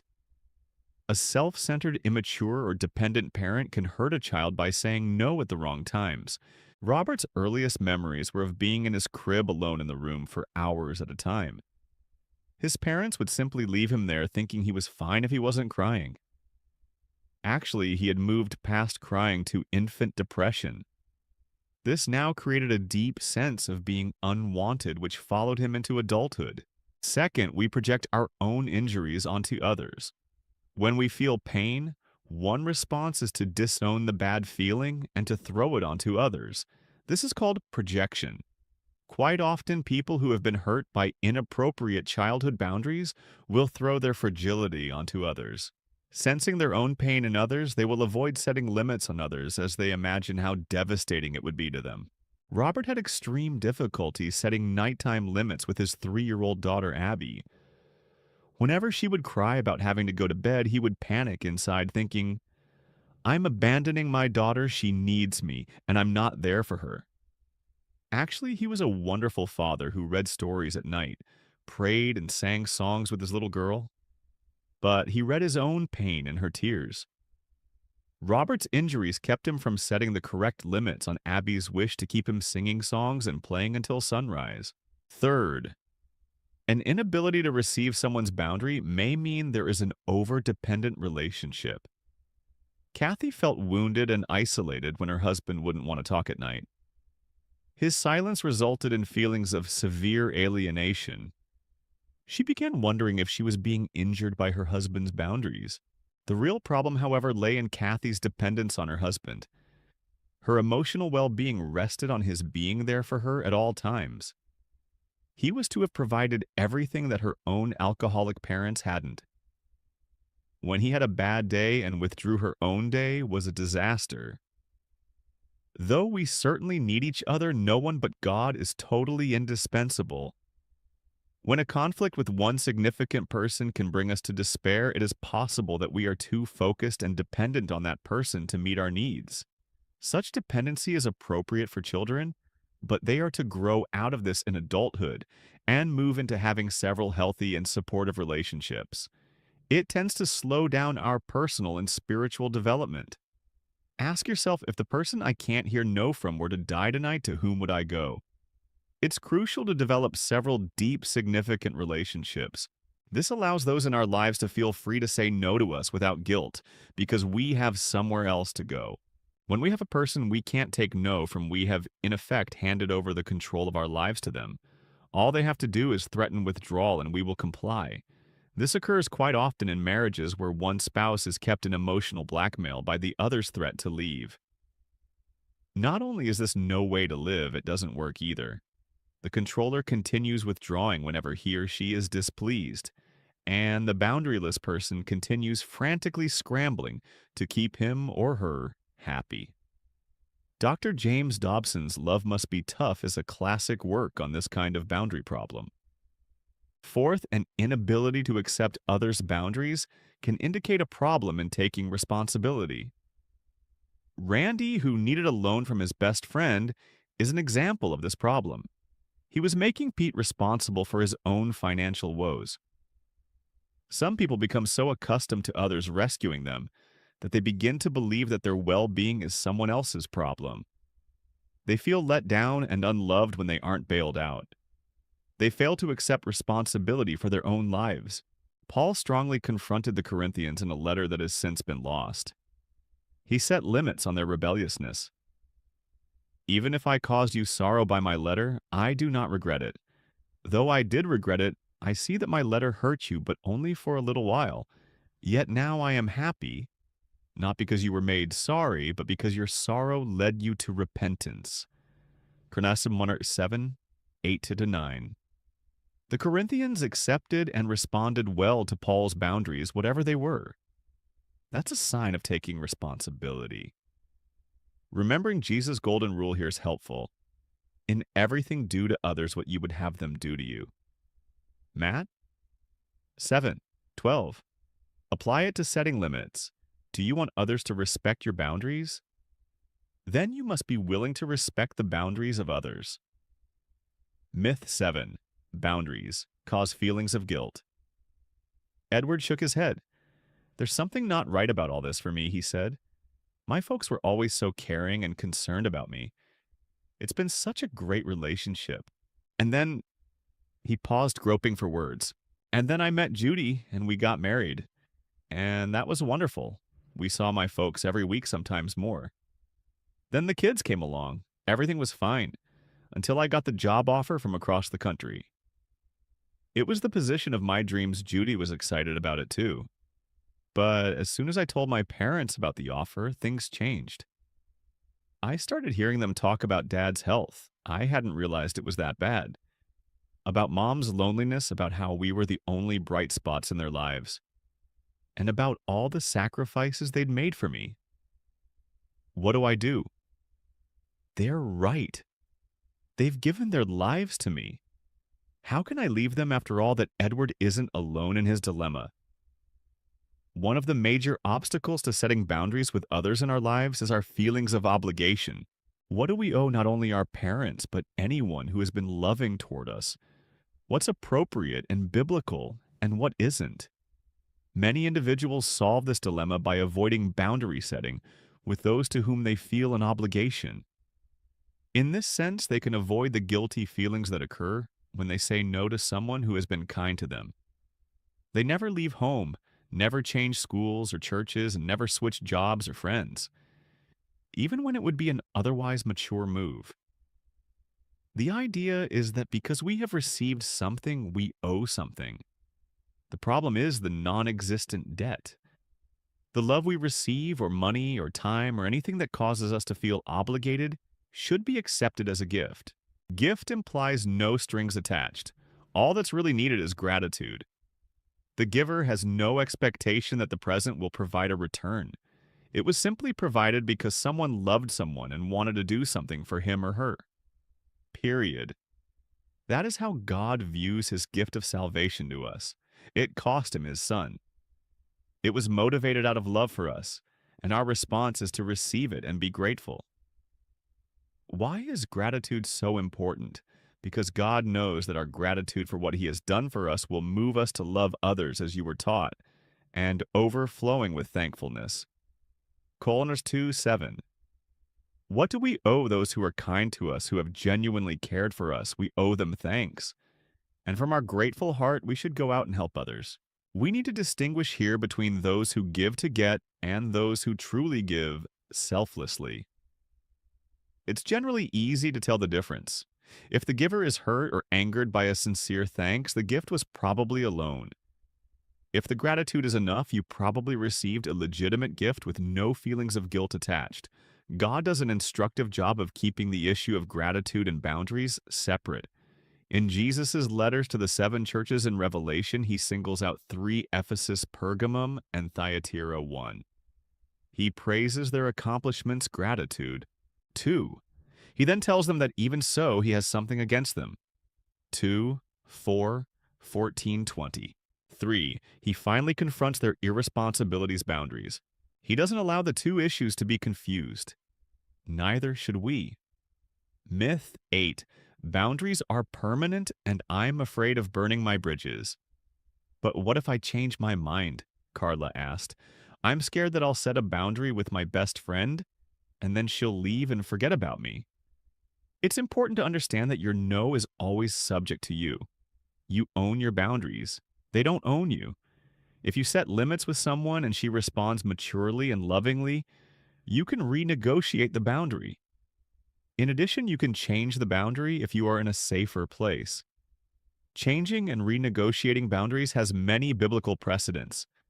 God chose not to destroy Nineveh, for example, when the city repented, Jonah 3:10. In addition, Paul rejected John Mark for a mission trip because the younger man had deserted Paul, Acts 15:37-39. Yet years later, Paul requested John Mark's companionship. Tim. 4:11. The timing was ripe to change his boundary. As you've probably noticed, some of these myths are genuine misconceptions you may have learned from distorted teachings. Yet others simply result from the fear of standing up and saying no to unbiblical responsibility. Prayerfully review which myths have entangled and ensnared you. Search the scripture mentioned in this chapter, and ask God to give you a sense of confidence that he believes in good boundaries more than you do. Part 2. Boundary Conflicts. Chapter 7. Boundaries and Your Family. Nicole had a problem that Henry had seen countless times before. This 30-year-old woman would return from a visit to her parents' home and suffer a deep depression. When she described her problem to me, I asked her if she noticed that every time she went home to visit, she came back extremely depressed. "Why, that's ridiculous," she said. "I don't live there anymore. How could the trip affect me this way?" When I asked her to describe the trip, Nicole told of social gatherings with old friends and family times around the dinner table. "These were fun," she said, "especially when it was only family." "What do you mean, only family?" I asked. Well, other times my parents would invite some of my friends over, and I didn't like those dinners as well. Why was that? Nicole thought for a minute and then replied, I guess I start to feel guilty. She began to recount the subtle remarks her parents would make, comparing her friends' lives to hers. They would talk of how wonderful it is for grandparents to have a hands-on role in raising the children. They would talk of the community activities her friends were doing and how wonderful she would be at those activities if she only lived there. The list went on and on.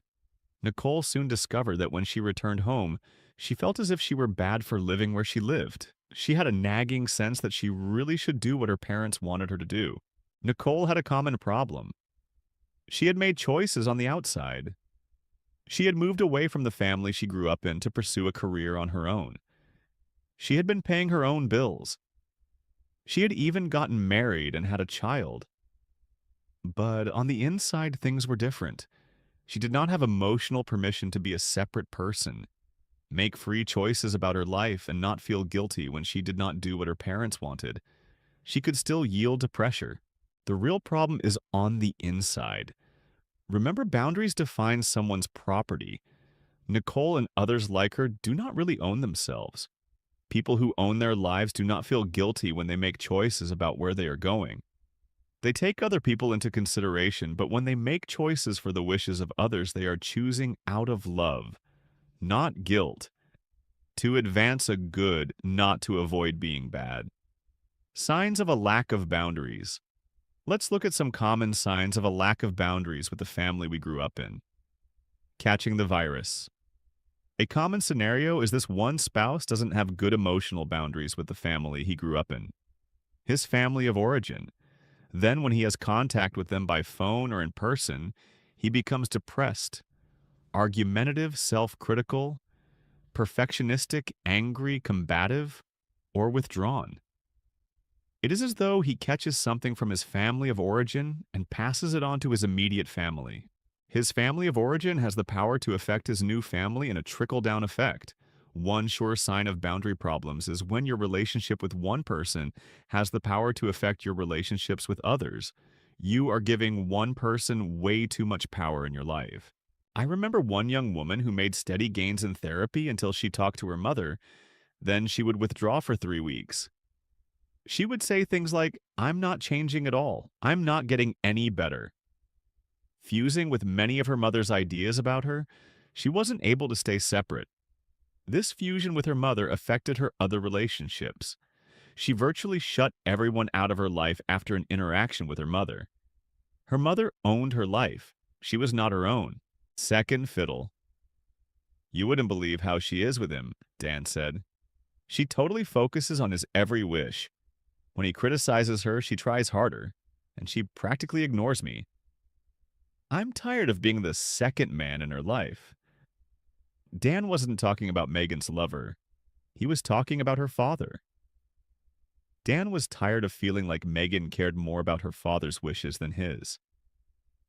This is a common sign of a lack of boundaries with the family of origin. The spouse feels like he gets leftovers. He feels as if his mate's real allegiance is to her parents.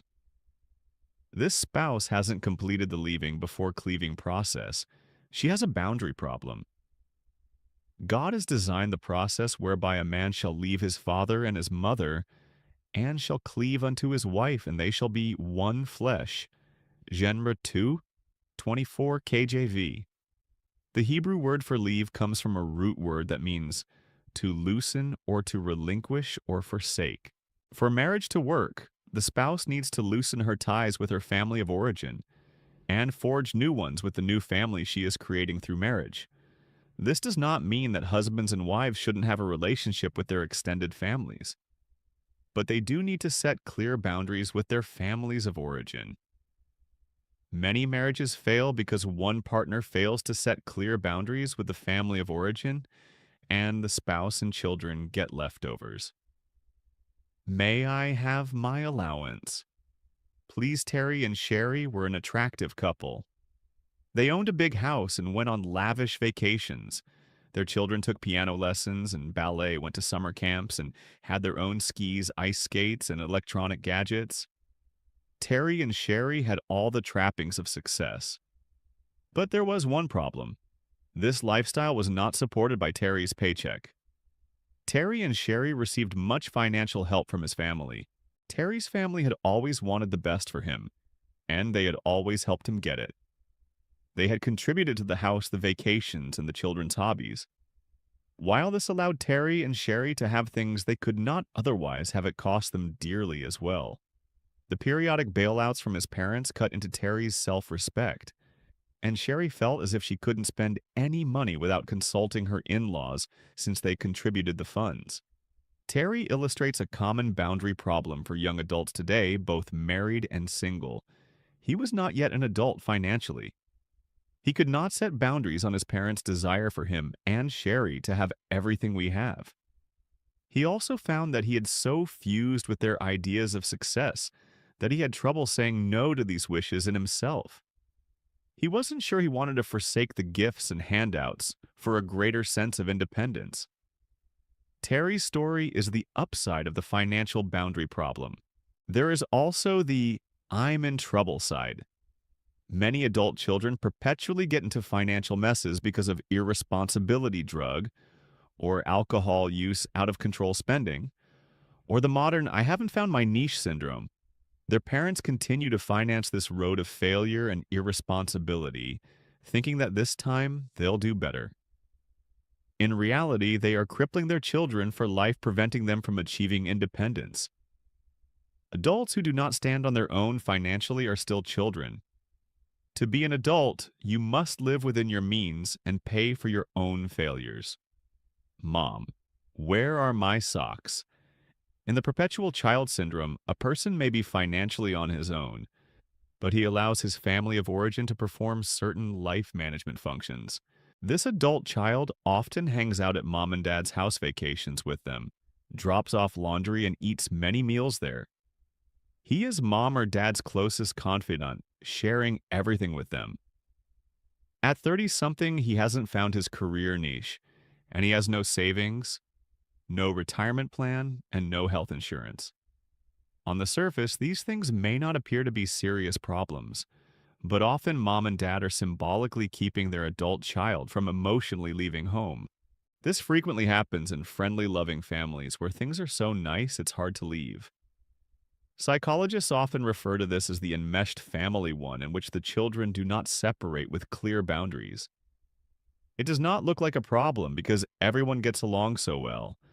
The family is very happy with one another. However, the adult children's other adult relationships may be dysfunctional. They may choose black sheep friends and lovers. They may be unable to commit to a member of the opposite sex or to a career.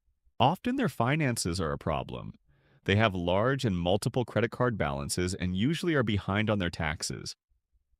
Although they may be earning their own way daily, they never think about the future.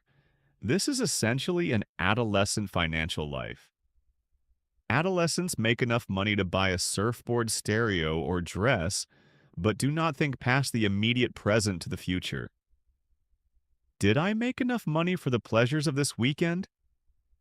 Adolescents and adult children who have not separated from their parents are still under parental protection, and it's a parent's job to think about the future.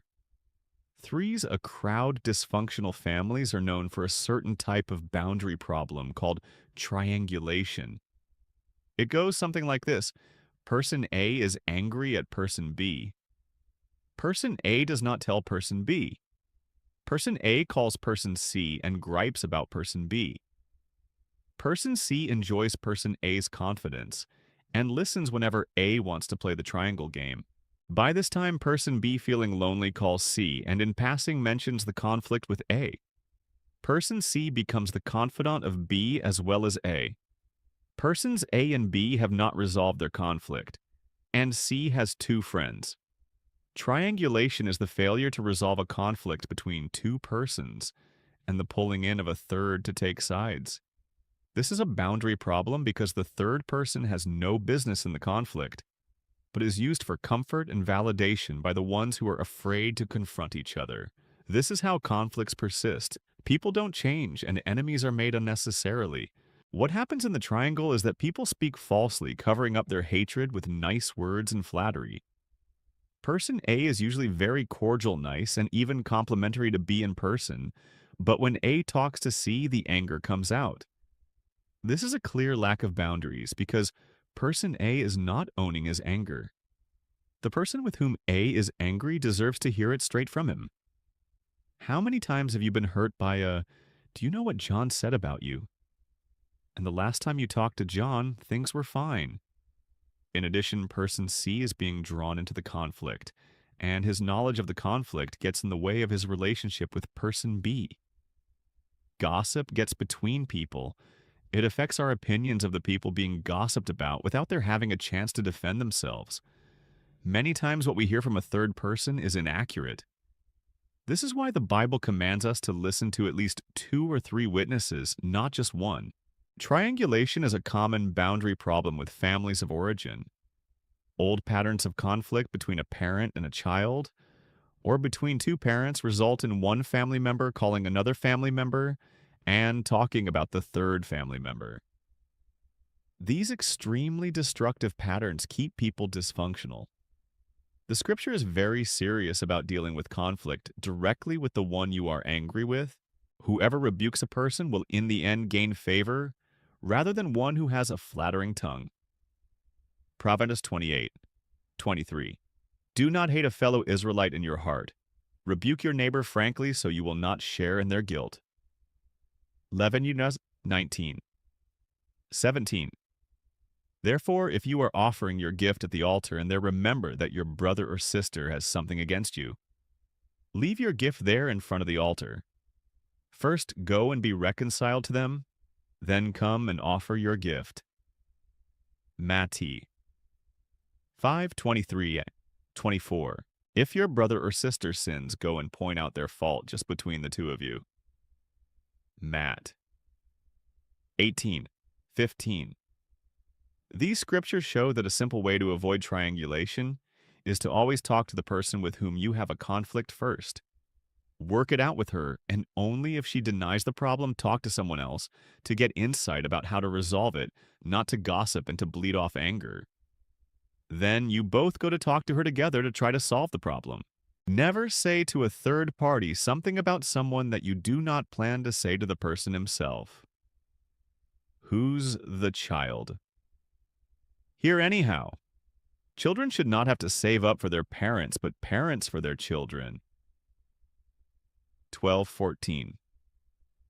Some people were born to take care of their parents. They did not sign up for this duty. They inherited it. Today, we call these people codependent.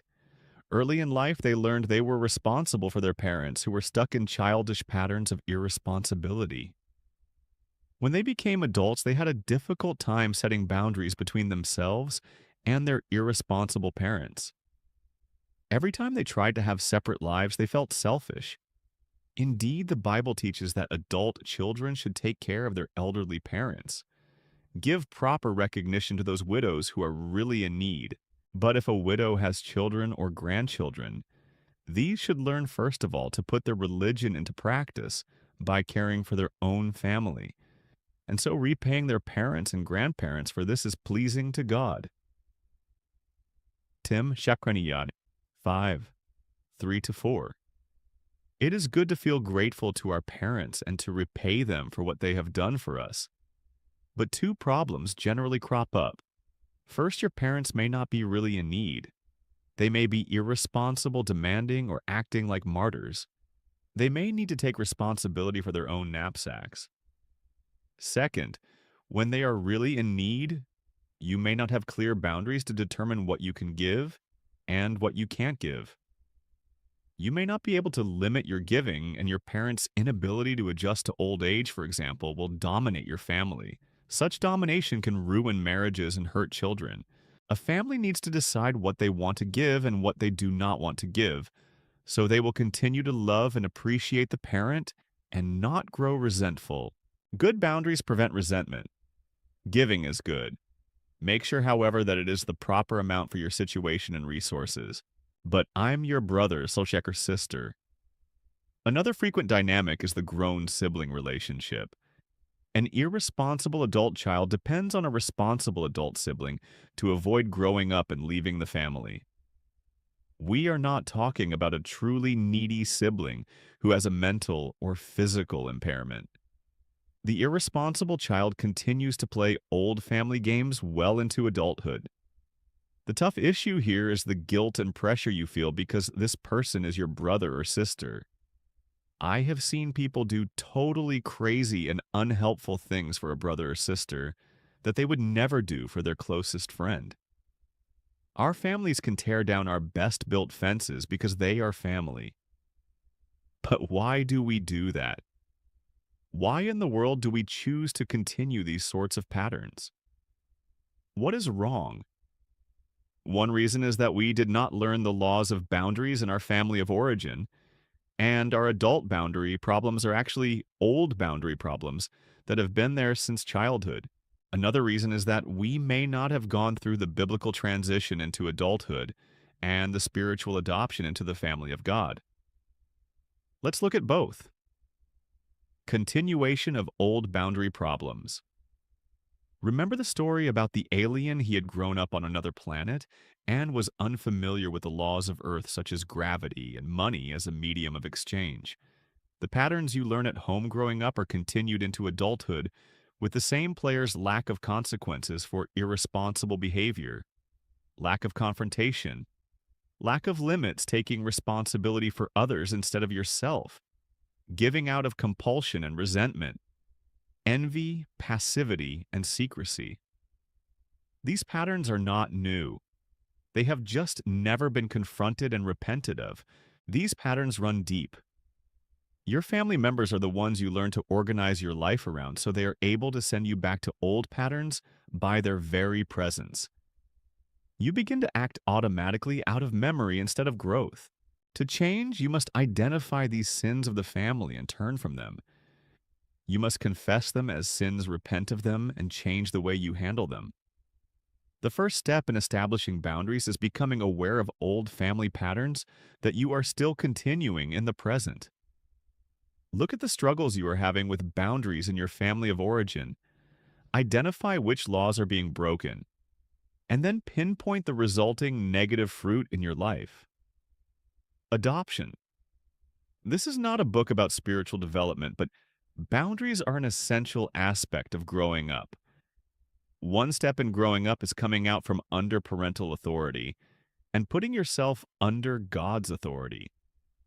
The Bible says that children are under the authority of their parents until they become adults. Gal. 4, 1-7. In a real sense, their parents are responsible for them, but when adulthood and the age of accountability comes, that person comes out from under guardians and managers and becomes responsible for himself or herself. Christians move into another parental relationship with God as Father. God does not leave us as orphans, but takes us into his family. Numerous New Testament passages teach that we need to forsake our allegiance to our original family and become adopted by God. Matt 23:9. God commands us to look to him as our Father and to have no parental intermediaries. Adults who are still holding an allegiance to earthly parents have not realized their new adoptive status. Many times we are not obeying the word of God because we have not spiritually left home.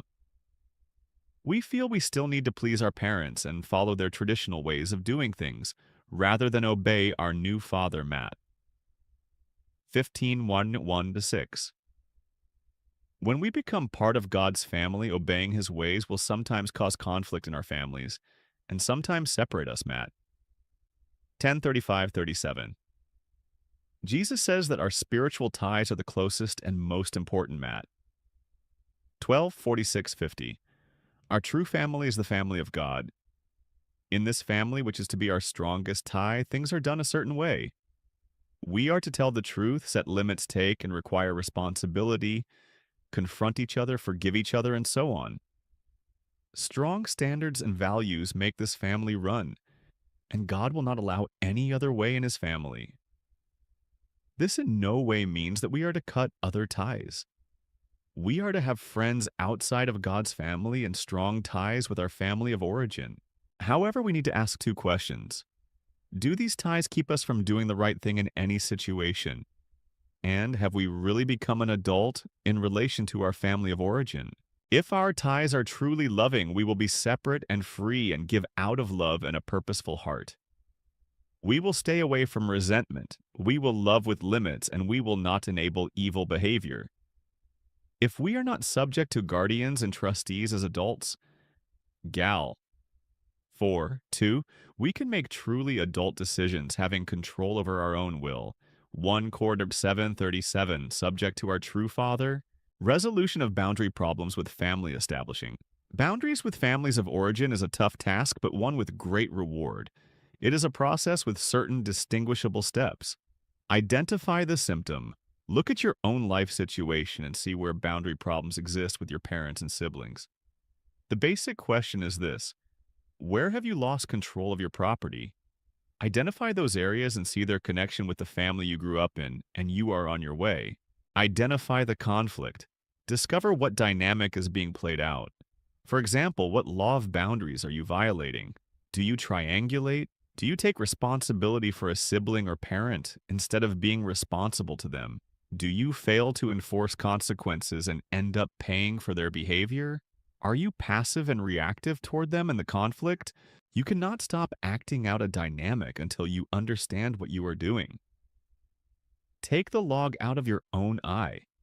Then you will be able to see clearly to deal with your family members. See yourself as the problem and find your boundary violations. Identify the need that drives the conflict. You do not act in inappropriate ways for no reason. You are often trying to meet some underlying need that your family of origin did not meet. Maybe we are still entangled because of a need to be loved, approved of, or accepted. You must face this deficit and accept that it can only be met in your new family of God, those who are now your true mother, father, brothers, and sisters, those who do God's will and can love you the way He designed. Take in and receive the good. It is not enough to understand your need. You must get it met. God is willing to meet your needs through His people, but you must humble yourself, reach out to a good support system, and take in the good. Do not continue to hide yourself and your resources and talents in the ground and expect to get better. Learn to respond to and receive love even if you're clumsy at first. Practice boundary skills. Your boundary skills are fragile and new. You can't take them immediately into a difficult situation. Practice them in situations where they will be honored and respected. Begin saying no to people in your supportive group who will love and respect your boundaries. When you are recovering from a physical injury, you do not pick up the heaviest weight first. You build up to the heavy stuff. Look at it as you would physical therapy. Say no to the bad. In addition to practicing new skills in safe situations, avoid hurtful situations. When you are in the beginning stages of recovery, you need to avoid people who have abused and controlled you in the past. When you think you are ready to reestablish a relationship with someone who has been abusive and controlling in the past, bring a friend or supporter along. Be aware of your pull toward hurtful situations and relationships. The injury you are recovering from is serious, and you can't reestablish a relationship until you have the proper tools. Be careful not to get sucked into a controlling situation again because your wish for reconciliation is so strong. Forgive the aggressor. Nothing clarifies boundaries more than forgiveness. To forgive others means letting them off the hook or canceling a debt they owe you. When you refuse to forgive someone, you still want something from that person. And even if it is revenge that you want, it keeps you tied to that person forever. Refusing to forgive a family member is one of the main reasons people are stuck for years unable to separate from their dysfunctional families. They still want something from them. It is much better to receive grace from God who has something to give and to forgive those who have no money to pay their debt. This ends your suffering because it ends the wish for repayment that is never forthcoming. And that makes your heart sick because your hope is deferred. Proverbs 13:12. If you do not forgive, you are demanding something your offender does not choose to give, even if it is only confession of what he did. This ties him to you and ruins boundaries. Let go of the dysfunctional family you came from. Cut it loose and you will be free. Respond, don't react. When you react to something that someone says or does, you may have a problem with boundaries. If someone is able to cause havoc by doing or saying something, she is in control of you at that point, and your boundaries are lost. When you respond, you remain in control with options and choices. If you feel yourself reacting, step away and regain control of yourself, so family members can't force you to do or say something you do not want to do or say, and something that violates your separateness. When you have kept your boundaries, choose the best option. The difference between responding and reacting is choice. When you are reacting, they are in control. When you respond, you are. Learn to love in freedom and responsibility, not in guilt. The best boundaries are loving ones. The person who has to remain forever in a protective mode is losing out on love and freedom. Boundaries in no way mean to stop loving. They mean the opposite. You are gaining freedom to love. It is good to sacrifice and deny yourself for the sake of others. But you need boundaries to make that choice. Practice purposeful giving to increase your freedom.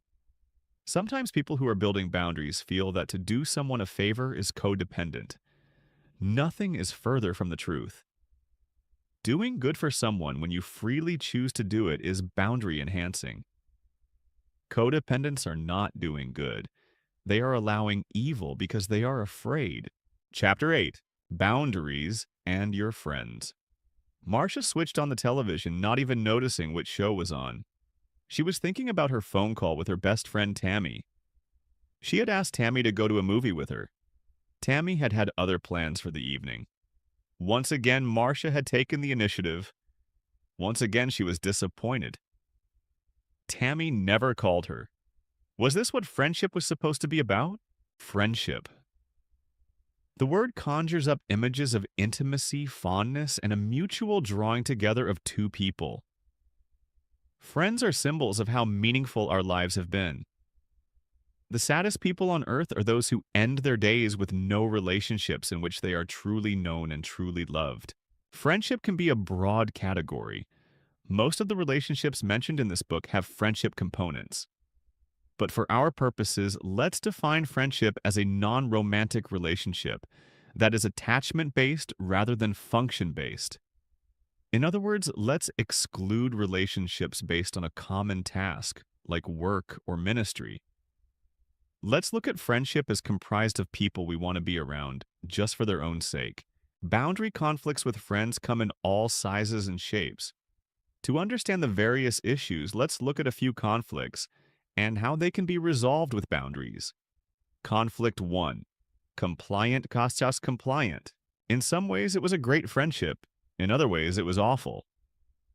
Sean and Tim enjoyed the same sports activities and recreation. They went to the same church and liked the same restaurants, but they were just too nice to each other.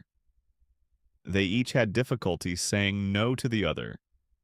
Their realization of the problem came up one weekend when a whitewater rafting trip and a concert were scheduled on the same day. Sean and Tim enjoyed both activities, but they couldn't do both. Sean called Tim, suggesting they go rafting. Absolutely, answered his friend. However, unbeknownst to each other, neither Sean nor Tim really wanted to go rafting. In their heart of hearts, both men had been looking forward to going to the concert. Halfway down the river, Sean and Tim got honest with each other. Tired and wet, Tim blurted out, "It was your big idea to come on this trip," Sean said with surprise. "I thought you wanted to go rafting." "Oh no, since you called me, I figured that's what you wanted." "Old buddy," he continued ruefully, "maybe it's time we stopped being so nice to each other." The result of two compliants interacting is that neither does what he really wants. Each is so afraid of telling the other the truth that neither ever does. Let's apply a boundary checklist to this conflict. This checklist of questions will not only help you locate where you are in setting boundaries, but also show you how to get where you want to go. 1. What are the symptoms? One symptom of a compliant conflict is dissatisfaction, a sense that you allowed something you shouldn't have. 2. What are the roots? Compliants come from backgrounds where they had to avoid saying no to keep others happy.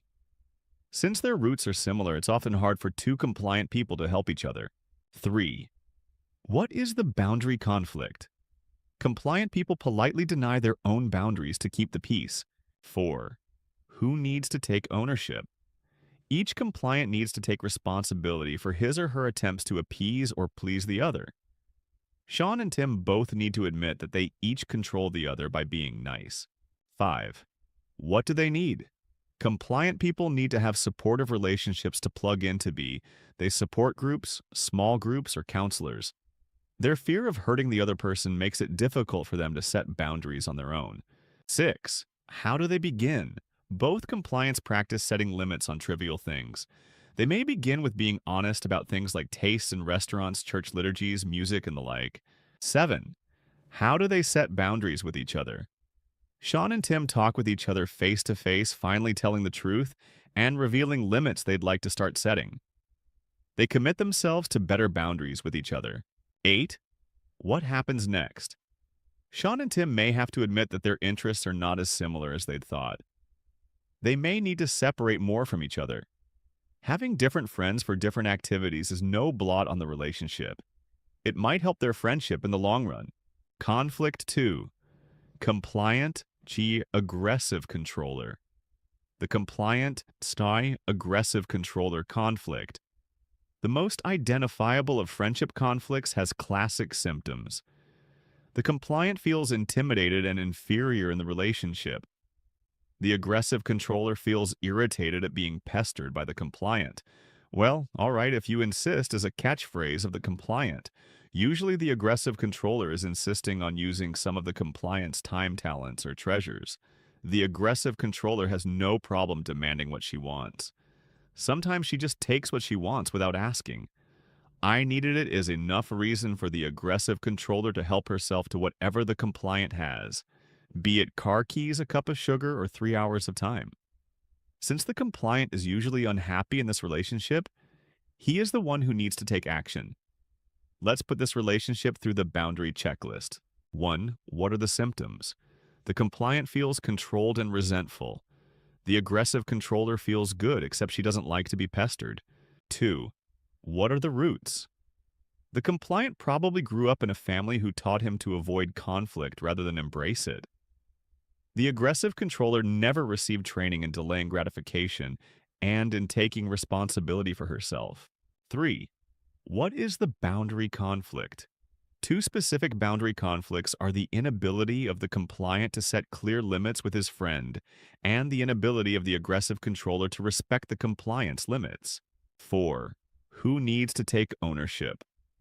The compliant needs to see that he isn't a victim of the aggressive controller. He is volunteering his power to his friend on a silver platter. Giving up his power is his way of controlling his friend. The compliant controls the aggressive controller by pleasing her, hoping it will appease her and cause her to change her behavior. The aggressive controller needs to own that she has difficulty listening to no and accepting the limits of others. She needs to take responsibility for her need to control her friend. 5. What is needed? The unhappier one in the friendship, the compliant needs to plug into a supportive group of people to help him with this boundary conflict. 6. How do they begin? In preparation for confronting his friend, the compliant needs to practice setting limits in his support group. The aggressive controller could really benefit from honest feedback from loving friends on how she runs over people and how she can learn to respect the limits of others. 7. How do they set boundaries? The compliant applies biblical principles to his friendship, see Matthew 18. He confronts his friend on her control and intimidation. He tells her that the next time she tries to control him, he will leave. He does not attempt to control her. Confrontation isn't an ultimatum meant to rob her of her choices. He sets limits to let her know that her control hurts him and wounds their friendship. Such limits protect the compliant from further hurt. The aggressive controller can become as angry or intimidating as she wants, but the compliant won't be around to get hurt. He will be out of the room, the house, or the friendship until it's safe to come back. The aggressive controller experiences the consequences of her actions. Not having her friend around may force her to miss the attachment, and she can begin to take responsibility for the control that ran off her friend. 8. Now what? At this point, if both friends are open, the two can renegotiate the relationship. They can set new ground rules such as I'll stop pestering if you'll stop being critical, and can build a new friendship. Conflict 3. Compliant, manipulative controller. Kathy, I'm in a real jam, and you're the only one I can depend on to help me out. I can't get a babysitter for the kids, and I have this church meeting. Kathy listened to the plight of her friend Sharon. It was the usual story. Sharon neglected to plan for events to call ahead for sitters. She often called Kathy to help out in these self-induced emergencies. Kathy hated being stuck in this position. Sharon didn't do it on purpose, and she needed her for a good cause, but Kathy still felt used and exploited. What was she to do? Many friendships get stuck in this interaction between compliance and manipulative controllers. Why do we call Sharon controlling? Ja, Xiaoban, she's not consciously trying to manipulate her friend. However, no matter what her good intentions are when she's in a jam, Sharon uses her friends. She takes them for granted, thinking that they shouldn't mind doing a friend a favor. Her friends go along saying, well, that's just Sharon. They stifle their resentment. Let's run this conflict through our boundary checklist. 1. What are the symptoms? The compliant Kathy feels resentment at the manipulative controllers, Sharon's last-minute requests. Kathy feels as though her friendship is being taken for granted. She begins to avoid her friend. 2. What are the roots? Sharon's parents rescued her from every jam, from typing term papers at 3:00 a.m. to lending her money when she was well into her 30s. She lived in a very forgiving universe where nice people would always help her out. She never had to face her own irresponsibility and lack of discipline and planning. As a child, Kathy didn't like her mother's hurt look when she said no. She grew up afraid of hurting others by setting boundaries. Kathy would do anything to avoid conflict with friends, especially with Sharon. 3. What is the boundary conflict? Sharon doesn't plan ahead and take responsibility for her schedule.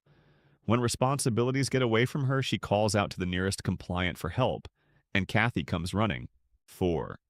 Who needs to take ownership? Kathy, the motivated party in this conflict, sees how her never-ending yes contributes to Sharon's illusion that she doesn't ever have to plan ahead. Kathy needs to stop feeling like a victim and take responsibility for saying no. 5. What does she need? Kathy needs to connect with others who will support her as she looks at the boundary issues between her and her friend. 6. How does she begin? Kathy practices saying no with supportive friends. In a supportive atmosphere, she learns to disagree, to state her opinion, and to confront. They all pray for strength and guidance in this relationship. 7. How does she set boundaries? At their next lunch, Kathy tells Sharon about her feelings of being used and taken advantage of. She explains how she'd like a more mutual relationship. Then she lets her friend know that she won't be taking any more emergency babysitting jobs. Sharon, unaware of how she was hurting her friend, is genuinely sorry about the problem. She begins to take more responsibility for her schedule. After a few futile attempts to get Kathy to babysit at the last minute, and having to miss a few important meetings, she starts planning for events a week or two ahead of time. 8. What happens next? The friendship grows and deepens. Over time, Kathy and Sharon laugh over the conflict that actually brought them closer. Conflict 4. Compliant, non-responsive. Remember the Marcia-Tammy friendship at the beginning of this chapter. One friend doing all the work and the other coasting illustrates the compliant, non-responsive conflict. One party feels frustrated and resentful. The other wonders what the problem is. Marcia sensed that the friendship wasn't as important to Tammy as it was to her. Let's analyze the situation. 1. What are the symptoms Marcia feels depressed, resentful, and unimportant? Tammy, however, may feel guilty or overwhelmed by her friend's needs and demands. 2. What are the roots? Marcia always feared that if she didn't control her important attachments by doing all the work, she'd be abandoned. So she became a Martha to everyone else's Mary, a worker instead of a lover. Luke 10:38-42. Tammy has never had to work hard for friendships. Always popular and in demand, she has passively taken from important friendships. She has never lost anyone by not being responsive. In fact, they work harder to keep her around. 3. What is the boundary conflict? There could be two boundary conflicts here. First, Marcia takes on too much responsibility for the friendship. She's not letting her friend bear her own load. Gal? 6. 5. Second, Tammy doesn't take enough responsibility for the friendship. She knows that Marcia will come up with activities from which she can pick and choose. Why work when someone else will? 4. Who needs to take ownership? Marcia needs to take responsibility for making it too easy for Tammy to do nothing. She sees that her attempts to plan, call, and do all the work are disguised attempts to control love. 5. What do they need? Both women need support from other friends. They can't look objectively at this problem without a relationship or two of unconditional love around them. 6. How do they begin? Marcia practices setting limits with supportive friends. She realizes that she will still have friendships in which each friend carries her own weight if she and Tammy break off their friendship. 7. How do they set boundaries? Marcia tells Tammy about her feelings and informs her that she will need to take equal responsibility for their friendship in the future. In other words, after Marcia calls, she won't call again unless Tammy does. Marcia hopes that Tammy will miss her and begin calling. If worse comes to worst and the friendship atrophies due to Tammy's unresponsiveness, Marcia has gained something. She has learned it wasn't a mutual connection in the first place. Now she can grieve, get over it, and move on to find real friends. 8. What happens next? The mini-crisis changes the character of the friendship permanently. It either exposes it for a non-relationship, or it provides soil for the rebuilding of a better one. Questions about friendship boundary conflicts. Boundary conflicts in friendships are difficult to deal with, because the only cord tying the relationship together is the attachment itself. There's no wedding ring, there's no job connection, there's just the friendship, and it often seems all too fragile and in danger of being severed. People who are in the above conflicts often raise the following questions when they consider setting boundaries on their friendships. Question 1. Aren't friendships easily broken? Most friendships have no external commitment such as marriage, work, or church to keep the friends together. The phone could just stop ringing and the relationship die with no real ripples in the lives of the participants. So aren't friendships at greater risk of breaking up when boundary conflicts arise? This type of thinking has two problems. First, it assumes that external institutions such as marriage, work, and church are the glue that holds relationships together. It assumes that our commitments are what hold us together, not our attachments. Biblically and practically nothing could be further from the truth. We hear this thinking in many Christian circles. If you don't like someone, act like you do. Or make yourself love them. Or commit to loving someone. Or choose to love someone and the feelings will come. Choice and commitment are elements of a good friendship. We do need more than fair-weather friends. However, Scripture teaches us that we can't depend on commitment or sheer willpower, for they will always let us down.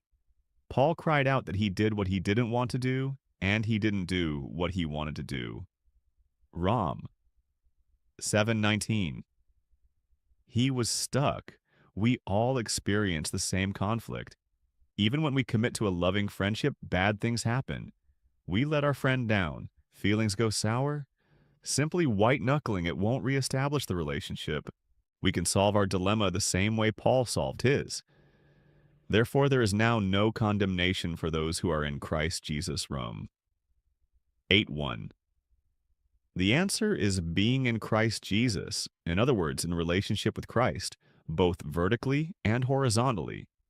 As we stay connected to God, to our friends, and to our support groups, we are filled up with the grace to hang in there and fight out the boundary conflicts that arise. Without this external source of connection, we're doomed to an empty willpower that ultimately fails or makes us think we're omnipotent. Again, the Bible teaches that all commitment is based on a loving relationship. Being loved leads to commitment and willful decision making, not the reverse. How does this apply to friendships? Look at it this way. How would you feel if your best buddy approached you and said, I just wanted to tell you that the only reason we're friends is because I'm committed to our friendship. There's nothing that draws me to you. I don't particularly enjoy your company, but I will keep choosing to be your friend. You probably wouldn't feel very safe or cherished in this relationship. You'd suspect you were being befriended out of obligation, not out of love. Don't let anyone fool you. All friendships need to be based on attachment, or they have a shaky foundation. The second problem with thinking that friendships are weaker than institutionalized relationships such as marriage, church, and work is in assuming that those three aren't attachment based. It simply isn't true. If it were, wedding vows would ensure a 0% divorce rate. Professions of faith would ensure faithful church attendance. A hiring would ensure 100% attendance at work. These three important institutions, so crucial to our lives, are to a large degree attachment based. It's scary to realize that the only thing holding our friends to us isn't our performance or our lovability or their guilt or their obligation.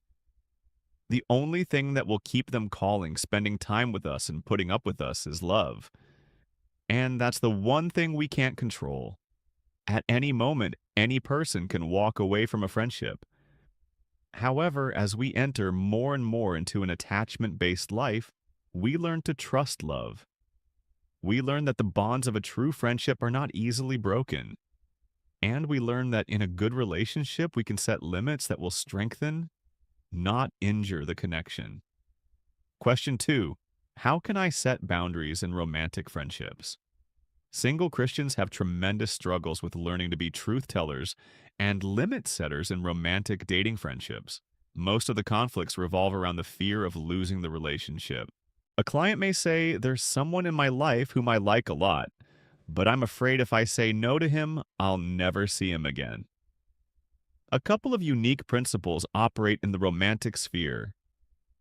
1. Romantic relationships are by nature risky.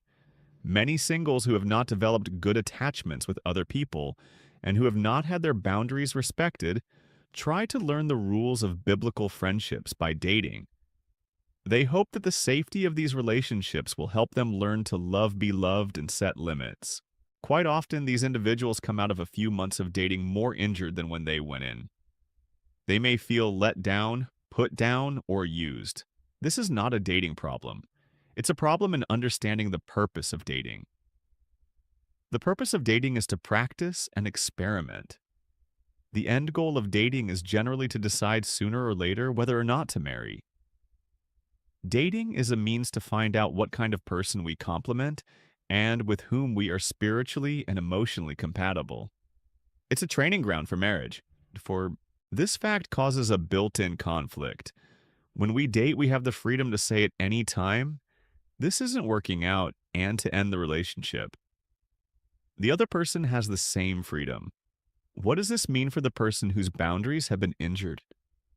Often she brings immature, undeveloped aspects of her character to an adult romantic situation. In an arena of low commitment and high risk, she seeks the safety, bonding, and consistency that her wounds need. She entrusts herself too quickly to someone whom she is dating because her needs are so intense. And she will be devastated when things don't work out. This is a little like sending a 3-year-old to the front lines of battle. Dating is a way for adults to grow in various ways and to find out about each other's suitability for marriage. It's not a place for injured souls to find healing. This healing can best be found in non-romantic arenas such as support groups, church groups therapy, and same-sex friendships. We need to keep separate the purposes of romantic and non-romantic friendships. It's best to learn the skill of setting boundaries in these non-romantic arenas where the attachments and commitments are greater. Once we've learned to recognize, set, and keep our biblical boundaries, we can use them on the adult playground called dating. 2. Setting limits in romance is necessary. Individuals with mature boundaries sometimes suspend them in the initial stages of a dating relationship in order to please the other person. However, truth-telling in romance helps define the relationship. It helps each person to know where he or she starts and the other person stops. Ignorance of one another's boundaries is one of the most blatant red flags of the poor health of a dating relationship. We'll ask a couple in premarital counseling, where do you disagree? Where do you lock horns? When the answer is, it's just amazing. We're so compatible, we have very few differences. We'll give the couple homework, find out what you've been lying about to each other. If the relationship has any hope, that assignment will generally help. Question 3. What if my closest friends are my family? Boundary developing individuals sometimes say, but my mother or father or sister or brother is my best friend. They often feel fortunate that in these times of family stress, their best friends are the family in which they were raised. They don't think they need an intimate circle of friends besides their own parents and siblings. They misunderstand the biblical function of the family. God intended the family to be an incubator in which we grow the maturity tools and abilities we need. Once the incubator has done its job, then it's supposed to encourage the young adult to leave the nest, establish a spiritual and emotional family system on one's own. The adult is free to do whatever God has designed for him or her. Over time, we are to accomplish God's purposes of spreading his love to the world, to make disciples of all the nations. 28:19 at the 20. Staying emotionally locked into the family of origin frustrates this purpose. It's hard to see how we'll change the world when we have to live on the same street. No one can become a truly biblical adult without setting some limits, leaving home and cleaving somewhere else. Otherwise, we never know if we have forged our own values, beliefs, and convictions, our very identity, or if we are mimicking the ideas of our family. Can family be friends? Absolutely. But if you have never questioned set boundaries or experienced conflict with your family members, you may not have an adult-to-adult connection with your family. If you have no other best friends than your family, you need to take a close look at those relationships. You may be afraid of separating and individuating, of becoming an autonomous adult. Question 4. How can I set limits with needy friends? I was talking to a woman one day in session who felt extremely isolated and out of control. Setting limits with her friends seemed impossible for her because her friends were in perpetual crisis. I asked her to describe the quality of her relationships. Oh, I've got lots of friends. I volunteer at the church 2 nights a week. I lead a Bible study once a week. I'm on a couple of church committees and I sing with the worship team. I'm getting exhausted just listening to you describe your week, I said. But what about the quality of these relationships? They're great. People are being helped. They're growing in their faith, and troubled marriages are getting healed. You know, I said I'm asking you about friendships and you're answering about ministries. They're not the same thing. She had never considered the difference. Her concept of friendship was to find people with needs and throw herself into a relationship with them. She didn't know how to ask for things for herself, and that was the source of her boundary conflicts. Without these ministry relationships, this woman would have had nothing, so she couldn't say no. Saying no would have plummeted her into isolation, which would have been intolerable. But it had happened anyway. She had come for help because of burnout. When the Bible tells us to comfort with the comfort with which we are comforted, Colossians 1:4, it's telling us something. We need to be comforted before we can comfort. That may mean setting boundaries on our ministries so that we can be nurtured by our friends. We must distinguish between the two. A prayerful look at your friendships will determine whether you need to begin building boundaries with some of your friends. By setting boundaries, you may save some important ones from declining. And when romantic dating relationships lead to marriage, you will still need to remember how to build and maintain boundaries, even in this most intimate of human relationships. Chapter 9. Boundaries and your spouse. If ever there was a relationship where boundaries could get confused, it is marriage, where by design husband and wife become one flesh. 31. Boundaries foster separateness. Marriage has as one of its goals the giving up of separateness and becoming, instead of one. What a potential state of confusion, especially for someone who does not have clear boundaries to begin with. More marriages fail because of poor boundaries than for any other reason. This chapter will apply the laws of boundaries as well as its myths to the marital relationship. Is this yours, mine, or ours? A marriage mirrors the relationship that Christ has with his bride, the church. Christ has some things that only he can do. The church has some things that only it can do, and they have some things they do together.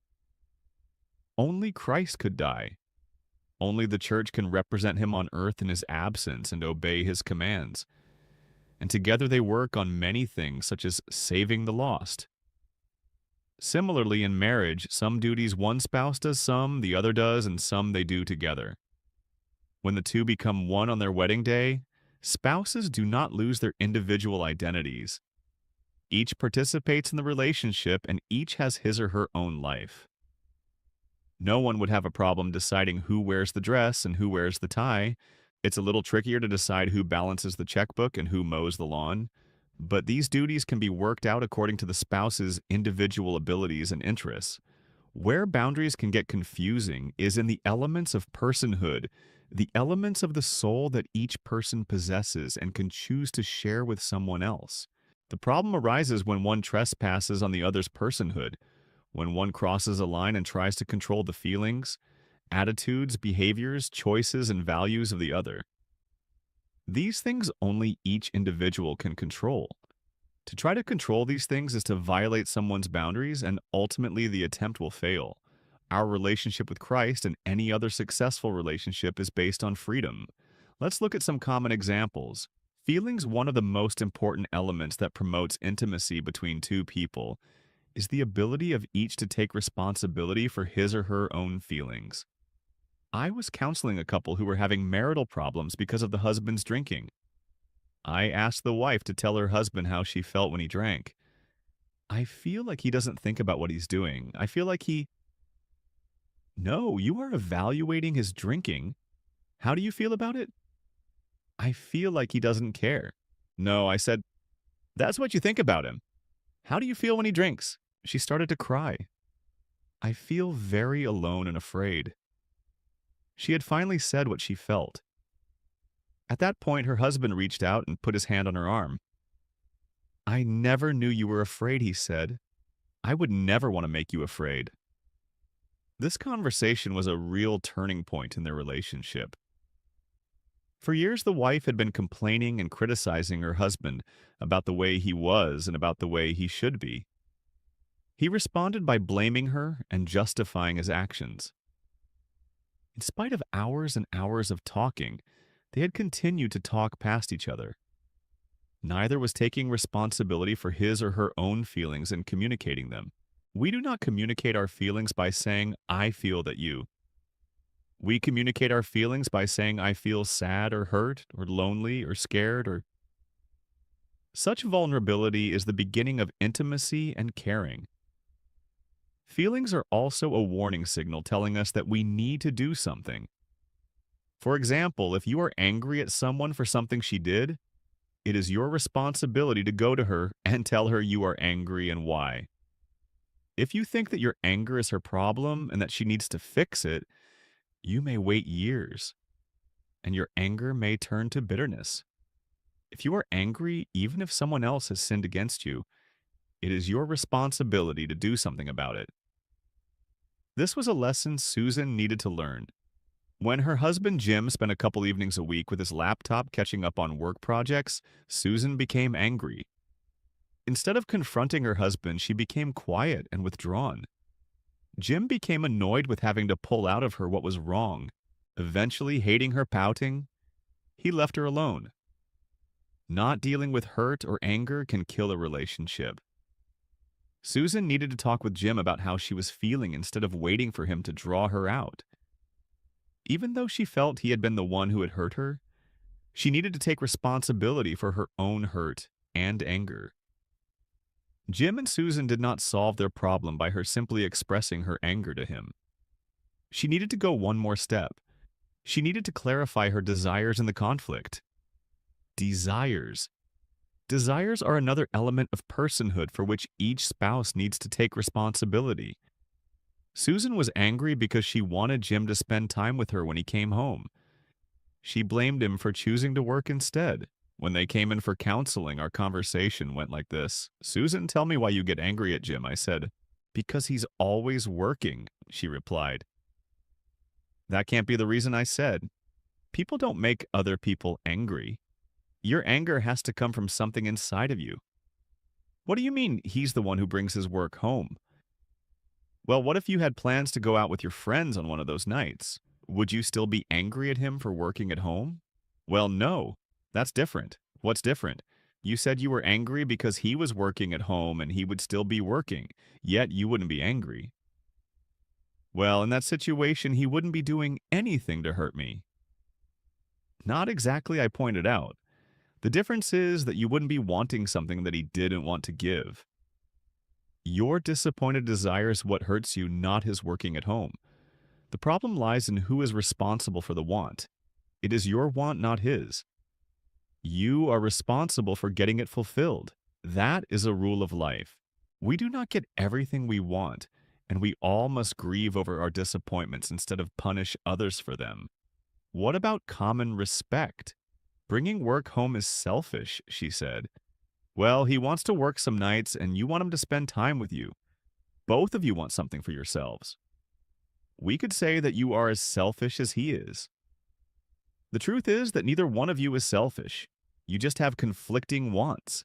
This is what marriage is about, getting conflicting wants worked out." There was no bad guy in this situation. Both Jim and Susan had needs. Jim sometimes needed to catch up on work at home, and Susan needed him to spend time with her. Problems arise when we make someone else responsible for our needs and wants, and when we blame that person for our disappointments. Limits on what I can give. We are finite creatures and must give as we decide in our heart to give to core. 9. 7. Being aware of when we are giving past the love point to the resentment point. Problems arise when we blame someone else for our own lack of limits. Often spouses will do more than they really want to and then resent the other for not stopping them from overgiving. Bob had this problem. His wife Nancy wanted the perfect home, including a new patio, fresh landscaping, and a remodeled master bathroom. She was always coming up with something for him to do around the house. He was beginning to resent her projects. When he came to see me, I asked him why he was angry. "Well, because she wants so much." "I can't find any time for myself," he said. "What do you mean, can't? Don't you mean won't?" "No, I can't. She would be angry if I didn't do the work." "Well, that's her problem. It's her anger." "Yes, but I have to listen to it." "No, you don't," I said. "You are choosing to do all of these things for her, and you are choosing to take the tongue lashings that happen if you don't. Any time you spend doing things for her is a gift from you. If you do not want to give it, you don't have to. Stop blaming her for all of this." Bob didn't like that.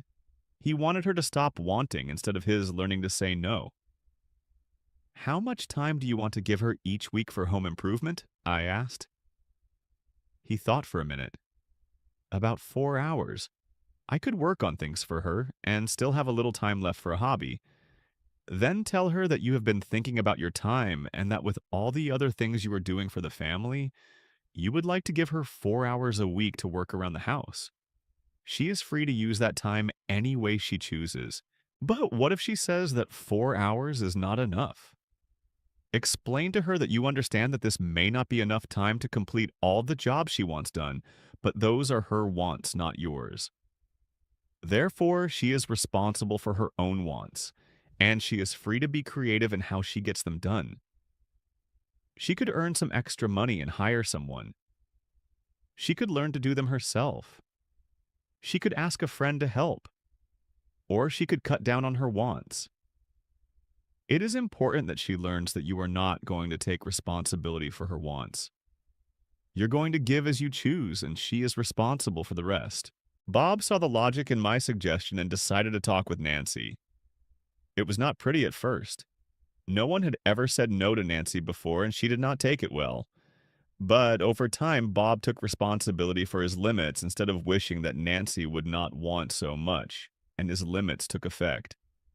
She learned something that she had never learned before: the world does not exist for her. Other people are not extensions of her wants and desires. Other people have wants and needs of their own, and we must negotiate a fair and loving relationship and respect each other's limits. The key here is that the other person is not responsible for our limits. We are. Only we know what we can and want to give, and only we can be responsible for drawing that line. If we do not draw it, we can quickly become resentful. Applying the laws of boundaries to marriage. In Chapter 5, we talked about the 10 laws of boundaries. Let's apply a few of those laws to troubled marital situations. The law of sowing and reaping. Many times one spouse may be out of control and may not suffer the consequences of this behavior. The husband yells at his wife and she tries to be more loving. In effect, the evil yelling produces good things more loving for him. Or a wife overspends and her husband pays the consequences. He gets a second job to cover the mound of bills. Natural consequences are needed to resolve these problems. A wife needs to tell her overly critical husband that if he continues to berate her, she will go into another room until he can discuss the problem rationally. Or she could say something like, "I will not talk about this issue with you alone anymore. I will only talk in the presence of a counselor." Or, "If you start yelling at me again, I will go to Laura's house to spend the night."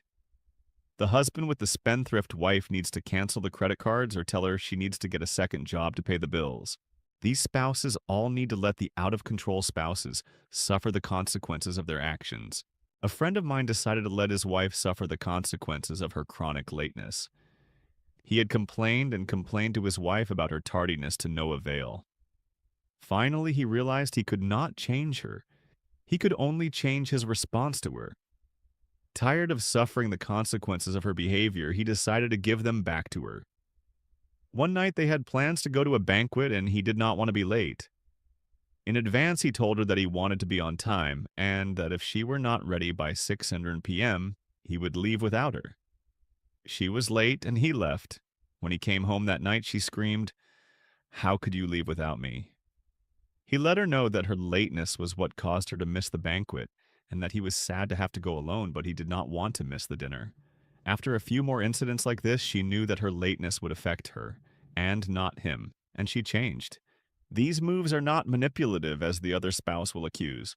They are examples of someone limiting how they will allow themselves to be treated and exhibiting self-control.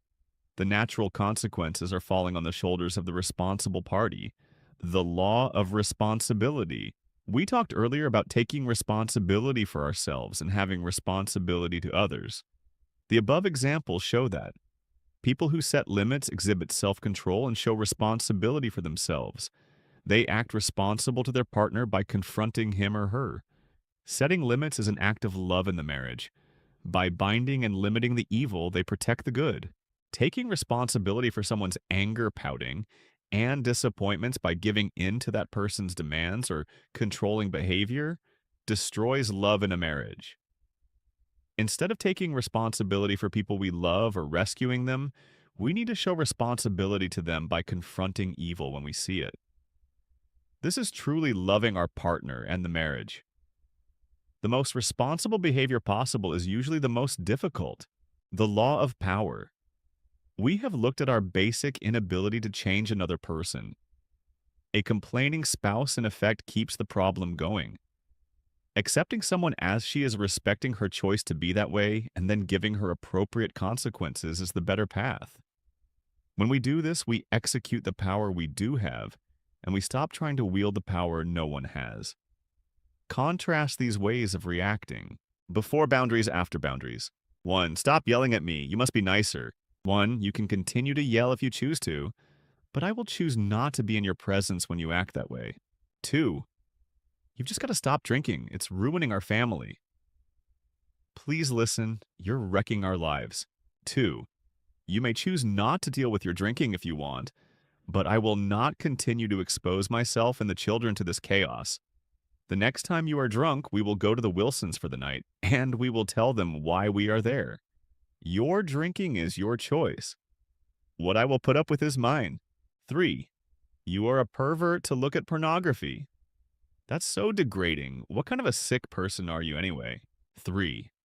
I will not choose to share you sexually with naked women online or in magazines. You need to get help for your pornography habit. These are all examples of taking power over what you do. Have power over yourself and giving up trying to control and have power over someone else. The law of evaluation. When you confront your husband or wife and begin to set boundaries, your partner may be hurt. In evaluating the pain that your boundary setting causes your spouse, remember that love and limits go together. When you set boundaries, be lovingly responsible to the person in pain. Spouses who are wise and loving will accept boundaries and act responsibly toward them. Spouses who are controlling and self-centered will react angrily. Remember that a boundary always deals with yourself, not the other person. You are not demanding that your spouse do something, even respect your boundaries. You are setting boundaries to say what you will do or will not do. Only these kinds of boundaries are enforceable for you. Do have control over yourself. Do not confuse boundaries with a new way to control a spouse. It is the opposite. It is giving up control and beginning to love. You are giving up trying to control your spouse and allowing him to take responsibility for his own behavior. The law of exposure. In a marriage, as in no other relationship, the need for revealing your boundaries is important. Passive boundaries, such as withdrawal triangulation, pouting affairs, and passive-aggressive behavior, are extremely destructive to a relationship. Passive ways of showing people that they do not have control over you never lead to intimacy. They never educate the other on who you really are. They only estrange. Boundaries need to be communicated first verbally and then with actions. They need to be clear and unapologetic. Remember the types of boundaries we listed earlier? Skin words, truth, physical space, time, emotional distance, other people consequences. All of these boundaries need to be respected and revealed at different times in marriage. Skin. Each spouse needs to respect the other's physical body boundaries. Physical boundary violations can range from hurtful displays of affection to physical abuse. The Bible says that the husband and wife have authority over each other's body. Corny 7:4-6, Nas B. This is mutual authority given freely. One should always remember Jesus' principle. Treat others as you would want to be treated. Words. Your words need to be clear and spoken in love. Confront your spouse directly. Say no. Don't use passive resistance. Don't pout or withdraw. Say things like, I do not feel comfortable with that. I do not want to. I won't. Truth. Paul says that each of you must put off falsehood and speak truthfully. 4:25. Honest communication is always best. This includes telling the other person when he is not aware that he is violating one of God's standards. You also need to own the truth about your feelings and hurts and communicate those feelings directly to your spouse with love. Physical space. When you need time away, tell your spouse. Sometimes you need space for nourishment. Other times you need space for limit setting. In either instance, your spouse should not have to guess why you do not want him around for a while. Communicate clearly so your spouse does not feel as though he is being punished, but knows he is experiencing the consequences of his out-of-control behavior. Matt. 18:17. 1 Cor Mavoi 5, 9-13. Emotional distance.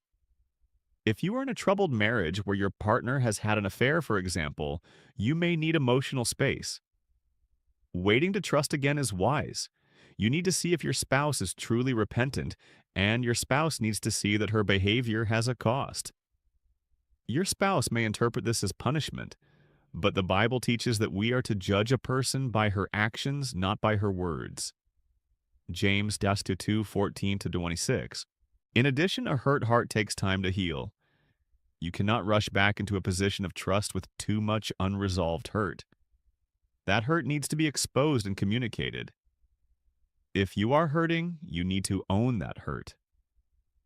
Time. Each spouse needs time apart from the relationship. not just for limit setting, as we pointed out above, but for self-nourishment. The Proverbs 31 wife has a life of her own. She is out doing many things. The same is true of her husband. They have their own time for doing what they like and for seeing their own friends. Many couples have trouble with this aspect of marriage.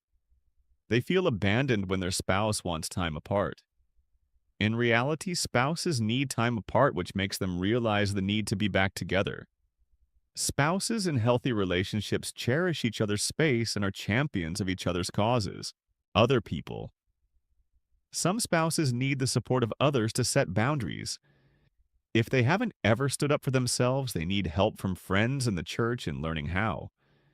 If you are too weak to set and enforce boundaries, get help from supporters outside your marriage. Do not, however, seek support from someone of the opposite sex that could lead to an affair. Get help from other people within relationships that have built-in boundaries, such as counselors or support groups. Consequences. Communicate consequences clearly and enforce them firmly as you have said you would.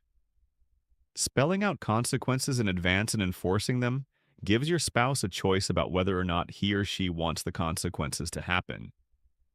Because people have control over their own behavior, they have control over the consequences of that behavior. But that doesn't sound submissive. Whenever we talk about a wife setting boundaries, someone asks about the biblical idea of submission. What follows is not a full treatise on submission, but some general issues you should keep in mind. First, both husbands and wives are supposed to practice submission, not just wives. Submit to one another out of reverence for Christ, Ephesus 5:21. Submission is always the free choice of one party to another. Wives choose to submit to their husbands, and husbands choose to submit to their wives. Christ's relationship with the church is a picture of how a husband and wife should relate. Now, as the church submits to Christ, so also wives should submit to their husbands in everything. Husbands, love your wives just as Christ loved the church and gave himself up for her to make her holy, cleansing her by the washing with water through the word, and to present her to himself as a radiant church, without stain or wrinkle or any other blemish, but holy and blameless. Titus 5:24-27. Whenever submission issues are raised, the first question that needs to be asked is, what is the nature of the marital relationship? Is the husband's relationship with his wife similar to Christ's relationship with the church? Does she have free choice, or is she a slave under the law? Many marital problems arise when a husband tries to keep his wife under the law, and she feels all the emotions the Bible promises the law will bring: wrath, guilt, insecurity, and alienation amongst you. 4:15. James 2:10, Gal. 5:4. Freedom is one issue that needs to be examined. Grace is another.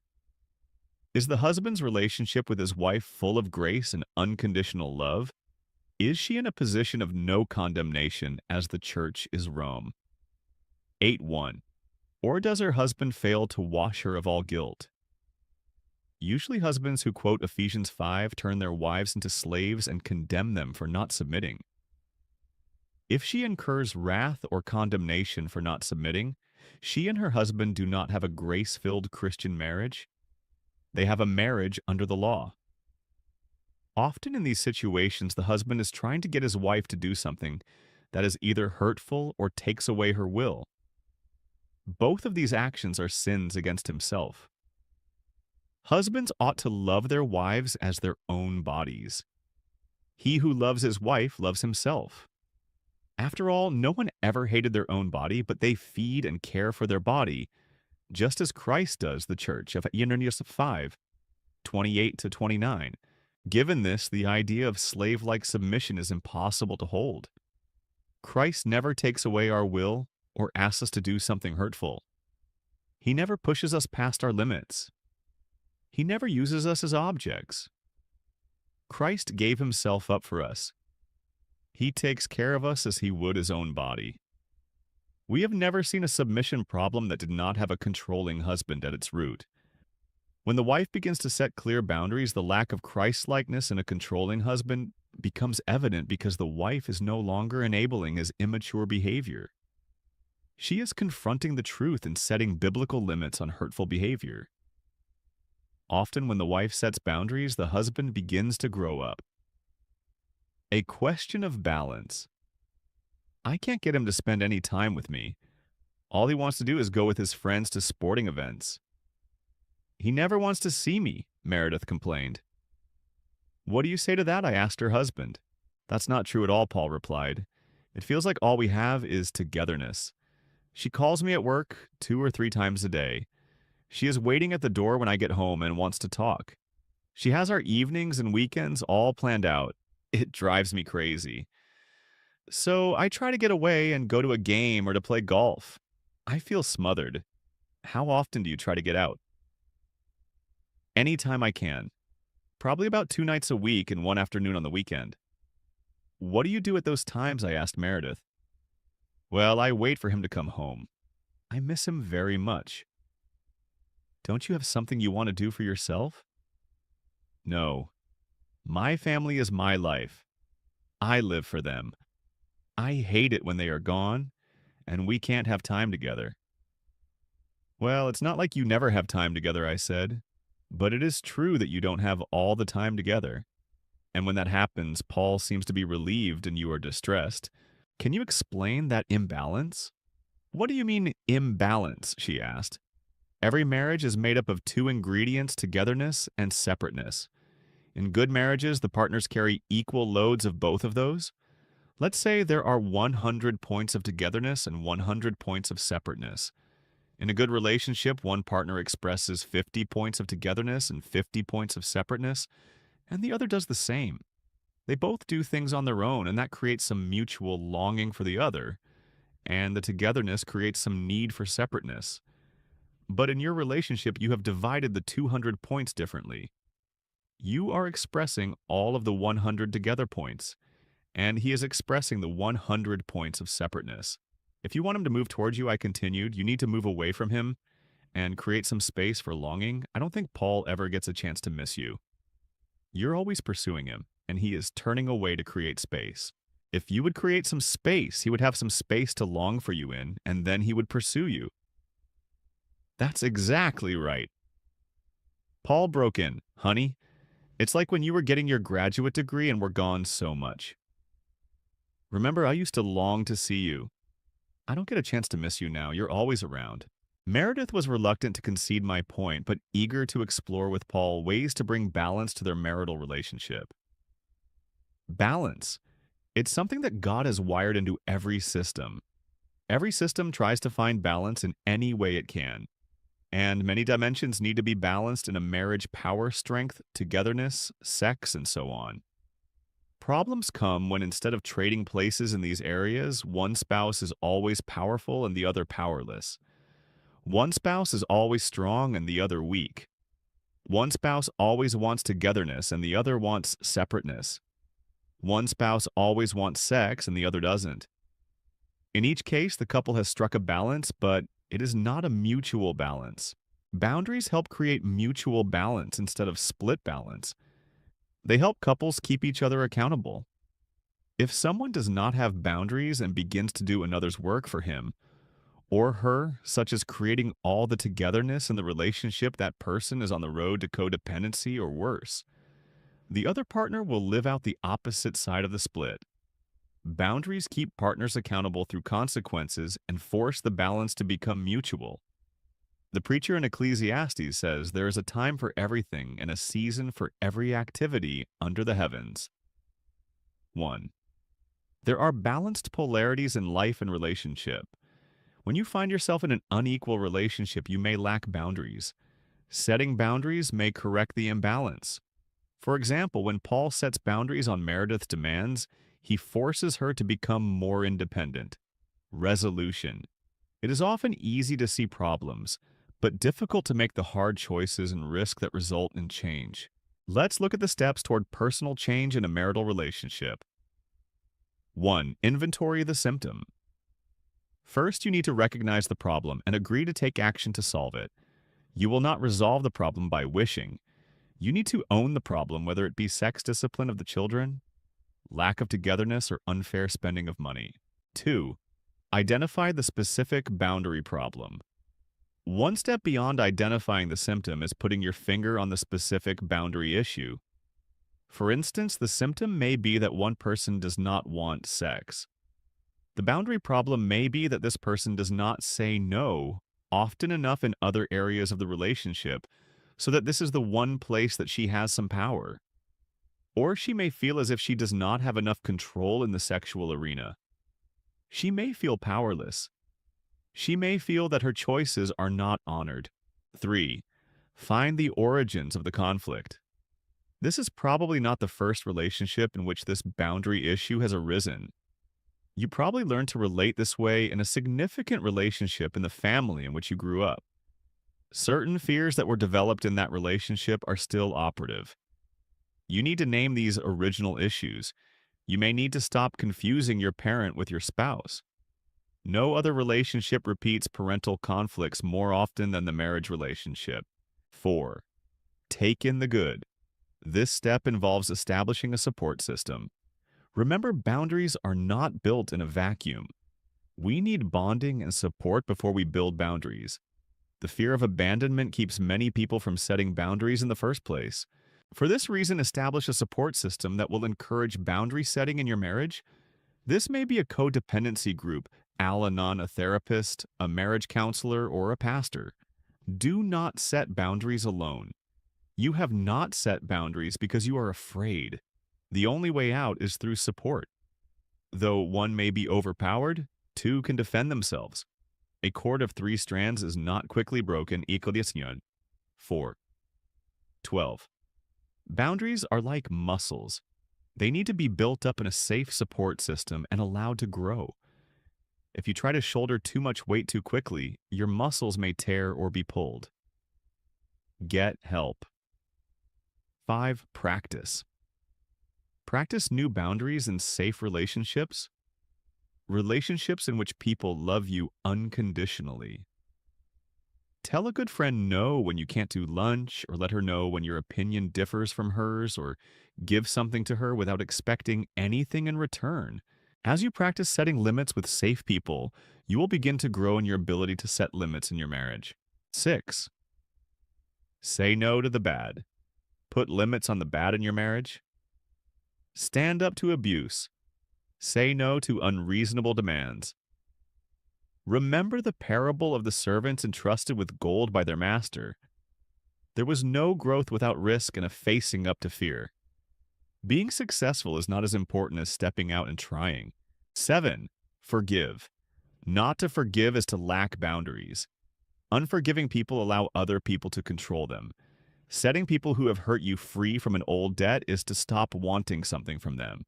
It sets you free as well. Forgiving can lead to proactive behavior in the present instead of passive wishes from the past. 8. Become proactive. Instead of allowing someone else to be in control, figure out what you want to do, set your course, and stick to it. Decide what your limits are, what you will allow yourself to be a party to, what you will no longer tolerate, and what consequences you will set. Define yourself proactively, and you will be ready to maintain your boundaries when the time comes. 9. Learn to love in freedom and responsibility. Remember the goal of boundaries: love, coming out of freedom. This is the true self-denial of the New Testament. When you are in control of yourself, you can give and sacrifice for loved ones in a helpful way, instead of giving in to destructive behavior and self-centeredness. This kind of freedom allows one to give in a way that leads to fruit. Remember, greater love has no one than this, to lay down one's life for one's friends. John 15:13. This is to live up to the law of Christ, to serve one another. But this must be done out of freedom, not boundaryless compliance. Setting and receiving firm boundaries with your spouse can lead to much greater intimacy. But you not only need to address boundaries with your spouse, you need to address boundaries with your children, and it's never too late to start. Chapter 10. Boundaries and your children. Shannon couldn't stop crying. A young mother of 2 preschool children, she couldn't imagine herself being angry or out of control, and certainly not abusive. Yet a week ago, she had picked up 3-year-old Noah and shaken him. Hard. She had screamed at him. Loudly. and it wasn't the first time. She had done it numerous times in the past year. The only difference was that this time Shannon almost physically injured her son. She was frightened. The experience had so shaken Shannon and her husband Michael that they called and made an appointment with me, John, to discuss what had happened. Her shame and guilt were intense. She avoided eye contact with me as she told her story. The several hours before Shannon had lost control with Noah had been horrible. Michael and she had had an argument over breakfast. He had left for work without saying goodbye. Then 1-year-old Sophie spilled cereal all over the floor, and Noah chose that morning to do everything he'd been told not to for the past 3 years. He pulled the cat's tail. He figured out how to open the front door and he ran outside into the yard and into the street. He smeared Shannon's lipstick all over the white dining room wall, and he pushed Sophie to the floor. This last incident was the straw that broke Shannon's back. Seeing Sophie lying on the floor crying with Noah standing over her with a defiantly pleased look was too much. Shannon saw red and impulsively ran to her son. You know the rest of the story. After she had calmed down a little, I asked Shannon how she and Michael normally discipline Noah. Well, we don't want to alienate Noah or quench his spirit, Michael began. Being negative is so negative. So we try to reason with him. Sometimes we'll warn him that you won't get ice cream tonight. Sometimes we try to praise good things he does. And sometimes we try to ignore the bad behavior. Then maybe he'll stop it. Doesn't he push the limits? Both parents nodded. You wouldn't believe it, Shannon said. It's like he doesn't hear us. He keeps on doing what he jolly well pleases, and generally he'll keep it up until one of us explodes and yells at him. I guess we just have a problem, child. Well, there's certainly a problem, I replied. But perhaps Noah has been trained not to respond to anything but out-of-control rage. Let's talk about boundaries in kids. Of all the areas in which boundaries are crucially important, none is more relevant than that of raising children. How we approach boundaries in child rearing will have an enormous impact on the characters of our kids, on how they develop values, on how well they do in school, on the friends they pick, on whom they marry, and on how well they do in a career. The importance of family God at his deepest level is a lover. John 4:8. He is relationally oriented and relationally driven. He desires connection with us from womb to tomb. I have loved you with an everlasting love. Jar 31:3. God's loving nature isn't passive, it's active. Love multiplies itself. God the relational lover is also God the aggressive creator. He wants to fill up his universe with beings who care for him and for each other. The family is the social unit God invented to fill up the world with representatives of his loving character. It's a place for nurturing and developing babies until they're mature enough to go out of the family as adults, and to multiply his image in other surroundings. God first picked the nation, Israel, to be his children. After centuries of resistance by Israel, however, God chose the church. Because of Israel's transgression, salvation has come to the Gentiles, to make Israel envious Rome. 11:11. The body of Christ has the same role as Israel had to multiply God's love and character. The church is often described as a family. We are to do good especially to those who belong to the family of believers. Galmaces 6:10. Believers are members of God's household, Ephdurat 2:19. We are to know how people ought to conduct themselves in God's household. Tim 3:15. These and many other powerful passages show us how God thinks family. He explains his heart as a parent would. He's a daddy. He likes his job. This biblical portrayal of God helps show us how parenting is such a vital part of bringing God's own character to this planet in our own little ones. Boundaries and responsibility. God, the good parent, wants to help us as children grow up. He wants to see us become mature, attaining to the whole measure of the fullness of Christ, Ephesians 4:13. Part of this maturing process is helping us know how to take responsibility for our lives. It's the same with our own flesh and blood kids. Second only to learning how to bond to form strong attachments. The most important thing parents can give children is a sense of responsibility, knowing what they are responsible for and knowing what they aren't responsible for, knowing how to say no and knowing how to accept no. Responsibility is a gift of enormous value. We've all been around middle-aged people who have the boundaries of an 18-month-old. They have tantrums or sulk when others set limits on them, or they simply fold and comply with others just to keep the peace. Remember that these adult people started off as little people. They learned long, long ago to either fear or hate boundaries. The relearning process for adults is laborious. Instilling versus repairing boundaries. A wise mother of adult children once watched her younger friend struggle with her youngster. The child was refusing to behave, and the young mother was quickly losing her mind. Affirming the mother's decision to make the child sit on a chair by himself, the older woman said, "Do it now, dear. Discipline the child now, and you just might survive adolescence." Developing boundaries in young children is that proverbial ounce of prevention. If we teach responsibility limit setting and delay of gratification early on, the smoother our children's later years of life will be. The later we start, the harder and they have to work. If you're a parent of older children, don't lose heart. It just means boundary development will be met with more resistance. In their minds, they do not have a lot to gain by learning boundaries. You'll need to spend more time working on it, getting more support from friends, and praying harder. We'll review age-appropriate boundary tasks for the different stages of childhood later in this chapter. Boundary development in children. The work of boundary development in children is the work of learning responsibility. As we teach them the merits and limits of responsibility, we teach them autonomy. We prepare them to take on the tasks of adulthood. The scriptures have much to say about the role of boundary setting in child rearing. Usually we call it discipline. The Hebrew and Greek words that scholars translate as discipline mean teaching. This teaching has both a positive and a negative slant. The positive facets of discipline are proactivity, prevention, and instruction. Positive discipline is sitting children down to educate and train them in a task fathers are to raise children, in the training and instruction of the Lord. F. 6. 4. The negative facets of discipline are correction, chastisement, and consequences. Negative discipline is letting children suffer the results of their actions to learn a lesson in responsibility. Stern discipline awaits anyone who leaves the path. Prov.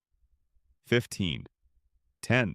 Good child rearing involves both preventive training and practice and correctional consequences. For example, you set a 10 o'clock bedtime for your 14-year-old. It's there so that you'll get enough sleep to be alert in school, you tell her. You've just disciplined positively. Then your teen dawdles until 11:30 p.m. The next day you say, "Because you did not get to bed on time last night, you may not use your phone or the computer today."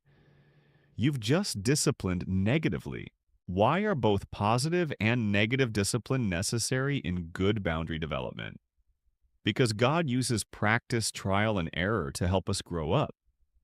We learn maturity by getting information, applying it poorly, making mistakes, learning from our mistakes, and doing better the next time.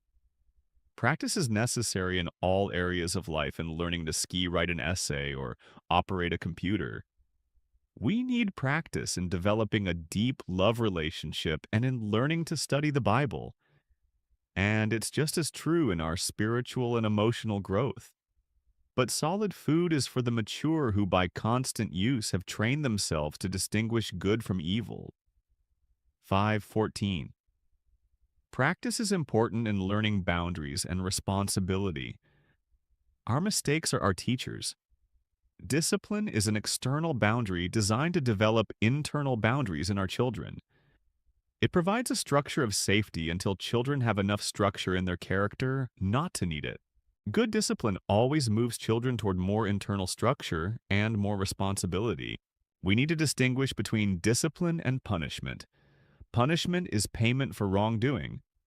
Legally, it's paying a penalty for breaking the law. Punishment doesn't leave a lot of room for practice, however. It's not a great teacher. The price is too high. The wages of sin is death. Rom. 6:23, and whoever keeps the whole law and yet stumbles at just one point is guilty of breaking all of it. James 2:10. Punishment does not leave much room for mistakes. Discipline, however, is different. Discipline is not payment for a wrong. It's the natural law of God. Our actions reap consequences. Discipline is different from punishment because God has finished punishing us. Punishment ended on the cross for all those who accept Christ as Savior. He himself bore our sins in his body on the cross. 1 Peter 2:24. Christ's suffering paid for our wrongdoing. In addition, discipline and punishment have a different relationship to time. Punishment looks back. It focuses on making payment for wrongs done in the past. Christ's suffering was payment, for example, for our sin. Discipline, however, looks forward. The lessons we learn from discipline help us not to make the same mistakes again. God disciplines us for our good in order that we may share in his holiness. 12:10. How does that help us? It frees us to make mistakes without fear of judgment, without fear of loss of relationship. Therefore, there is now no condemnation for those who are in Christ Jesus. Rome 8:1. The freedom of the cross allows us to practice without having to pay a terrible price. The only danger is consequences, not isolation and judgment. Take, for example, the mother who tells her 10-year-old, "You smart off again, and I won't love you anymore." The youngster is immediately in a no-win situation. She can either rebel and lose her most important relationship in life, or she can comply and become externally obedient, losing any chance of practicing confrontational skills. Now compare that response with this, "I'll never stop loving you." That's a constant in my heart. However, if you smart off again, you'll lose your computer privileges for 3 days. The relationship is still intact. There's no condemnation. And the child gets an opportunity to choose responsibility or suffer consequences with no risk of losing love and safety. This is the way to maturity, to learning to eat solid food, the safe practice of discipline, the boundary needs of children. What specific needs do boundaries meet in our kids? Limit-setting abilities have several important jobs that will pay enormous dividends throughout life. Self-protection. Have you ever seen anything more helpless than the human infant? Human babies are less able to take care of themselves than animal babies. God designed the newborn months as a means for the mother and father or another caregiver to connect deeply with their infant, knowing that without their minute-by-minute care, the baby would not survive. All this time and energy translates into an enduring attachment in which the child learns to feel safe in the world. God's program of maturation, however, doesn't stop there. Mom and dad can't always be there to care and provide. The task of protection needs to ultimately pass on to the children. When they grow up, they need to protect themselves. Boundaries are our way of protecting and safeguarding our souls. Boundaries are designed to keep the good in and the bad out. And skills such as saying no, telling the truth, and maintaining physical distance need to be developed in the family structure to allow the child to take on the responsibility of self-protection. Consider the following two 12-year-old boys Jack is talking with his parents at the dinner table. Guess what? Some kids wanted me to smoke pot with them. When I told them I didn't want to, they said I was lame. I told them they were dumb. I like some of them, but if they can't like me because I don't smoke pot, I guess they aren't really my friends. Tyler comes home after school with red eyes, slurred speech, and coordination difficulties. When asked by his concerned parents what is wrong, he denies everything until finally he blurts out, "Everybody's doing it. Why do you hate my friends?" Both Jack and Tyler come from Christian homes with lots of love and an adherence to biblical values. Why did they turn out so differently? Jack's family allowed disagreements between parent and child and gave him practice in the skill of boundary setting even with them. Jack's mom would be holding and hugging her 2-year-old when he would get fidgety. He'd say down, meaning, let me get a little breathing space, Ma. Fighting her own impulses to hold on to her child, she would set him down on the floor and say, wanna play with your trucks? Jack's dad used the same philosophy. When wrestling with his son on the floor, he tried to pay attention to Jack's limits. When the going got too rough or when Jack was tired, he could say, stop, Daddy, and Dad would get up. They'd go to another game. Jack was receiving boundary training. He was learning that when he was scared and discomfort or wanted to change things, he could say no. This little word gave him a sense of power in his life. It took him out of a helpless or compliant position.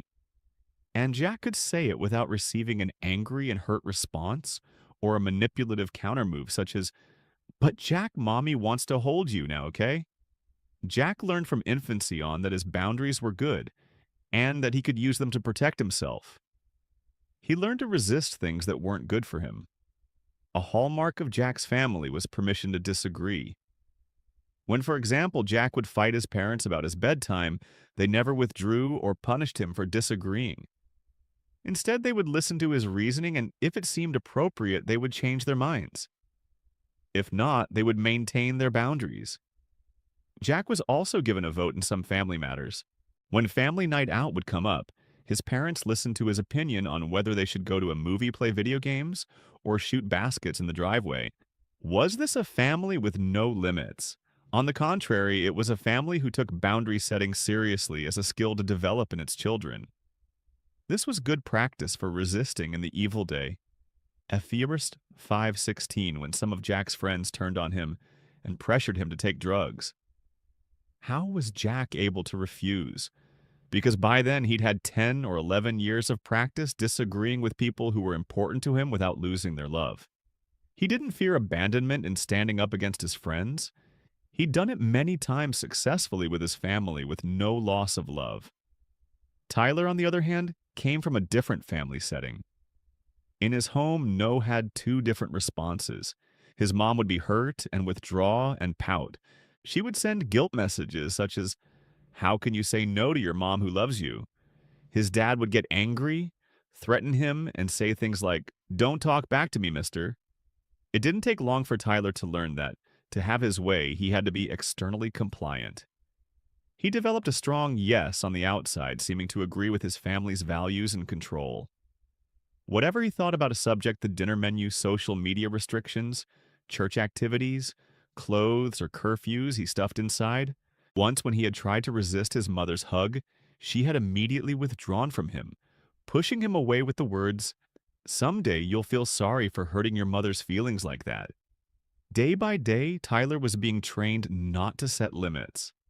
As a result of his learned boundarylessness, Tyler seemed to be a content, respectful son. The teens, however, are a crucible for kids. We find out what kind of character has actually been built into our children during this difficult passage. Tyler folded. He gave in to his friend's pressure. Is it any wonder that the first people he said no to were his parents at 12 years old? Resentment and the years of not having boundaries were beginning to erode the compliant, easy-to-live-with false self he had developed to survive. Taking responsibility for one's needs. The group therapy session I was leading was quiet. I'd just asked Janice an unanswerable question. The question was, what do you need? She looked confused, became thoughtful, and sat back in her chair. Janice had just described a week of painful loss her husband had made. Moves to separate her kids were out of control, and her job was in jeopardy. The concern on the faces of the group members who were all working on issues of attachment and safety was evident. Yet no one knew quite how to help. So, when I asked the question, I was asking it for all of us. But Janice couldn't answer. This was typical of Janice's background. She'd spent most of her childhood taking responsibility for her parents' feelings. The peacemaker of the house, she was always smoothing over the ruffled feathers of either parent with soothing words like, Mom, I'm sure Dad didn't mean to blow up at you. He's had a rough day. The result of such unbiblical responsibility toward her family was clear in Janice's life, a sense of over-responsibility for others and a lack of attunement toward her own needs. Janice had radar out for the hurts of others, but the radar pointed her way was broken. It was no wonder she couldn't answer my question. Janice didn't understand her own God-given legitimate needs. She had no vocabulary for this thinking. The story does, however, have a happy ending. One of the group members said, "If I were in your shoes, I know what I'd need.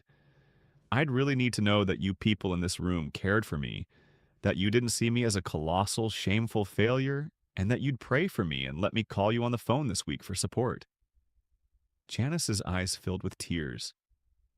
Something about her friend's empathic statement touched her in a place she couldn't herself touch, and she allowed the comfort that comes from others who have been comforted to take its place inside her 2 Cornum 1:4. Janice's story illustrates the second fruit of boundary development in our children, the ability to take ownership of or responsibility for our own needs. God intends for us to know when we're hungry, lonely, in trouble, overwhelmed, or in need of a break, and then to take initiative to get what we need. The scriptures present Jesus as understanding this point when he left a crowd of people in a boat in a time of great ministry and need, because so many people were coming and going that he and his disciples did not even have a chance to eat. Mark 6:31. Boundaries play a primary role in this process. Our limits create a spiritual and emotional space, a separateness between ourselves and others. This allows our needs to be heard and understood. Without a solid sense of boundaries, it becomes difficult to filter out our needs from those of others. There is too much static in the relationship. When children can be taught to experience their own needs as opposed to those of others, they have been given a genuine advantage in life. They are able to better avoid the burnout that comes from not taking care of oneself. How can we help our children experience their own individual needs? The best thing a parent can do is to encourage verbal expression of those needs, even when they don't go with the family flow. When children have permission to ask for something that goes against the grain, even though they might not receive it, they develop a sense of what they need. Below are some ways you can help your children. Allow them to talk about their anger. Allow them to express grief, loss, or sadness without trying to cheer them up and talk them out of their feelings. Encourage them to ask questions and not assume your words are the equivalent of scripture. This takes a pretty secure parent. Ask them what they are feeling when they seem isolated or distressed. Help them put words to their negative feelings. Do not try to keep things light for a false sense of cooperation and family closeness. The first aspect of taking ownership over one's needs, then, is to identify them. That's where our spiritual radar comes in. Janice's radar was broken and undeveloped, and she wasn't able to identify her needs. The second aspect of taking ownership is to initiate responsible caretaking for ourselves, as opposed to placing the burden on someone else. We must allow our children to experience the painful consequences of their own irresponsibility and mistakes. This is the training of Hebrews 5:14 and the discipline of Hebrews 12:4-11. By the time they are ready to leave home, our children should have internalized a deep sense of personal responsibility for their lives. They should hold these convictions. My success or failure in life largely depends on me. Though I am to look to God and others for comfort and instruction, I alone am responsible for my choices. Though I am deeply affected by my significant relationships throughout my life, I can't blame my problems on anyone but myself. Though I will always fail and need support, I can't depend on some over-responsible individual to constantly bail me out of spiritual, emotional, financial, or relational crises. This sense of my life is up to me is founded in God's concern that we take responsibility for our lives. He wants us to use our talents in productive ways, as Jesus discussed in the parable of the master who entrusted a portion of his wealth to 3 servants, Matt 25:14-30. And this sense of responsibility will follow us all through our adult lives and even beyond the grave at the judgment seat of Christ. You can imagine how well not taking ownership over our lives will come across to the Lord then. But I had a dysfunctional family, but I was lonely, but I didn't have much energy. The rationalizing buts will have as much impact as the excuses of the passive servant did in the parable. This isn't to say that we aren't deeply influenced for better or worse by our backgrounds and our various stressors. We certainly are. But we are ultimately responsible for what we do with our injured, immature souls. Wise parents allow their children to undergo safe suffering. Safe suffering means allowing a child to experience age-appropriate consequences. Allowing a 6-year-old to go outside after dark isn't training her for adulthood. She is making decisions that she doesn't have the maturity to make. She shouldn't be placed in a position of making these choices in the first place. Emily's parents allowed their daughter to experience safe suffering. At the start of senior high, they gave Emily an entire semester's allowance. Emily was responsible for paying for her school meals, clothing, social outings, and extracurricular activities. The amount was enough for this and a little more. On the surface, it looked like a teenager's dream. All this money and no restrictions on how she spent it.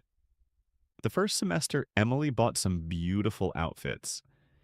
She went to lots of functions with her friends, and she even treated them several times. That lasted for about 1 month out of the 3.5. The next 2.5 months were lean ones. Emily stayed home a lot, saving her remaining money for school lunches, and she wore her new outfits over and over again. The next semester was better, and by the beginning of her sophomore year, she had established a bank account and a workable budget. Emily was developing boundaries. Normally a budding shopping addict, she began saying no to clothes, music, food, and entertainment that normally would have been a minimum requirement for her. She began learning to take responsibility for her own life. And she didn't end up like many college graduates who, after years of having someone else bail them out, can't cook clean or keep a balanced checkbook. It's important to tie consequences as closely as possible to the actions of the child. This best replicates real life. Homework projects are another area in which parents can either help the child take on responsibility or create the illusion of the eternal, omnipresent parent who will always take up the slack. It's difficult when your child comes to you tearfully saying, "I have a 10-page report due tomorrow and I just started." Our impulse as loving parents is to bail them out by doing the research or the organization or the typing or all three. Why do we do this? Because we love our kids. We long for the best for them just as God longs for the best for us. And yet, just as God allows us to experience our failures, we may need to let our kids mar a good report card with a bad grade. This is often the consequence of not planning ahead. Having a sense of control and choice. I won't go to the dentist and you can't make me go. Chloe stamped her 11-year-old feet and scowled at her father, Ethan, who was waiting at the front door. There had been a time when Ethan would have reacted in a knee-jerk fashion to Chloe's power move. He would have said something like, "Well, we'll see about that," and physically dragged the screaming child into the car. However, lots of family counseling and reading up on these issues had prepared Ethan for the inevitable. Calmly, he said to her, "You're absolutely right, honey. I can't make you go to the dentist.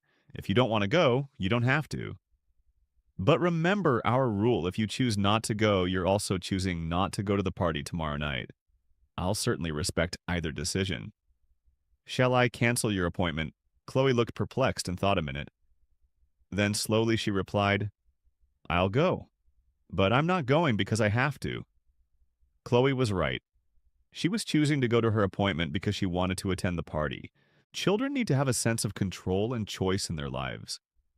They need to see themselves not as the dependent, helpless pawns of parents, but as choosing willing initiative-taking agents of their own lives. Children begin life in a helpless, dependent fashion. Godly parenting, however, seeks to help children learn to think, make decisions, and master their environment in all aspects of life. This runs the gamut of deciding what to wear in the morning to what courses to take in school. Learning to make age-appropriate decisions helps children have a sense of security and control in their lives. Anxious and well-meaning parents attempt to prevent their children from making painful decisions. They shield them from fouling up and skinning their knees. Their motto is, "Here, let me decide that for you." The result is that kids become atrophied in a very important part of the image of God that should be developing in their character, their assertion or change-making abilities. Children need a sense that their lives, their destinies are largely theirs to determine within the province of God's sovereignty. This helps them weigh choices rather than avoid them. They learn to appreciate the consequences of choices made rather than resenting the choices made for them. Delaying gratification of goals. The word now was made for young children. It's where they live. Try telling a 2-year-old she can have dessert tomorrow. She doesn't buy it. That means never to her. Newborns, in fact, don't have the capacity to understand later. That's why a 6-month-old panics when mom leaves the room. He is convinced that she is irrevocably gone forever. Yet sometime in our development, we learn the value of later of delaying one good for a greater good. We call this skill delay of gratification. It's the ability to say no to our impulses, wishes, and desires for some gain down the road. The scriptures place great value on this ability. God uses this skill to help us see the benefits of planning and preparing. Jesus is our prime example. For the joy set before him, he endured the cross, scorning its shame, and sat down at the right hand of the throne of God. 12:2. Generally, the skill isn't relevant until after the first year of life, as bonding needs take precedence during that time. However, teaching delay of gratification can begin quickly by the beginning of the second year. Dessert comes after carrots, not before. Older children also need to learn this skill. The family can't buy certain clothes or recreational items until later in the year. Again, the boundaries developed during this process are invaluable later in life. They can prevent a child from becoming an adult who is a broken, chaotic, impulse-driven slave to Madison Avenue. Our children can become like ants who are self-sufficient instead of sluggards who are always in crisis. Proverbs 6:6-11. Learning how to delay gratification helps children have a goal orientation. They learn to save time and money for things that are important to them, and they value what they have chosen to buy. One family I know had the son save up his money for his first car. He began with a plan with dad's help when he was 13. When all his weekend and summer jobs finally paid off in a car when he was 16, he treated that car like it was fine china. You could eat lunch off the hood. He had counted the cost and he valued the result. Luke 14:28. Respecting the limits of others. From an early age, children need to be able to accept the limits of parents, siblings, and friends. They need to know that others don't always want to play with them, that others may not want to watch the same TV shows they watch, and that others may want to eat dinner at a different restaurant than they do. They need to know that the world doesn't revolve around them. This is important for a couple of reasons. First, the ability to learn to accept limits teaches us to take responsibility for ourselves. Knowing that others are not always available for us at our beck and call helps us to become inwardly directed instead of externally driven. It helps us carry our own knapsack. Have you ever been around children who can't hear no, who keep whining, cajoling, throwing a tantrum, or pouting till they get their way? The problem is, the longer we hate and resist the limits of others, the more dependent we will be on others. Rather than simply taking care of ourselves, we expect others to take care of us. At any rate, God has constructed life itself to teach us this law. It's the only way we can live on this planet together. Sooner or later, someone will say a no to us that we can't ignore. It's built into the fabric of life. Observe the progression of no's in the life of the person who resists others' limits.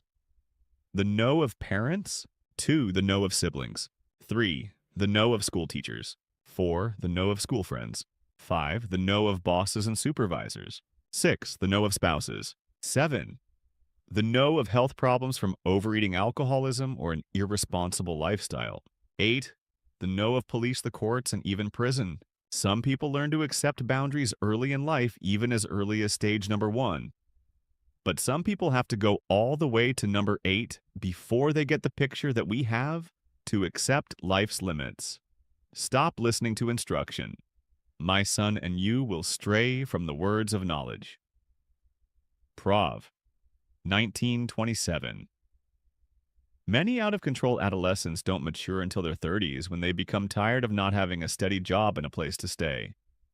They have to hit bottom financially, and sometimes they may even have to live on the streets for a while. In time, they begin sticking with a career saving money and starting to grow up. They gradually begin to accept life's limits. No matter how tough we think we are, there's always someone tougher. If we don't teach our children to take a no, someone who loves them far less may take on the job. Someone tougher. Someone stronger. And most parents would much rather spare having their children go through this suffering. The earlier we teach limits, the better.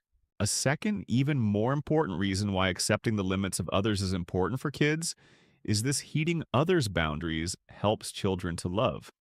At its heart, the idea of respecting others' boundaries is the basis for empathy or loving others as we'd like to be loved. Children need to be given the grace of having their no respected, and they need to learn to give that same grace to others.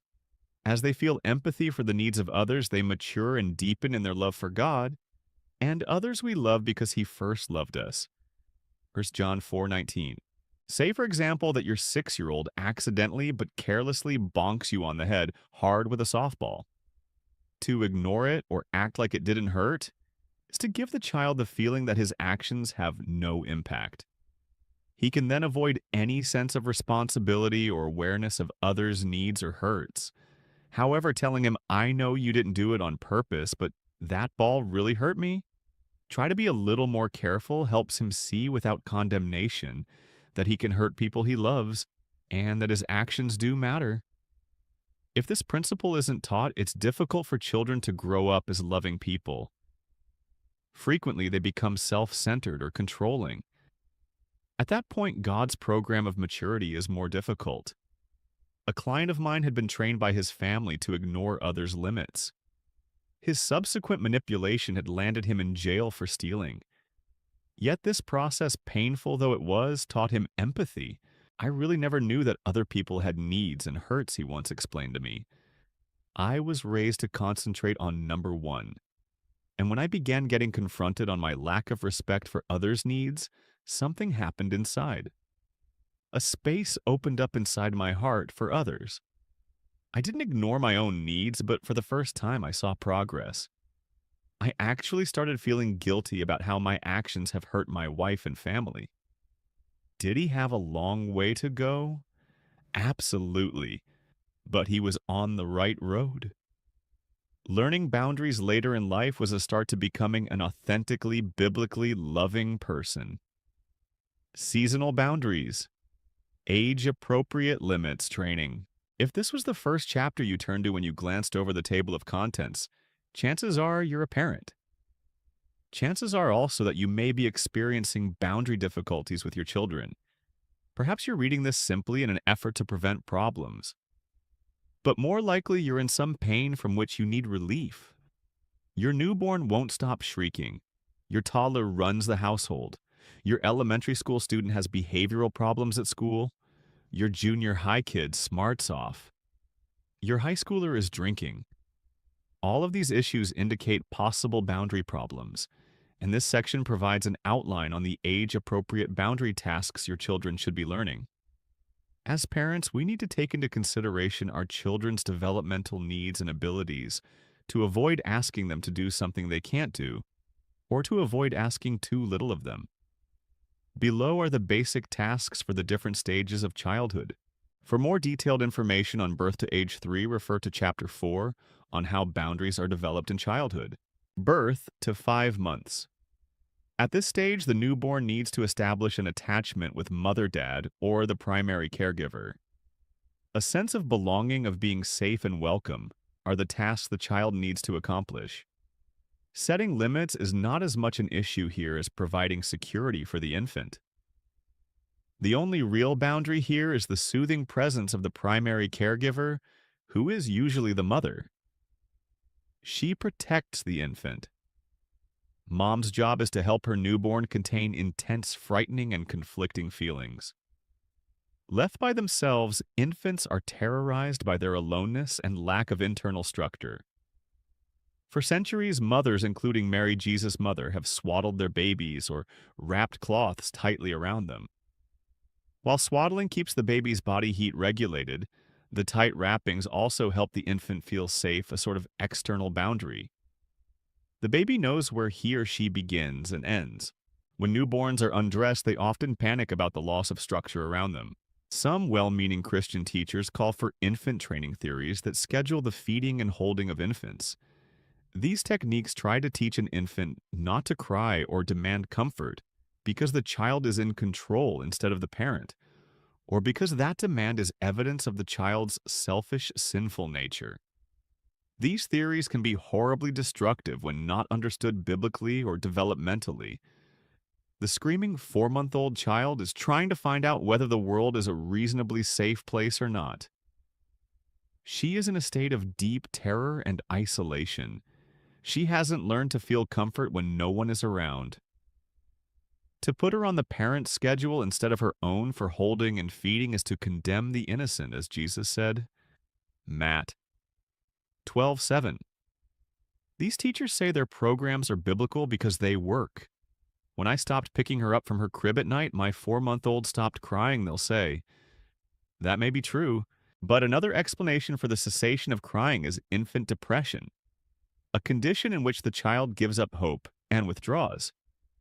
Hope deferred makes the heart sick. Rovinen, Bina 13:12. Teaching delay of gratification shouldn't begin until after the first year of life, when a foundation of safety has been established between baby and mother. Just as grace always precedes truth. John Naughton 1:17. Attachment must come before separation. 5 to 10 months. As we learned in Chapter 4, children in the last half of the first year of life are in the hatching phase. They are learning that mother and I aren't the same. There's a scary, fascinating world out there that babies literally crawl toward.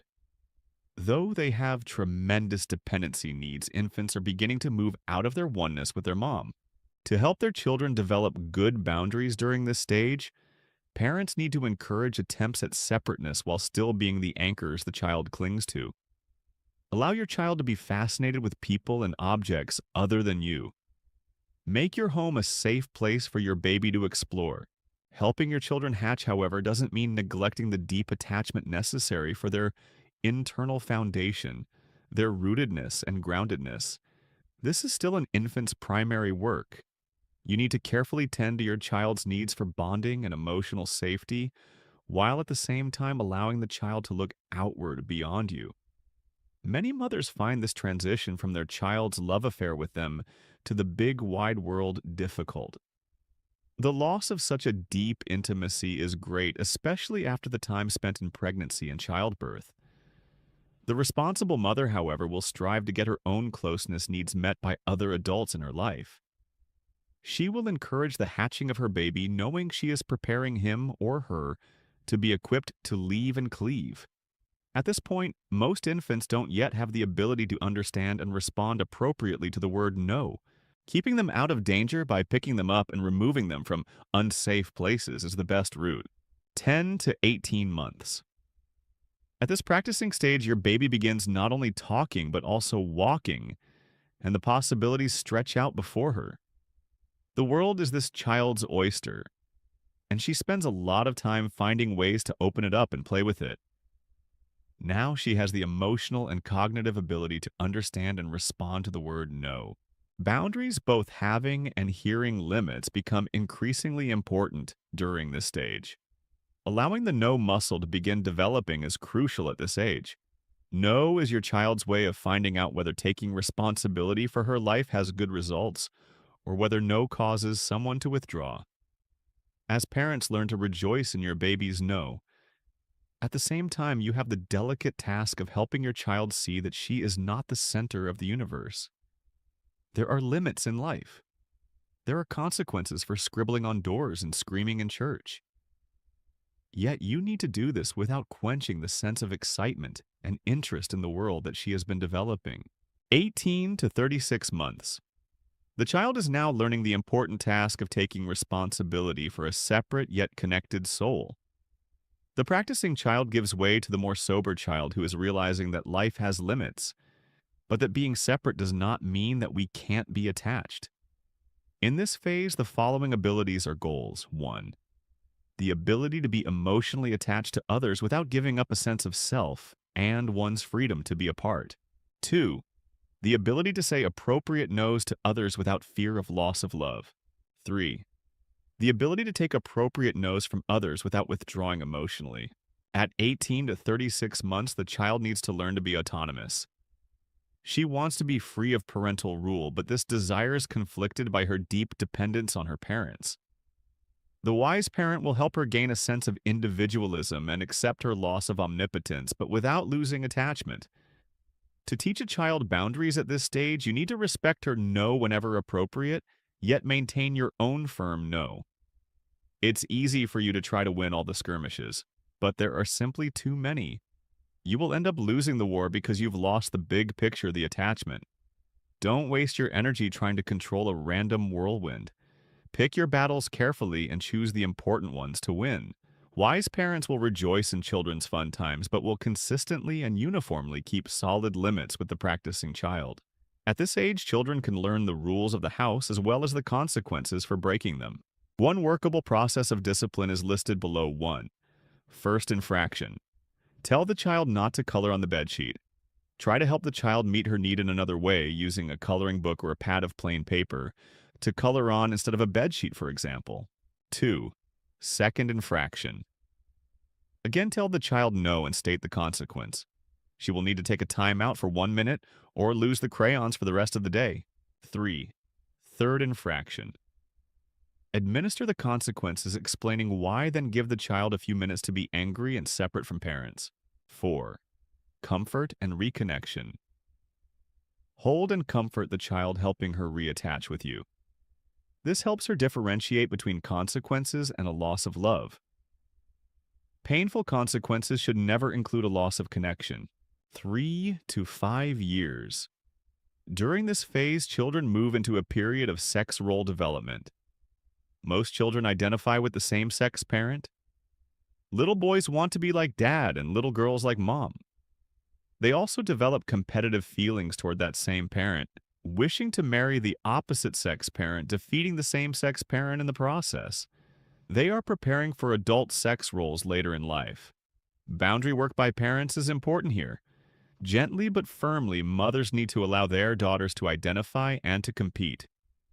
They must also deal with the possessiveness of their sons, letting them know that I know you'd like to marry mom, but mom's married to dad. Fathers have to do the same job with their sons and daughters. This helps children learn to identify with the opposite-sex parent and take on appropriate characteristics. Parents who fear the budding sexuality of their children will often become critical of these intense longings. Their own fear may cause them to attack or to shame their child, causing her to repress her sexuality. At the other extreme, the needy parent will sometimes emotionally or even physically seduce the child of the opposite sex. The mother who tells her son that daddy doesn't understand me, you're the only one who can, is ensuring years of confusion about sex roles for her son. Mature parents need to keep a boundary between allowing sex role typing to emerge and keeping the lines clear between parent and child. 6 to 11 years.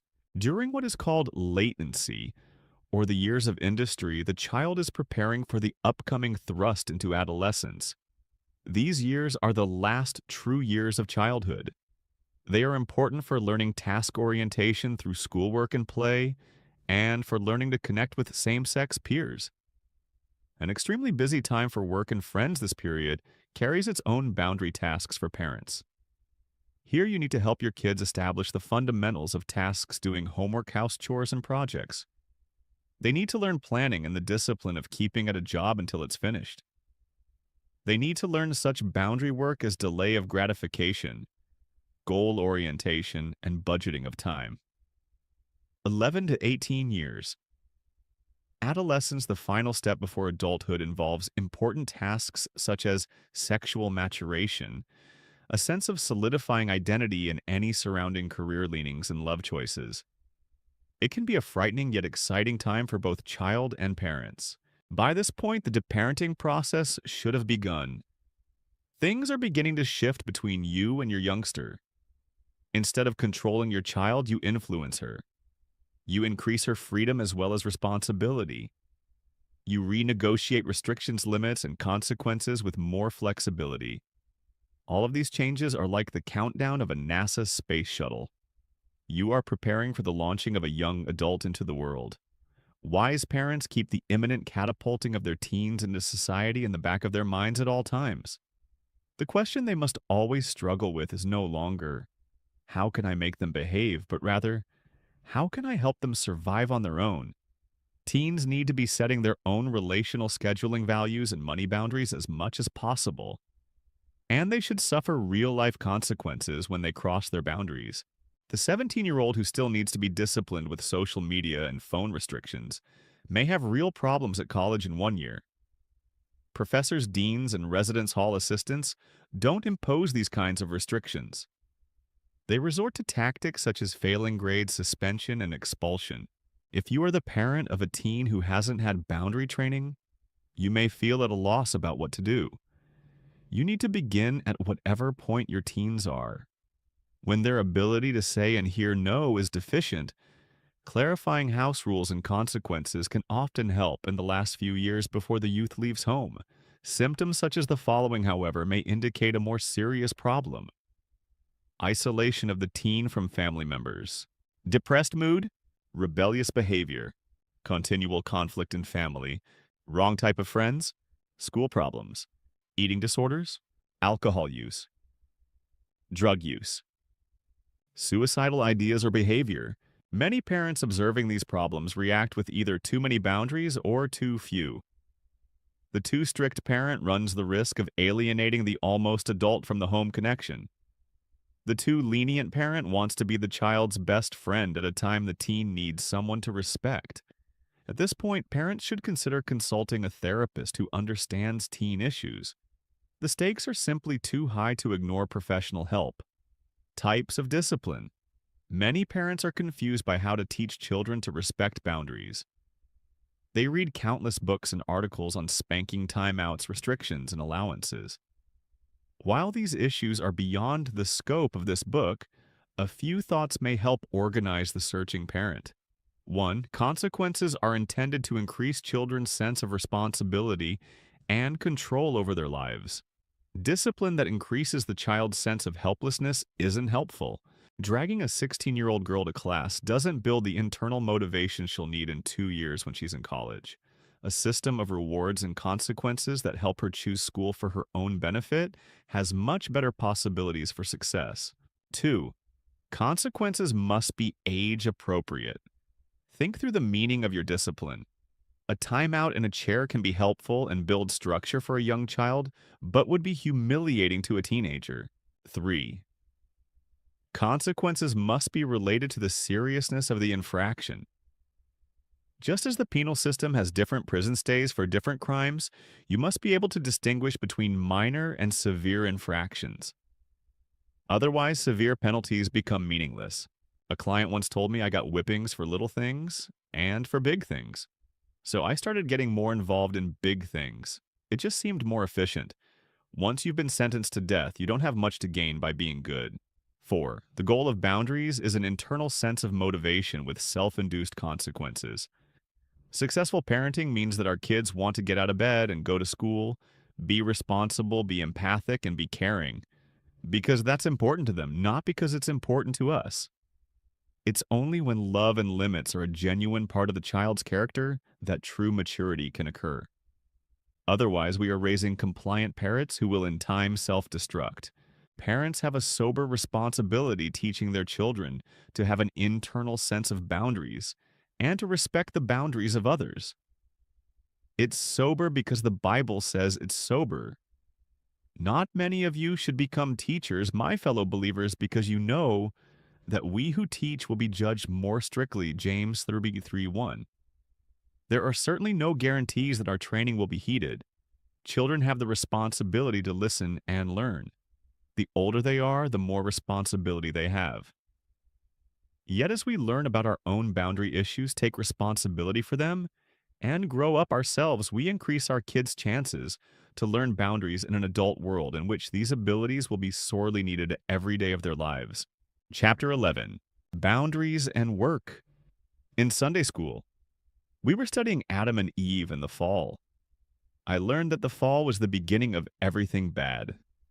That day I went home and said to my mother, I don't like Adam and Eve. If it weren't for them, I wouldn't have to clean up my room. Work at age 8 wasn't fun. And because it wasn't fun, it was bad. Because it was bad, it was Adam's fault. A simple theological theory for a youngster, but it was youthful heresy. Work existed before the fall. It was always part of God's plan for humanity. He planned for people to do two things. They would subdue and they would rule. Genesis 1:28. They would bring the earth under their domain and they would manage it. That sounds a lot like work. But because Eden was paradise, our difficulties with work came later after the fall. God said to Adam, cursed is the ground because of you. Through painful toil you will eat food from it all the days of your life. It will produce thorns and thistles for you, and you will eat the plants of the field. By the sweat of your brow you will eat your food until you return to the ground, since from it you were taken. For dust you are, and to dust you will return. Genesis 3:17 to 19. Other aspects of the fall also affected our work. The first is the tendency toward disownership. We talked in earlier chapters about the boundary problem of not taking responsibility for what is ours. This started in the garden when Adam and Eve tried to pass the blame on to another for their original act of sinning. Adam blamed Eve. Eve blamed the serpent, Genesis 3:11 to 13. They were disowning their responsibility and blaming another. Their theme was, get the attention off of me. This tendency to blame another is a key work problem. The fall also divided love from work. Before the fall, Adam was connected to the love of God, and from that loved state he worked. After the fall, he was not motivated out of perfect love, but he had to work as a part of the fallen world's curse and the law. The love-motivated want became a law-motivated should. Paul tells us the law's should increases our wish to rebel Rome. 5:20. It makes us angry at what we should do. Rom 4:15. And it arouses our motivations to do the wrong thing, Rom. 7:5. All of this adds up to the human race being unable to take responsibility and work effectively by owning its behaviors, talents, and choices. No wonder we have work problems. In this chapter, we want to look at how boundaries can help resolve many work-related problems, as well as how they can help you to be happier and more fulfilled at the work you do. Work and character development. Christians often have a warped way of looking at work. We tend to think of work as secular unless we work in ministry. However, this view of work distorts the biblical picture. All of us, not only ministry professionals, have gifts and talents that we contribute to humanity. We all have a vocation, a calling into service. Wherever we work, whatever we do, we are to do for the Lord. Colossus 3:23. Jesus used parables about work to teach us how to grow spiritually. These parables deal with money, with completing tasks, with faithful stewardship of a job, and with honest emotional dealings in work. They all teach character development in the context of relating to God and others. They teach a work ethic based on love under God. Work is a spiritual activity. In our work, we are made in the image of God, who is himself a worker, a manager, a creator, a developer, a steward, and a healer. To be a Christian is to be a collaborer with God in the community of humanity. By giving to others, we find true fulfillment. The New Testament teaches that work offers more than temporal fulfillment and rewards on earth. Work is the place to develop our character in preparation for the work that we will do forever. With that in mind, let's look at how setting boundaries in the workplace can help us to grow spiritually. Problems in the workplace. A lack of boundaries creates problems in the workplace. In consulting for corporations, I, Henry, have seen lack of boundaries as the major problem in many management squabbles. If people took responsibility for their own work and set clear limits, most of the problems for which I get consulted would not exist. Let's see how applying boundaries can solve some common problems in the workplace. Problem 1. Getting saddled with another person's responsibilities.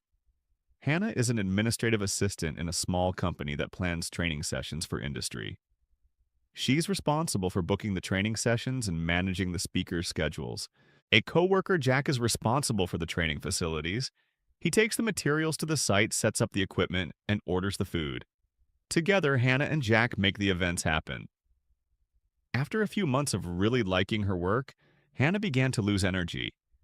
Eventually, her friend and coworker Linda asked her what was wrong. Hannah couldn't put her finger on the problem at first. Then she realized the problem was Jack had been asking Hannah to pick this up for me while you're out, or please bring this box of materials to the workshop. Slowly, Jack was shifting his responsibilities onto Hannah. You have to stop doing Jack's work, Linda told Hannah. Just do your own work and don't worry about him. But what if things go wrong? Hannah asked. Linda shrugged. Then they'll blame Jack. It's not your responsibility. Jack will be angry with me for not helping, Hannah said. Let him, said Linda. His anger can't hurt you as much as his poor work habits can. So Hannah began to set limits on Jack. She told him, I will not have time to bring the materials for you this week.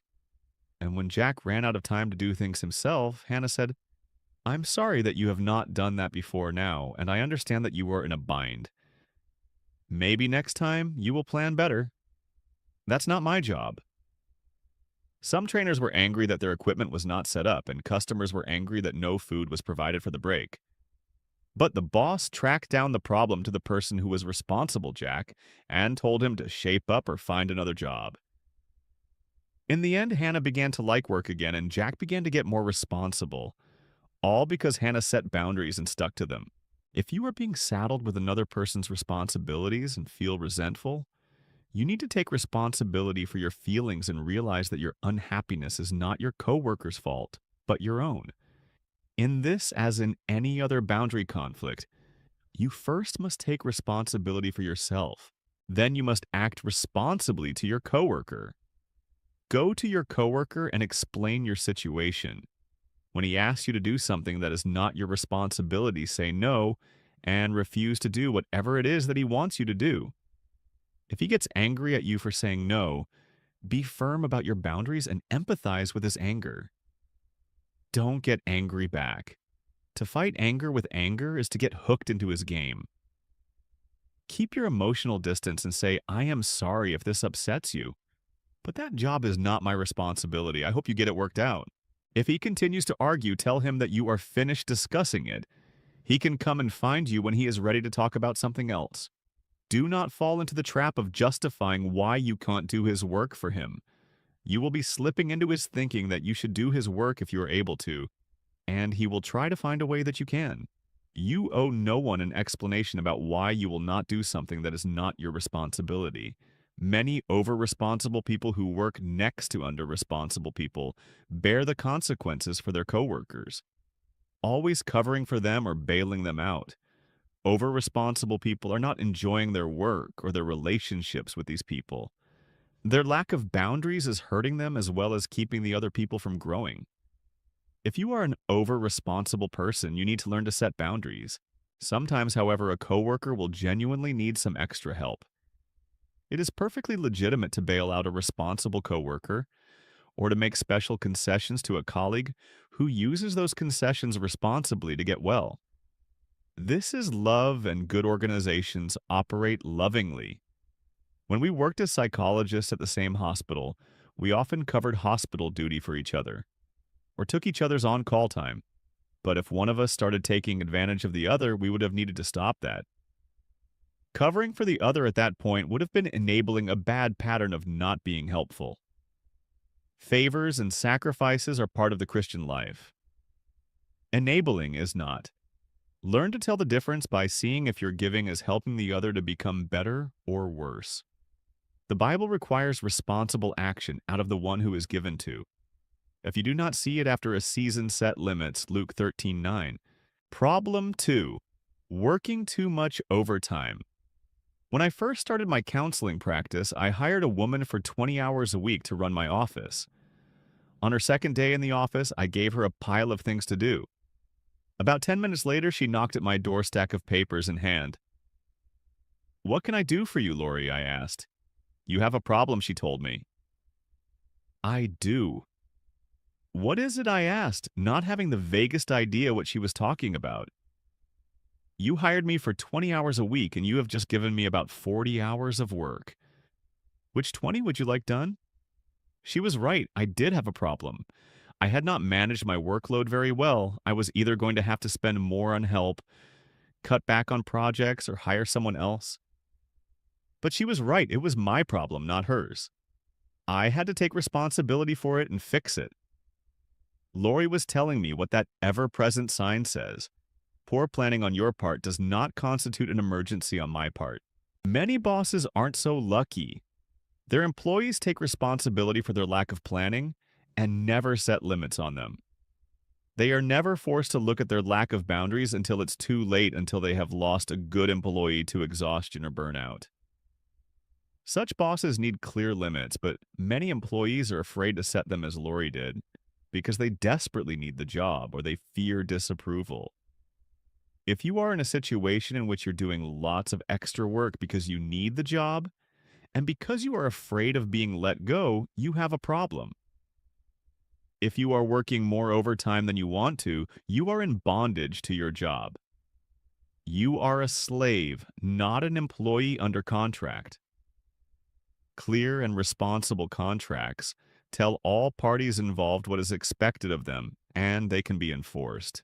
Jobs should have clear descriptions of duties and qualifications.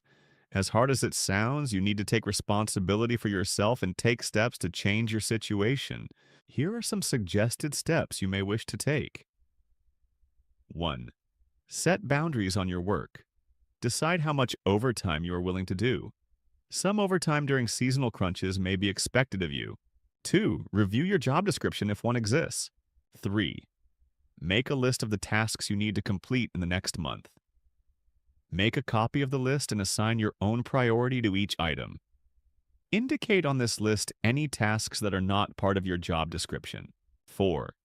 Make an appointment with your boss to discuss your job overload. Together, review the list of tasks you need to complete in the next month. Ask your boss to prioritize the tasks. If your boss wants all the tasks done, and you cannot complete these tasks in the time you are willing to give, your boss may need to hire temporary help to complete those tasks. You may also wish to review your job description with your boss at this time if you think you are doing things that fall outside your domain. If your boss still has unreasonable expectations of you, you may wish to take along a coworker or two with you to a second meeting. According to the biblical model in Matthew 18, or you may wish to discuss your problem with the appropriate person in your personnel department. If even then he remains unreasonable about what he thinks you can accomplish, you may need to begin looking for other job opportunities within your organization or outside. You may need to go to night school or take an online training course to open up other opportunities. You may need to chase down hundreds of employment ads, invest more time in professional networking sites, and polish up your resume. Consult the latest edition of What Color is Your Parachute by Richard Bowles for guidance on job searches. You may wish to start your own business or rework your budget so you can build an emergency fund to survive between quitting your present job and starting a new one. Whatever you do, remember that your job overload is your responsibility and your problem. If your job is driving you crazy, you need to do something about it. Own the problem. Stop being a victim of an abusive situation and start setting some limits. Problem 3. Misplaced priorities. We have talked about setting limits on someone else. You also need to set limits on yourself. You need to realize how much time and energy you have and manage your work accordingly. Know what you can do and when you can do it, and say no to everything else. Learn to know your limits and enforce them as Lori did. Say to your team or your boss, if I am going to do A today, I will not be able to do B until Wednesday. Is that okay, or do we need to rethink which one I need to be working on? Effective workers do two things. They strive to do excellent work, and they spend their time on the most important things. Many people do excellent work, but allow themselves to get sidetracked by unimportant things. They may do unimportant things very well. They feel like they are doing a great job, but their boss is upset because essential goals are not being met. Then they feel unappreciated and resentful because they have put out so much effort. They were working hard, but they weren't placing boundaries on what they allowed to take up their time, and the really important things did not get their attention. Say no to the unimportant, and say no to the inclination to do less than your best. If you are doing your best work on the most important things, you will reach your goals. In addition to saying no to the unimportant, you need to make a plan to accomplish the important things and erect some fences around your tasks. Realize your limits and make sure you do not allow work to control your life. Having limits will force you to prioritize.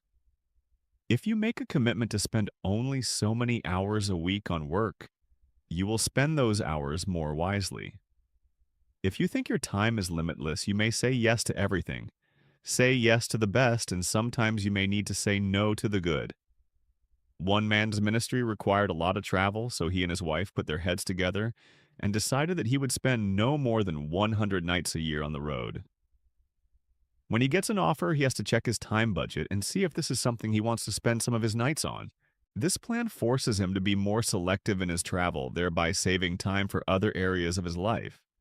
A company president who was allowing work to keep her away from home too much made a commitment to spend only 40 hours a week in the office. At first, she really struggled because she wasn't used to budgeting her time and commitment so closely. Slowly, though, when she realized that she only had so much time, she began to spend it more wisely. She even got more accomplished because she was forced to focus on her priorities. Work will grow to fill the time you set aside for it. If a meeting does not have an agenda with time limits, discussion could be endless. Allot time for certain things and then keep your limits. You will work more efficiently and like your work more. Take a lesson from Jethro, Moses' father-in-law, who, seeing Moses' lack of boundaries, asked him why he was working so hard. X 18:14-27. Because the people come to me to seek God's will, Moses said. Moses, what you are doing is not good, Jethro replied. You and these people who come to you will only wear yourselves out. The work is too heavy for you. You cannot handle it alone. V 17:18. Even though Moses was doing good work, Jethro saw that he was going to burn himself out. Moses had allowed good work to go too far. Limits on good things keep them good. Problem 4. Difficult coworkers.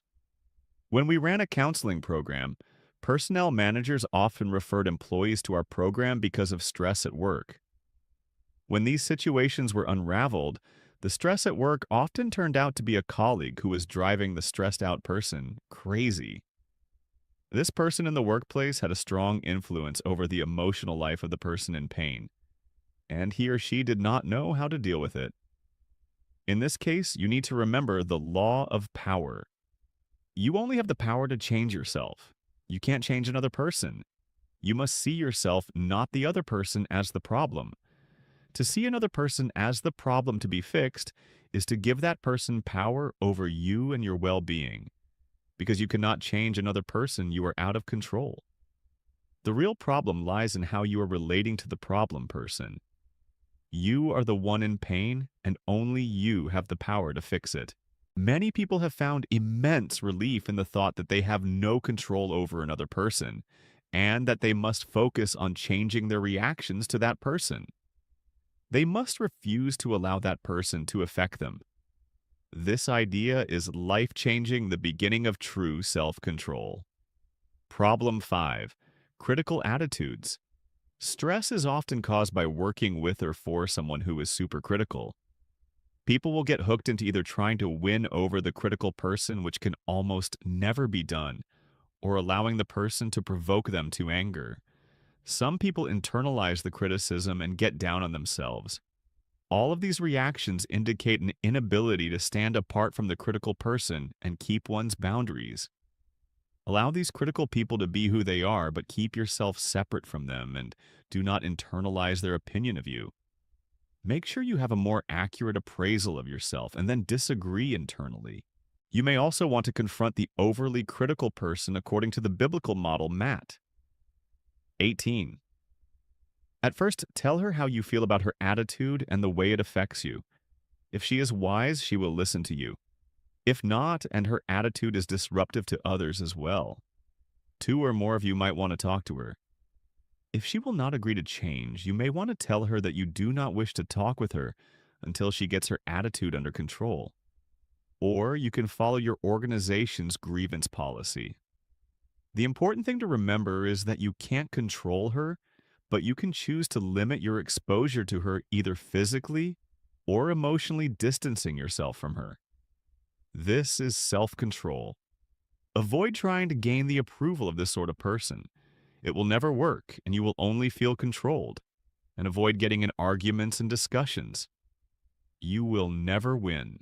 Remember the proverb, "Whoever corrects a mocker invites insults. Whoever rebukes the wicked incurs abuse." Do not rebuke mockers, or they will hate you. Rebuke the wise, and they will love you. Proverbs 9, 7-8. If you allow them to draw you in thinking that you will change them, you are asking for trouble. Stay separate. Keep your boundaries. Don't get sucked into their game. Problem 6. Conflicts with authority. If you are having trouble getting along with your boss, you may be having transference feelings. Transference is when you experience feelings in the present that really belong to some unfinished business in the past. Transference happens frequently with bosses because they are authority figures. The boss-employee relationship can trigger authority conflicts you might have. You can begin to have strong reactions that are not appropriate to the current relationship. Suppose your supervisor tells you that he wants something done differently. Immediately you feel put down. You think he never thinks I do anything right. I'll show him. Your supervisor may have made the comment in passing, but the feelings it triggered were very strong indeed. The reality is that the interaction may be tapping into unresolved hurt from past authority relationships such as parents or teachers. When a transference relationship starts, you may begin to act out all the old patterns you did with parents. This never works. You become a child on the job. To have boundaries is to take responsibility for your transference. If you find yourself having disproportionately strong reactions to someone, take some time and look inside to see if the feelings are familiar. Do they remind you of someone from the past? Did mom or dad treat you like that? Do they have the same personality as this person? You are responsible for working out these feelings. Until you face your own feelings, you can't even see who others really are. You are looking at them through your own distortions, through your own unfinished business. When you see others clearly without transference, you will know how to deal with them. Another example would be strong feelings of competition with a coworker. This may represent some competitive relationship from the past, such as sibling rivalry that has not been worked through. Whenever you experience strong feelings, see them as part of your responsibility. This will lead you to any unfinished business and healing, as well as keep you from acting irrationally toward coworkers and bosses. Leave the past in the past, deal with it, and do not allow it to interfere with present relationships. Problem 7. Expecting too much of work. People increasingly come to the workplace wanting the organization to be a family. In a society where the family, church, and community are not the social support structures they once were, people look to their colleagues for the emotional support a family once provided. This lack of boundaries between the personal and work life is fraught with all sorts of difficulties. The workplace ideally should be supportive, safe, and nurturing. But this atmosphere should primarily support the employee in work-related ways to help her learn, improve, and get a job done. The problem arises when someone wants the job to provide what her parents did not provide for her primary nurturing relationship, self-esteem, and approval. Work is not set up this way, nor is it what the typical job asks of someone. The inherent conflict in this setup is this. The job expects adult functioning and the person wants childhood needs met. These differing expectations will inevitably collide. Health comes from owning unmet childhood needs and working them out. The problem is that the workplace is not the place to do that. Your higher-ups at work have expectations. They will ask from you without giving because they are going to pay you for your work. They are not obligated to provide all the emotional support you need. You need to make sure you are meeting your needs for support and emotional repair outside of work. Plug into supportive and healing networks that will help you to grow out of your emotional hurts and unmet needs and build you up so you can function well at the job in the adult world that has adult expectations. Get your relationship needs met outside of work, and then you will be able to work the best without getting your needs mixed up with what the company needs from you. Keep your boundaries firm. Protect those hurt places from the workplace, which is not only not set up to heal, but also may wound unintentionally. Problem 8. Taking work-related stress home. Just as we should keep good boundaries on our personal issues and keep them out of the workplace, we need to keep some boundaries on work and keep it out of the home. This generally has two components. The first is emotional.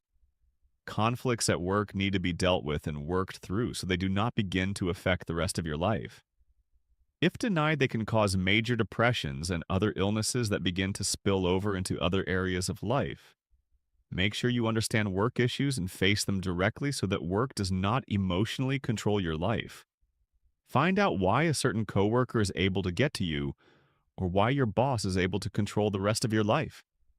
Find out why your successes or failures on the job are able to bring you up or down. These important character issues need to be worked through. Otherwise, the job will own you. The second component is finite things such as time, energy, and other resources. Make sure that the job, which is literally never done, does not continue to spill over into personal life and cost you relationships and other things that matter. Put limits on special projects that are going to take more time than usual, and make sure overtime does not become a pattern. One company we know has such a high value for family that they dock people for working overtime. They want them to put limits on their work and be home with the family. Find out your own limits and live by them. These are good boundaries. Problem 9. Disliking your job. Boundaries are where our identity comes from. Boundaries define what is me and what is not me. Our work is part of our identity in that it taps into our particular giftedness and the exercise of those gifts in the community.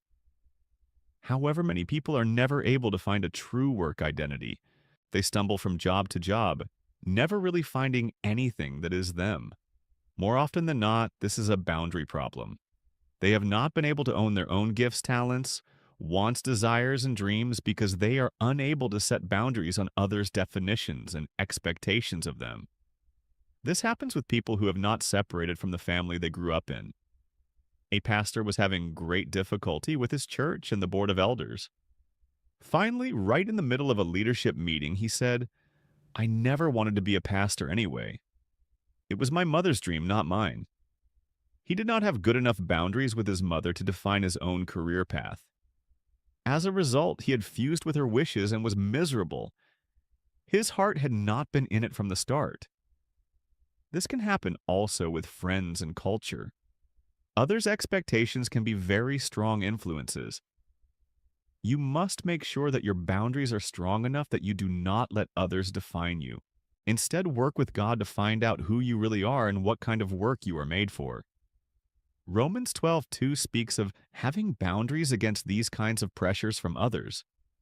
Do not conform to the pattern of this world, but be transformed by the renewing of your mind. Then you will be able to test and approve what God's will is, His good, pleasing, and perfect will. You should have a realistic expectation of yourself based on who you really are, your own true self, with your own particular giftedness. You can only do this with boundaries that stand up and say, "This is me, and that is not me." Stand up against others' expectations of you. Finding your life's work. Finding the kind of work that fits your strengths and passions involves taking risks. First, you need to firmly establish your identity, separating yourself from those you are attached to and following your desires. You must take ownership of how you feel, how you think, and what you want. You must assess your talents and limitations, and then you must begin to step out as God leads you. For God wants you to discover and use your gifts to His glory. He asks only that you include Him in the process. Take delight in the Lord, and He will give you the desires of your heart.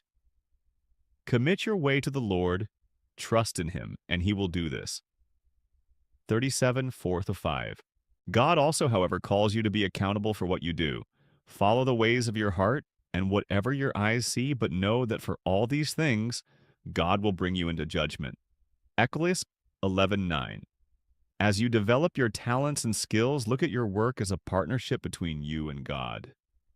He has given you gifts, and He wants you to develop them. Commit your way to the Lord, and you will find your work identity. Ask Him to help.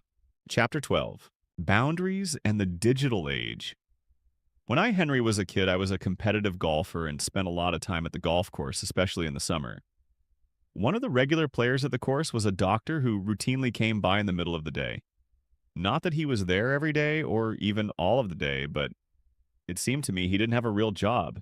He just hung out a lot at the golf course. Pretty cool job he has, I thought, playing golf every day. One day, I finally asked him, "How can you be here and not be at work?" "I am at work," he said, pointing to the pager on his belt. "I work emergency surgeries and they page me when I'm needed. The hospital is only 2 minutes away. Since they can reach me when I'm on call, it frees me to be here until a surgery is needed. I can get there even before the ambulance arrives. It's great." Wow.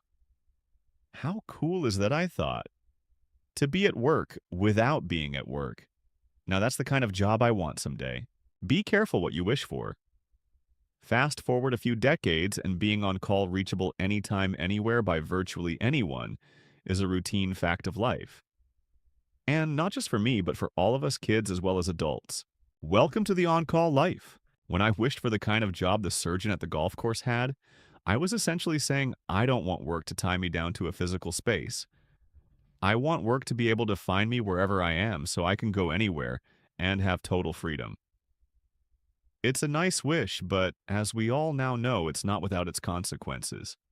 At the time, an on-call life still had limits, and being on call was mostly reserved for people who had to deal with urgent or emergency situations. You could be contacted only if you had a pager, and the only ones who could page you were the select few who had the pager number, members of an office staff, an answering service, a hospital, and so on. There were boundaries on both who could find you and when you could be found. Next came the cell phone. At first, mobile phones were expensive to use 40 cents or more a minute, and not everyone had one. Those who did use them sparingly. But within a few years, improved technology brought the costs down, and it wasn't long until everyone had a cell phone. Now, you could be found anywhere at any time by anyone who had your number. Then came the internet and email, readily available to everyone with a desktop computer. Now you could be paged not just in case of emergency, but pretty much any time. Your boss or anyone else could communicate with you or give you work any hour of the day or night. Even emails from friends made you feel like you had to respond or do something. There was no escaping anymore. Work officially leaped the boundaries of the brick-and-mortar workplace and made itself literally at home in your personal space and time. And then things got a lot worse. How the cell phone and the internet got married and had a baby? The smart people invented the smartphone, which now meant that anyone could use an email, a text, and even an old-school phone call to find and reach you anytime, anywhere for any reason. The on-call life wasn't limited to when you were at a desk using a computer, because now you were carrying this technological intruder right in your pocket at all times. And just when you thought communication technology had finally reached its boundary-busting limits, someone decided that not only should your phone be in your life, but your life should also be on your phone. Social media. Now, the number of people you had access to and who had access to, you exploded. Consider just a few of these platforms: Facebook, YouTube, Twitter, LinkedIn, Google Plus, Snapchat, WhatsApp, Pinterest, Instagram. It's mind-boggling. I remember that when it all first began, even Microsoft founder Bill Gates got off Facebook because he said he had too many friend requests and it was taking too much of his time. That pretty much brings us to the present where there are no more default boundaries around technology to protect you. Before smartphones and the internet, you were reachable only at work or at home, meaning there were real places that physically separated your workspace and time from your personal space and time. Time and space were the natural and default boundaries that protected you. After your work time was done, you were off, you left work at the workplace, went home, and did whatever else you wanted, protected from work by time and space. The same natural boundaries also applied to relationships and activities outside of work. If extended family, friends, or neighbors wanted to communicate with you, they had to ring a doorbell, call you on the phone, or even write you a letter and gasp, wait several days for it to reach you. You were protected naturally by the boundaries of both time and space. But no longer. So far, we have just talked about work and personal time. Boundaries goes further than that. Even within work or your personal life, people can reach you directly who used to have to go through some sort of channel to do that. If you worked in a company, for example, they had to go through an assistant or leave a voicemail.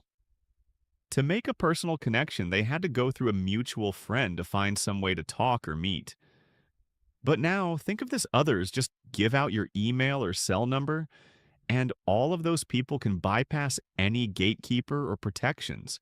They have direct access to you. When you add up all of these fairly recent developments, you find that they invade all of life much more than just upsetting the work-life balance, whatever that is. They have intruded into all of life, period. So what does all this mean? Something very important: boundaries on technology and social media are now entirely up to you. Date night. Are you kidding? Henry was talking to a couple about their marriage and suggested that they should consider having a date night. When I did, the wife just rolled her eyes and said, "That will never work. I'm not going." She seemed a bit closed-minded to me, so I asked, "Why not?" Immediately she said, "Because he will just be like this the whole time." She then mimicked him being on his phone, typing away, sending a text message or an email. "That would be a horrible way to spend an evening," she went on. "Now you can always be found, which means you are on call 24/7. Anyone, anytime, anywhere, and for any reason can get to you. Feeling a bit exposed? You should be, because you are. Choosing freedom. Avoiding destruction. Technology and social media aren't inherently bad. In fact, there are many ways they can enhance your life and relationships. But just as it is with so many other areas of life, it's important to make sure you are controlling your digital life so it doesn't control you. That's where boundaries come in. Remember, boundaries exist to define a property line. They define what is yours and what is not yours. They are like a fence, but with a gate. You can open or close the gate to let people in or keep them out as you choose. The challenge comes in deciding what your gate policy is going to be for your digital life. How will you decide when to open the gate and when to keep it tightly shut? These are often challenging decisions to make, and not everyone agrees on how to make them a reality. I faced head-on a few years ago when my two daughters were in middle school. Social media drama. My Henry's daughters were in middle school as social media was really heating up. They had Instagram accounts and used them to keep up with extended family, grandparents, cousins, and close friends. They loved it, and I loved how they used social media to share life with people they were close to. But then Lucy came home from school one day very upset. The school had a new principal for whom I had much respect, and still do, who had laid down a new law. No one at the school was allowed to have a social media account. Yes, you read that right. He did not say they were not allowed to use a social media account at school. He said they were not allowed to have one at all, even for use away from school. They were strictly prohibited from using social media, period, anytime or anywhere. I was incensed. This new policy seemed to be extreme overreach. I felt like middle school was the perfect time for kids to learn how to use social media responsibly because they could still be closely monitored by parents and teachers. By the time they were in high school and free to use it without any supervision, we would have missed these valuable training years. By banning social media, the school was skipping over a necessary preparation period, the equivalent of the driver's permit stage before getting a license. That's what seemed like overreach, that the school was inserting itself into students' personal lives in a way it had no right to do. How could they think it was okay to keep students from communicating with extended family like grandparents and cousins? Were we living in a communist country? I was opposed to the policy for psychological and developmental reasons, brain and neurological self-control building reasons, parenting and family reasons, community reasons, and for what I'll call government intrusion reasons. So I did something I have never done. I set up a meeting with the principal to discuss his decision. I prepared by doing research, talking with experienced youth workers, and also talking to the president of a national association of Christian schools, all of whom reinforced my own thinking. When I met with the principal, I presented all of the parenting, psychological, neurological, and other reasons I thought this was both an overreach and bad for the kids. I could totally understand a rule of no phones or social media use at school, but a student's private life activity was the domain of parents. The principal's perspective was basically this: when students have a social media account, so much drama is created within their relationships after hours that the next day at school is negatively affected by whatever happened the day or evening before. The school did not want to deal with the interference, so they were going to stick to their zero tolerance policy. My position was that that was the very reason not to have the policy. If kids were misbehaving in a way that should be disciplined and trained, then the school's role was to do that effectively. This was not only their job, but also a great opportunity to teach these soon-to-be high schoolers how to handle technology and social media responsibly before they had more freedom. Otherwise, students would have no preparation and no training before being launched into total social media freedom in just a couple of years. In response to the argument that the kids' brains were not developed enough to handle it, I pointed out the scientific reality that self-control in the brain is developed in the context of observing supportive training and corrective relationships, precisely the kind of relationships they have with teachers. Didn't parents want help inputting self-control into those budding brains? The principal still said no. He did not want to have to deal with the repercussions at school from what happened in students' social media lives. The boundary gate was shut and tightly locked. I disagreed with his decision then, and I still do. I don't think these kinds of rules work. They might shut out some drama, but they do not develop mature kids. Maturity comes from having choices and having to exercise them well or lose them. The Apostle Paul acknowledged a similar principle when he instructed the church at Colossae not to submit themselves to strict rules about food and drink, do not handle, do not taste, do not touch. These rules, which have to do with things that are all destined to perish with use, are based on merely human commands and teachings. Such regulations indeed have an appearance of wisdom, but they lack any value in restraining sensual indulgence. Call 2:21, see Vivias 16-23. However, I also understood that there was a legitimate reason the principal felt the way he did. Using the Colossians passage as an example, he might say that even though we don't have to submit to rules about what we drink or eat because such rules do not produce maturity, it is still true that drinking or eating irresponsibly can be very destructive. In fact, it can kill you. And by extension, kids using social media irresponsibly can kill their day at school. The principal was doing what many of us sometimes do to defend against a lack of maturity or self-control. In a few, which is to make strict rules against any and all forms of whatever is causing problems. Whether that be food, drink, entertainment, the opposite sex dating, or whatever area of life presents a possible negative outcome, including technology. Keep the good in and the bad out. Whatever the context, boundaries are about freedom, self-control, responsibility, and love. At the same time, freedom should never be used to harm yourself or anyone else. We are called to be free, but with this caution, do not use your freedom to indulge the flesh. Rather, serve one another humbly in love.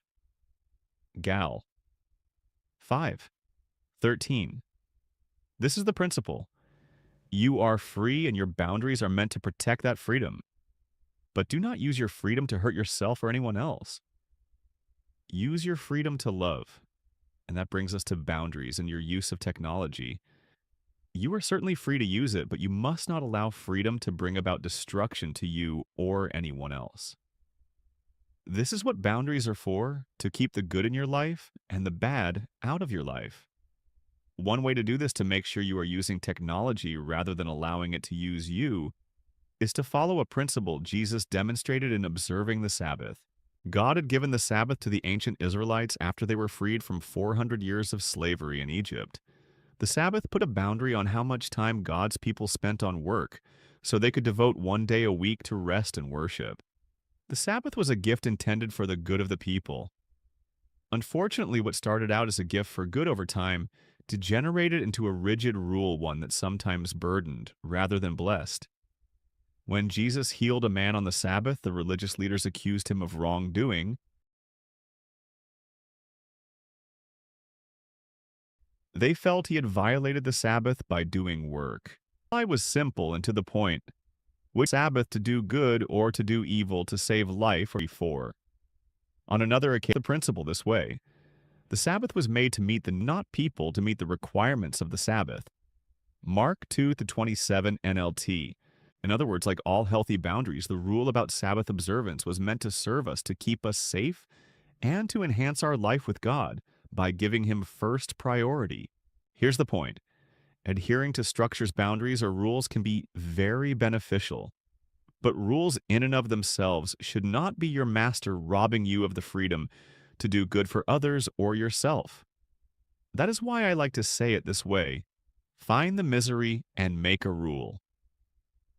If there is an area of life in which you are suffering, make a personal rule to keep it from hurting you. If you get a stomachache and break out in a rash every time you eat a certain food, then make a rule that you will stay away from that food. Just as an alcoholic cannot ever have even a sip of wine, you just can't eat that food. And the same thing applies to setting boundaries on technology and social media. If it's intruding on your life and relationship, check yourself. In my own, Henry found early on that work-related email and writing books to intrude too much into personal and family time. So I made a rule: no work email at night and no writing at home.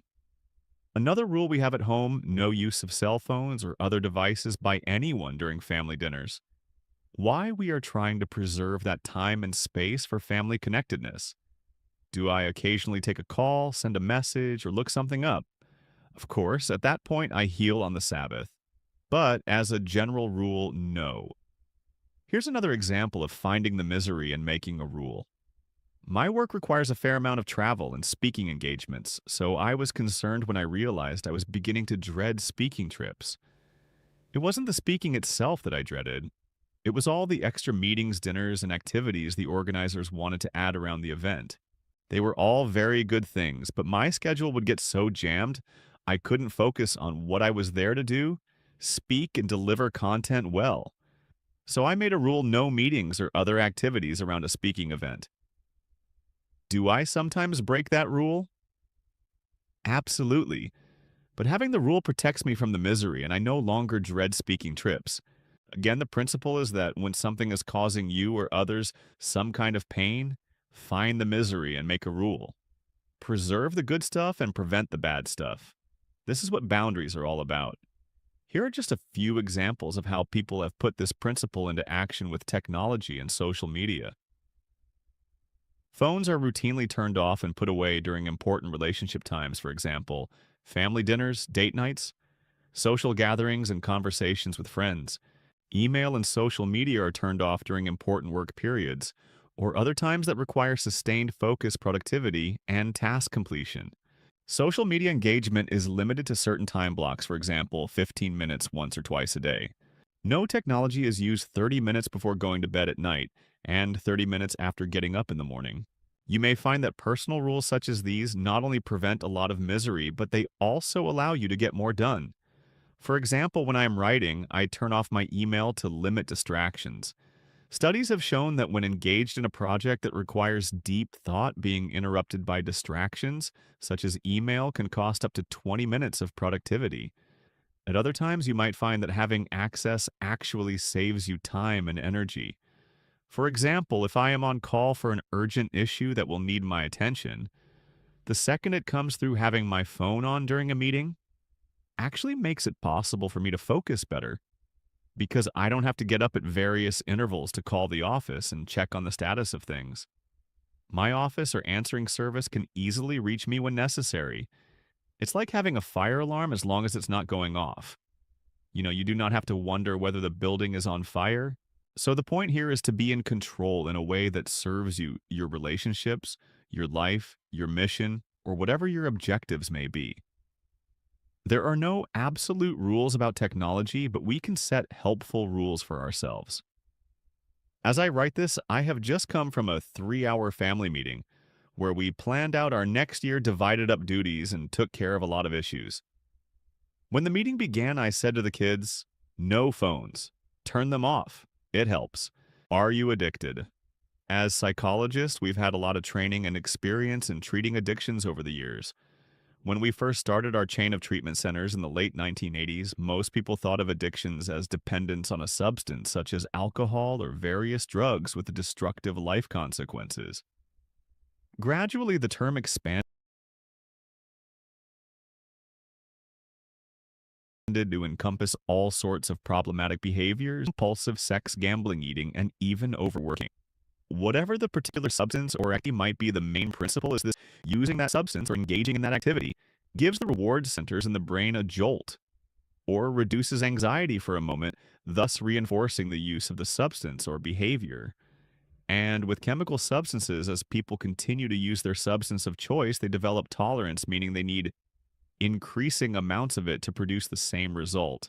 When not using the substance, they experience withdrawal symptoms, physical and emotional reactions that might range from irritability, chills, and loss of appetite to vomiting, insomnia, and panic.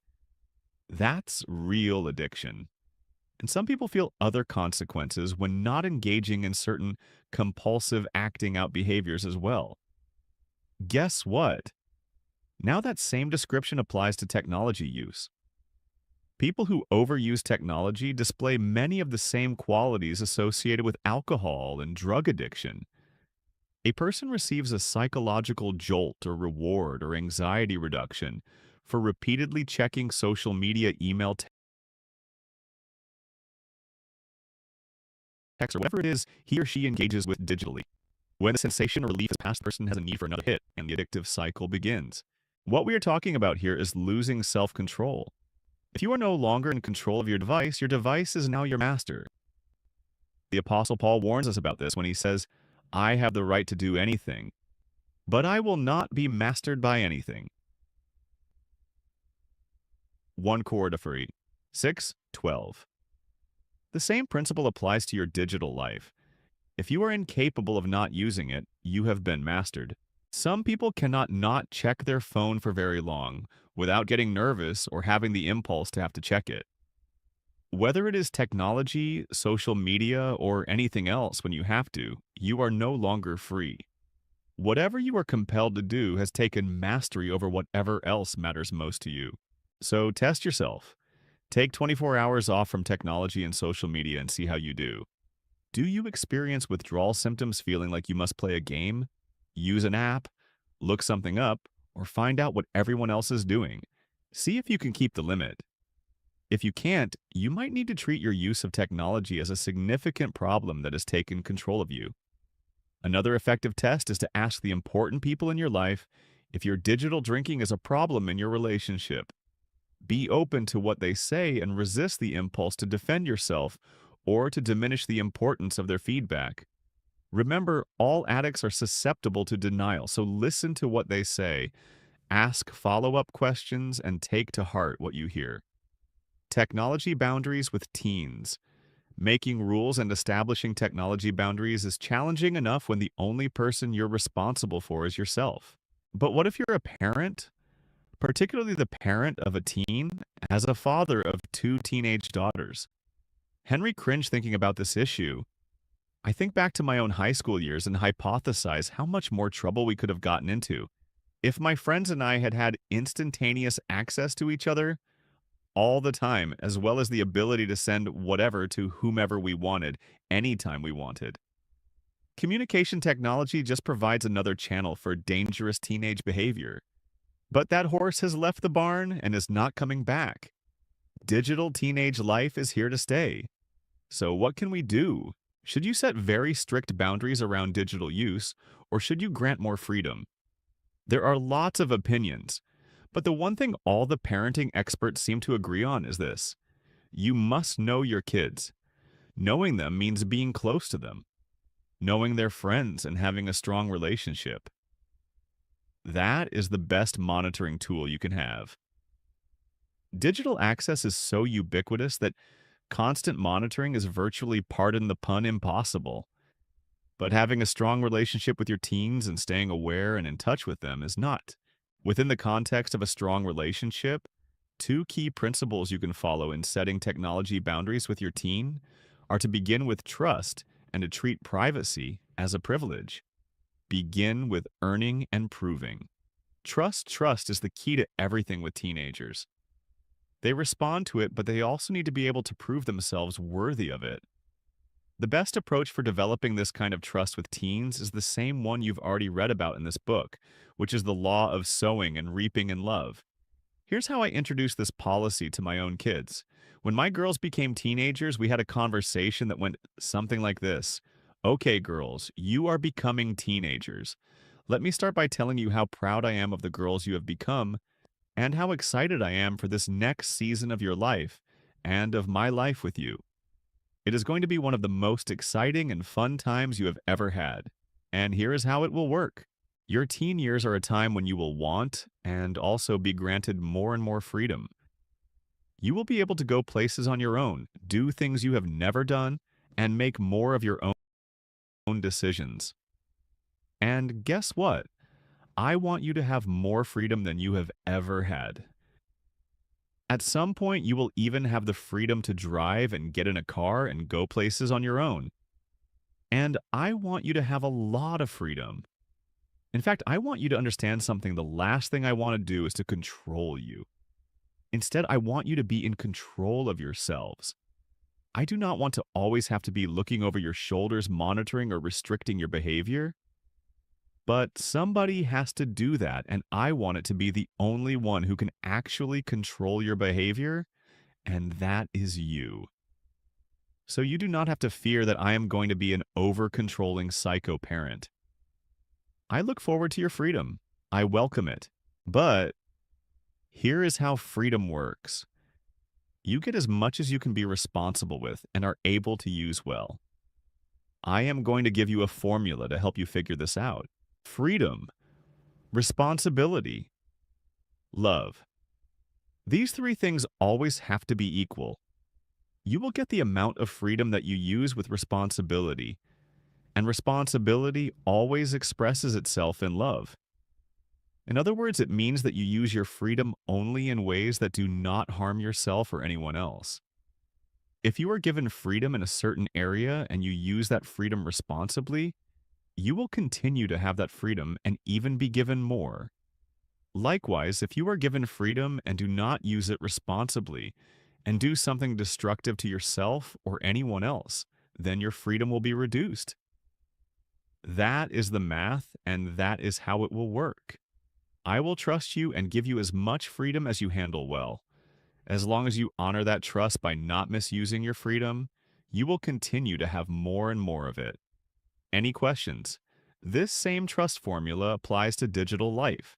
Whenever a privilege is given, such as use of a mobile phone tablet, handheld game, social media account, and so on, it has to be used responsibly. When it is not, the privilege of using it will be lost. That is the law of sowing and reaping, which we discussed earlier in the book. It is also what the scriptures affirm: from everyone who has been given much, much will be demanded. And from the one who has been entrusted with much, much more will be asked. Luke 12:48. While there is no magic bullet, no one-size-fits-all approach, there are practical things you can do to navigate digital life boundaries with teens. Here are some common methods and practices many parents choose from and find helpful.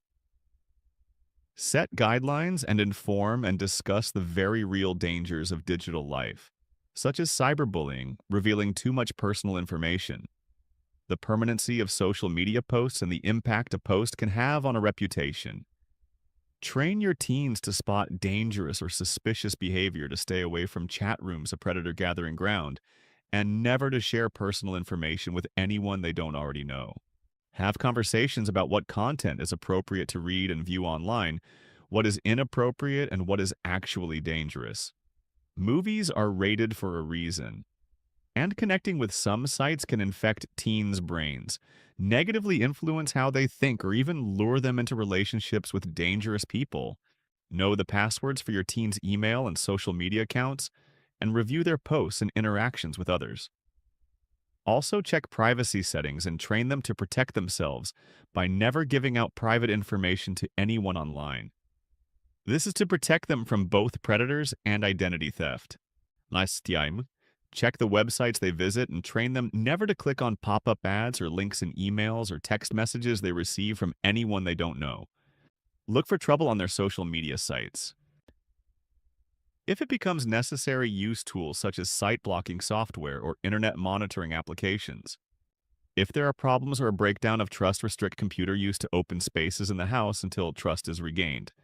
Play the same online multiplayer games your kids do, so you understand how they work and how players interact within the game. Some games involve a lot of interaction with strangers, adults, as well as other teens. Discuss the dangers and train your teens to avoid them. Discuss and set guidelines for the acceptable amount of time they can spend online or in front of a screen each day, and then monitor their usage. Encourage your teens to talk to you about anything dangerous or upsetting they encounter online. Enforce any limits and consequences when trust is broken or behavior crosses the line. Be in community with other parents to learn what is working well for them. Treat privacy as a privilege. Think about it. As a teen, would you have wanted your parents to listen in on every phone call you ever had with your friends? To read your diary? To be in the room every time you had a friend over? Of course not. And your teens likely feel the same way about you, hovering over their use of technology and social media. The need to separate and individuate from parents is an essential developmental task in these years, and it is your job as a parent to use these years to train your teens for adulthood. At the end of these years, they will need to be independent from you, and you want that transition to go well. But even for adults, there are times when we forfeit the privilege of privacy. For example, when the police believe they have probable cause, they can invade our privacy to do a search of our person or our property. Or a judge can issue a warrant, and law enforcement officers will search our home, or even confiscate our computer or personal documents. It happens all the time and serves as a useful and protective aspect of governance. But it happens for a reason. Someone has given the authorities a reason, signs of criminal activity or terrorism to search and seize. When they have a reason, the authorities have to check it out. When kids enter their teens, they are becoming adults and should be granted as much privacy as they can handle. However, if you have probable cause to suspect that something might be awry, don't be afraid to intrude on their privacy and exercise your authority. If you notice they are communicating with strangers getting online at the same time, or strange times being secretive about their use, experiencing mood changes, positive or negative, related to use, those are all reasons to wonder.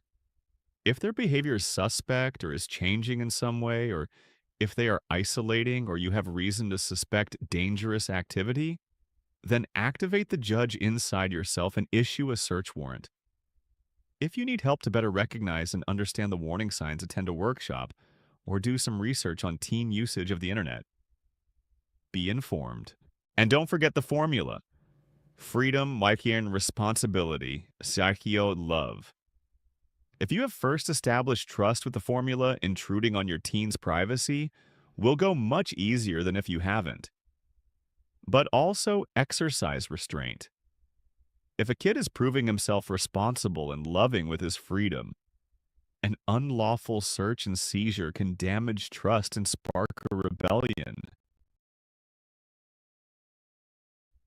Don't be afraid to include your kids on this journey with you. Boundaries are about relationship, and trust builds from knowing each other and figuring things out together. If they know your heart and trust that you want to help them grow, to grant them freedom and also to protect them, all of this goes much better. When my girls first started having a digital life, I had them do research, present a seminar to me about digital dangers, and write a suggested policy that we would abide by. It led to great conversations and policies, so know your kids and get to know them better. Also know who they routinely hang out with and who they communicate with. Know who is training them outside the home at church or school, and make sure these places reinforce your values and practices. Establish trust and monitor it well. Trust includes understanding their needs, including how important their digital life is to them, and then helping them to stay safe and establish track records of trust. FOMO, missing out on some things. So you don't miss out on the best things. Even after developing technology rules for yourself as an adult, as well as for your kids, there is one dynamic that both generations are likely to struggle with. Here is the issue, and some solutions. Recently, John was having dinner with an out-of-state client and his wife at a nice restaurant. I was enjoying myself as I had had a busy week, and these were people who were engaging and interesting. I like them a lot. In the middle of the dinner, the wife's cell phone vibrated and she immediately picked it up, excused herself from the table, and answered the call. I said to my client, "I hope everything is okay." "It's probably not an emergency," he said, grimacing a bit. "She just answers whoever calls." "She doesn't let the calls go to voicemail," I asked, surprised. "We've had that conversation many times," he said. "She just can't let the calls go. It always feels like whoever calls trumps whatever we've got going on." I've sort of given up on this changing. I felt sad for him, for her, and for myself. The call ended up being a friend who just wanted to confirm a meeting the next week, nothing urgent or important. But it disrupted what had otherwise been a very pleasant evening. She was experiencing a condition now known by the acronym FOMO. FOMO is fear of missing out. It refers to the anxiety people feel when they fear something important may be going on that they are not aware of. It usually concerns the individual's social life, and is characterized by need to stay in touch with one's friends, sometimes by the hour or minute, to make sure they don't miss out on anything. It can also be about an event, such as attending the concert of a favorite band that might not be back in the area for a long time. Ever check your Facebook email or texts every few minutes just to stay in touch? Or maybe you have a teen who uses photo-based apps such as Instagram or Snapchat, dozens or hundreds of times a day to check on what clothes her friends are wearing and what shops they are in, and to post photos of herself doing things like brushing her teeth or eating breakfast. If so, welcome to FOMO. When our sons were in high school, we had dozens of discussions with them about parties, meetings, and gatherings they wanted to attend, sometimes on school nights and sometimes in place of family times. After a while, I began to notice a pattern in these conversations. Many of them started with the phrase, "But it's the last time." "But it's the last time we'll see each other before we leave for winter break." Or, "It's the last time we'll all be 16. While I'm as sentimental about memories as anyone else, I finally said "it's the last time" is no longer a good reason to be out on a school night or to miss a family event. The only out will be if these people are really important to you and you truly may never see them again. And with some exceptions that helped. But that last time refrain is another manifestation of FOMO. It's normal to want to be involved and engaged with the events and people that matter to us. We all are driven by relationship and attachment to others. And in the digital age, that involvement is quite simple and easy. But FOMO has the potential to intensify this need to the point that it ends up being life disruptive. When FOMO keeps us from being able to fully engage in the non-digital world right in front of us, and to enjoy the people we are actually with, it's a problem. As in the example of my somewhat interrupted dinner with a client and his FOMO wife, it gets in the way of real life. FOMO wasn't as much of an issue before the digital age for two reasons. First, we weren't as aware of what we were missing. We didn't have access to social media that gave us real-time information on everyone and everything we cared about. You can't miss what you don't know about. But now you can know that your friends are having dinner at a restaurant near you, and your kids can know that there is a great party happening a block away. Second, even if we did know what we were missing, we were less able to do anything about it. Attending a celebration for a friend who lived several states away would have meant a long drive or a prohibitively expensive plane ticket. That would have been a huge deal. Now that the world has gotten smaller and travel easier and more affordable, it doesn't involve an extreme amount of trouble and expense. The result is that we are acutely aware of what we are missing, and we actually have the means to do something in response to what we know. The outcome of those realities is that when we anticipate not doing that desired thing, we become anxious and driven. Thus, FOMO. I found out that I had some FOMO when I was out to dinner with my wife and excused myself to go to the restroom. When I returned, she said, "I think you checked your email in the bathroom." I looked down at my hand and saw my smartphone clutched in it and said, "Oh my gosh, you're right, I've got FOMO." I realized that I had been anxious about missing out on regular non-emergency emails and texts while I was out to dinner. The simple fix was to leave my smartphone on the dinner table when I was gone. Smartphones and the internet aren't the entire problem underlying FOMO. It has a deeper aspect, which is what psychologists call a dependency issue. It happens when individuals don't feel solid and complete on their own, and so require constant contact with others. Constant contact serves to stabilize their sense of stability and peace inside. Dependency is a good thing. We all are dependent on each other for the love and support we need. But healthy dependency does not mean that we must be online with each other most of the time. We are to connect, go out into the world, connect again, refuel, and go out again into the world. Healthy lives are those in which we can fuel up via our relationships, digital and non-digital, then go accomplish what we need to accomplish. Someone who can't devote a few hours to an important task without having a digital fueling is too dependent on that medium. So, how do you know if you have FOMO besides someone noticing that you have been checking your texts in the bathroom? Here are a few characteristics to help you self-diagnose the condition. You know you may have FOMO if the following occur. The first thing you do at every break between events is check your smartphone instead of talking to someone stretching, walking, or thinking, etc. You experience anxiety and wonder. What am I missing when you aren't able to check your phone during a break? You experience anxiety even when you're not waiting for an important response from someone you expect to contact you imminently. Why? You feel edgy because you can't check your phone when a meeting is going on too long. You default to engaging the digital world instead of the one around you. Others express concern about your digital engagement or comment that they think you are somewhat out of balance with the amount of time you devote to it. At the end of your day, it's hard to reflect on the events of the day because nothing much happened in your relational world or your task world, except that you kept up with your friends, the news, or your hobbies on a digital device. Here are some guidelines to help you resolve any FOMO issues with which you may be struggling. 1. Engage with the people you are with. When you are physically with those you care about, focus on your interaction with them, how much they mean to you, and how it feels to talk with them. Look at them and choose to give them your full attention. When you do so, you are fueling up relationally and will care less about missing out on what everyone else is doing right now. The principle is that relationship and love both fill us up and displace fear and anxiety. There is no fear in love, but perfect love casts out fear. John 4:18. NISB. 2. Focus on creating a life of freedom. Remember that successful people are autonomous, self-directed people. Think about the people you most respect and admire, perhaps those with great jobs and great families. They are probably not worried all the time about who is doing what and what they might be missing out on. They are not servants of who might be contacting me. Instead, they are autonomous or free to do what is important to them. 3. Observe regular non-digital time periods. We have mentioned this previously, but you simply must have some times with zero access to the digital world. A client of mine told me that he decided to have one evening a week with his wife and kids that was a no-pixel night. Your brain needs a rest from the jolt, and the more regularly you do this, as in every day, the less FOMO you will experience. 4. Think through the why of your FOMO. Follow the train of thought underlying your anxiety until you arrive at a reasonable reality. For example, I'm afraid of not checking my phone every few minutes. Why? Because I might miss something someone wants to tell me. Why is that a big deal? Because it might be important. Think over the last 7 days. What percentage of the digital communications you received were important enough to check for every few minutes? About 1%. So does checking all the time make sense? No, it makes no sense. It isn't helping me. Running down the why and assessing it in the light of reality will reduce your FOMO. 5. Train the people in your life not to expect an instant response. FOMO causes us to call or text back right away, just as my client's wife did while we were at dinner. This then creates an expectation in others that we're always on call for them. Instead, just wait a while. If it's not truly urgent, you can wait a few minutes, hours, or days, depending on the situation. And you may receive some messages that you shouldn't answer at all.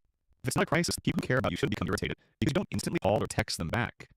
When someone calls me back immediately all the time, I wonder if they have retired from their job or if they just need to get a life. At the end of the day, we all have to miss out on something in life to get somewhere. You have to miss out on dating lots of potentials to have a great marriage. You have to miss out on several great jobs to land the right one. You have to miss out on living anywhere in the world to live in the best place for you. And you have to miss out on all the freedom you'd love to raise grounded and healthy kids. Be more focused on what you're getting and realize that you are missing out on the right things in order to have the best life. Protect your most valuable asset relationships. When my John's son Benny was in junior high, I was making lunch in the kitchen one Saturday, and he was studying in the living room. "Hey, Dad," he called out, "why do people yawn?" "I don't know," I said. "Google it."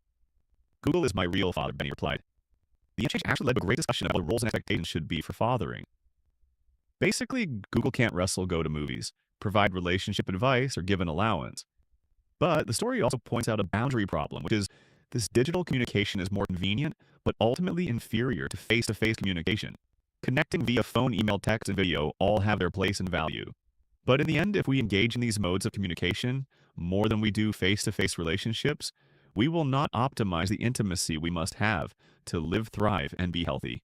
Here are some reasons why face-to-face trumps digital connection and the boundaries you can establish to create that healthier interaction. Intimacy is not a luxury, but a necessity.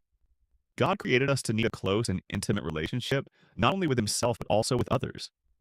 Relationships are the fuel of life.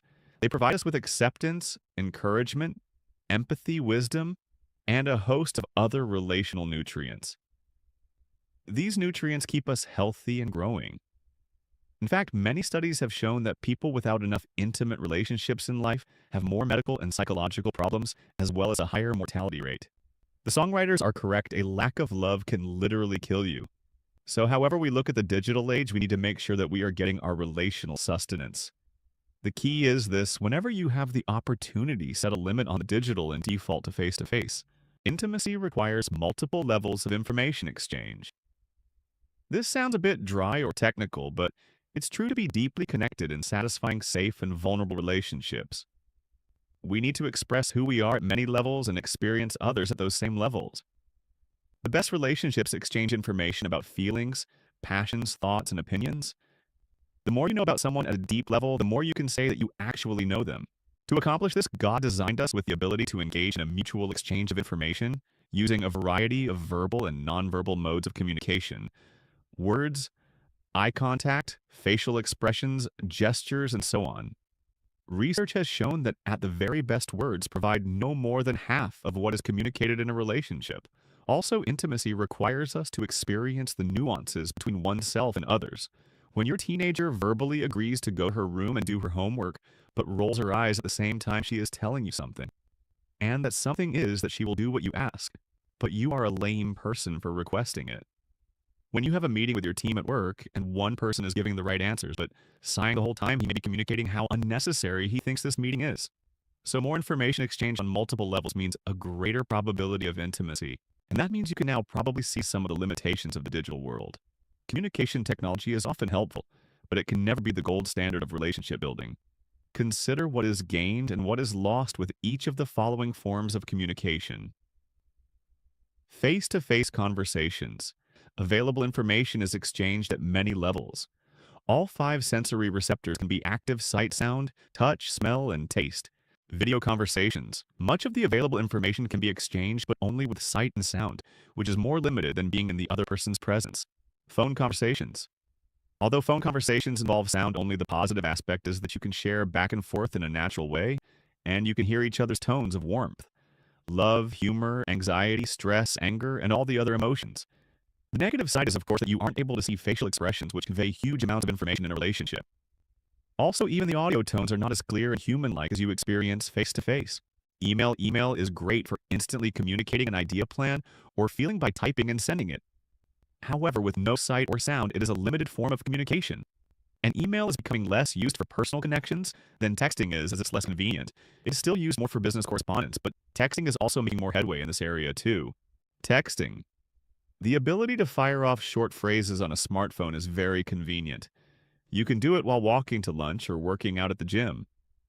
It is still harder to convey more complex ideas because of its limits and punctuation, but that is improving with technology advances. Social media, for example, Facebook, Instagram, and Snapchat. The area of the digital world that provides a combination of text and video information is a fun way to stay in touch with family, friends, and organizations you are interested in. The video aspect adds a great deal of enjoyment to the experience. The first three items on the list, face-to-face video and phone, are called synchronous communication.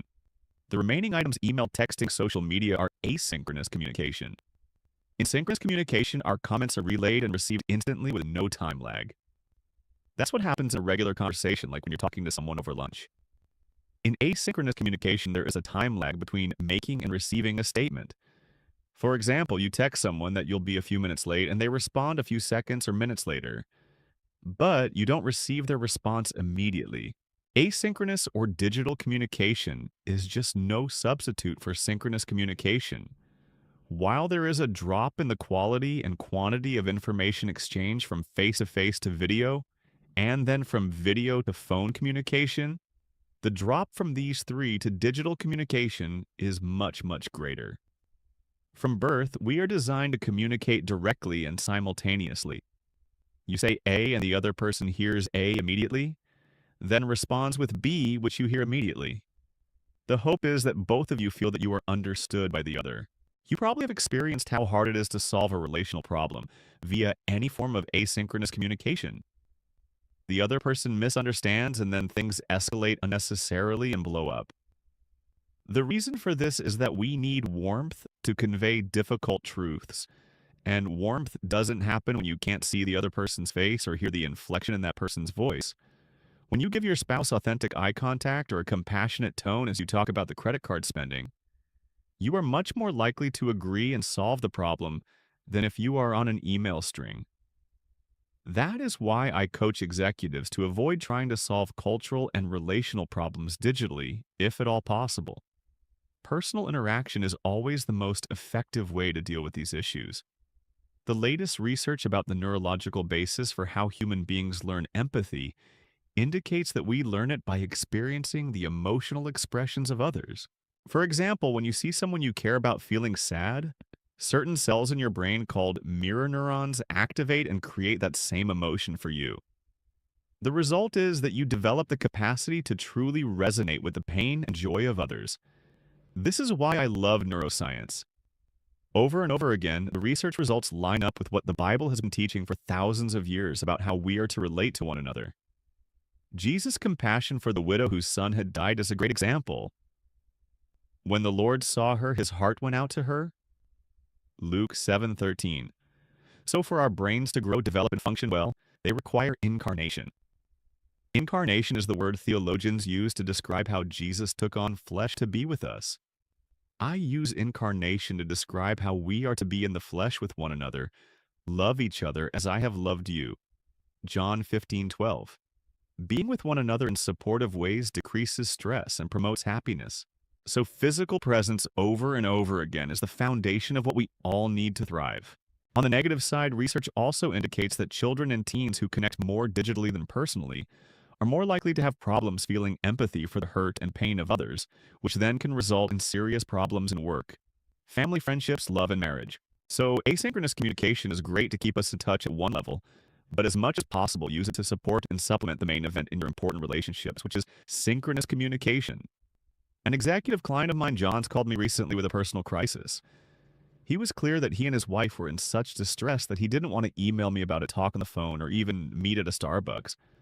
We needed to meet in a private setting where they could deal with an issue with an adult daughter who was in serious trouble with alcoholism and terrible choices. I set up a meeting, and once they told me the nature of the problem, I totally understood why they needed to meet this way. They needed to explain their dilemma, how they felt about it, their two different perceptions of it, and how it was affecting their relationship with each other. So much complex objective and emotional information needed to be sorted out that it would have taken us much longer to get to the real issues and craft solutions had we not been together. Certainly there are times when digital connection is the only option. I have missionary friends all over the world who can connect to loved ones only via video conference or email. The same is true with my friends who serve in the military. That is just a reality that has to be dealt with. But the principle is this: when in doubt, default to face or some form of synchronous contact. Here are a few tips to help you put this into practice. 1. Calendarize your important relationships. We all live in a busy world, and the idea of "I'll see you when I see you" is getting harder to make happen. It would be nice to know that you can just call someone on a whim and make contact, but it's not easy to do these days. Just as you schedule your job, your exercise, and your evenings out, schedule some time every month for the people who mean something to you and schedule it for real synchronous conversations. Don't leave things to chance with people who matter to you. Make a commitment to your relationships by routinely putting them on the calendar. 2. Be the initiator of synchronous communication. Going to a restaurant and seeing a family or group of friends sitting around a table talking on their smartphones rather than talking with each other has become normal. Why are they spending the time, energy, and money to go out and be together when there is little connection? When our son Ricky went out with his college friends, he initiated synchronous communication by having everyone stack their phones up on the table in a phone tower to ensure that they would spend time talking to each other.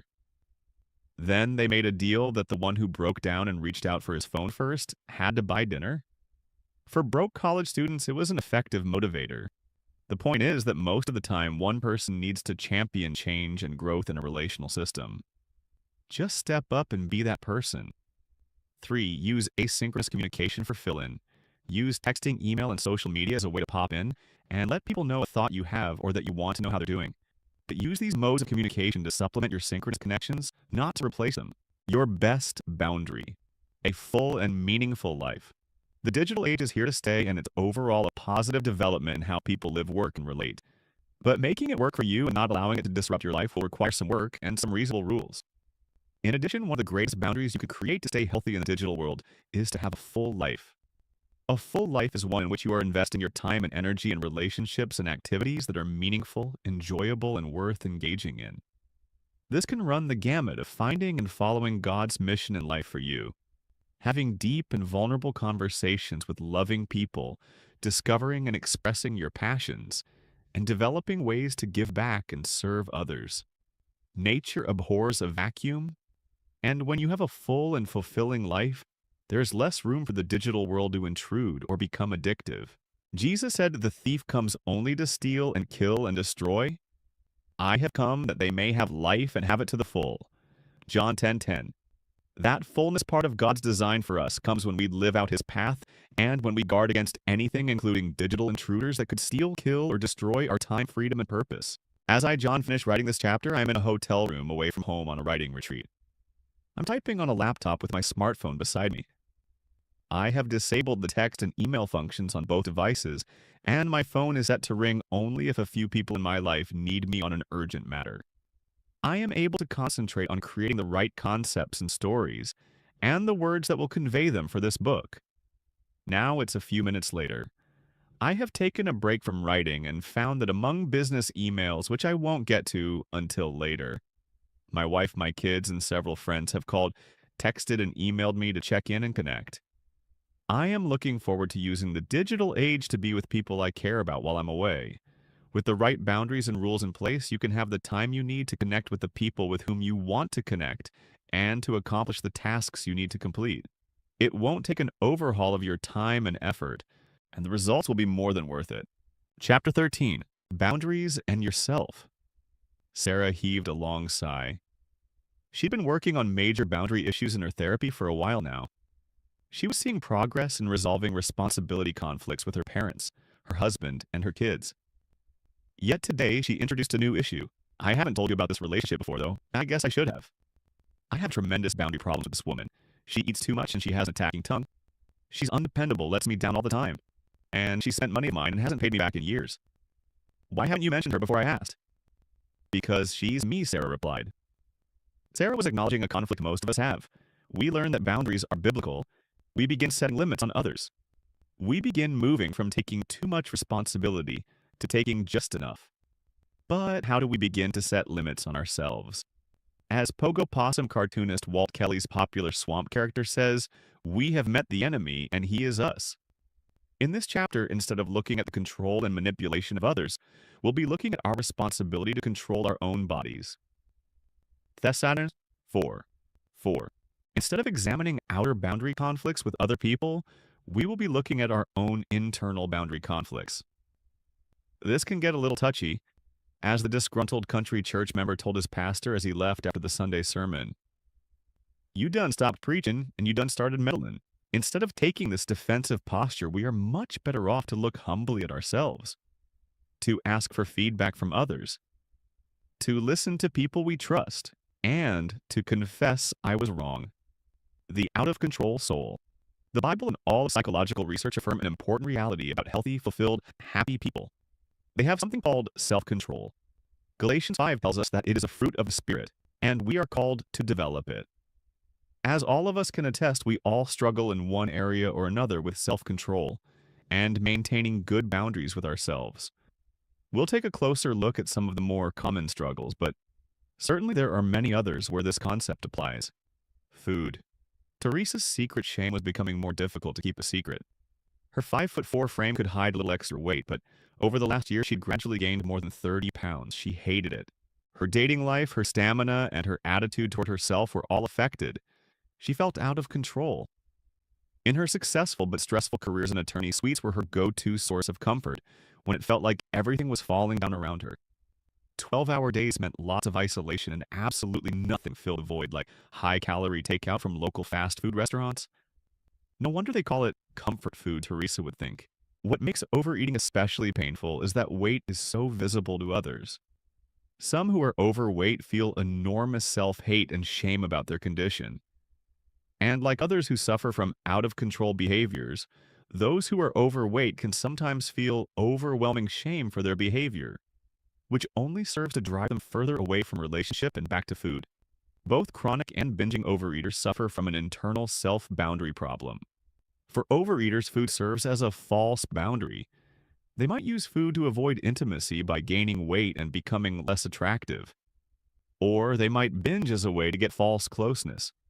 For bingers, the comfort from food is less scary than the prospect of real relationships where boundaries would be necessary. Money. A now famous bumper sticker reads, "I can't be overdrawn, I still have checks left." People have tremendous problems in many different areas dealing with money, including the following: impulse spending, careless budgeting, living beyond one's means, credit problems, chronically borrowing from friends, ineffectual or non-existent savings plans, working overtime or multiple jobs to pay all the bills, repeatedly bailing out others who make irresponsible financial choices. God intended for money to be a blessing to us and others. Give, and it will be given to you. Luke 6:38. In fact, the Bible says that the problem isn't money, it's the love of money that is a root of all kinds of evil. Tim 6:10. Most of us would certainly agree that we need to be in control of our finances. Saving money, keeping costs down, and shopping for discounts are all good things. It's tempting to see money problems as simply a need for more income.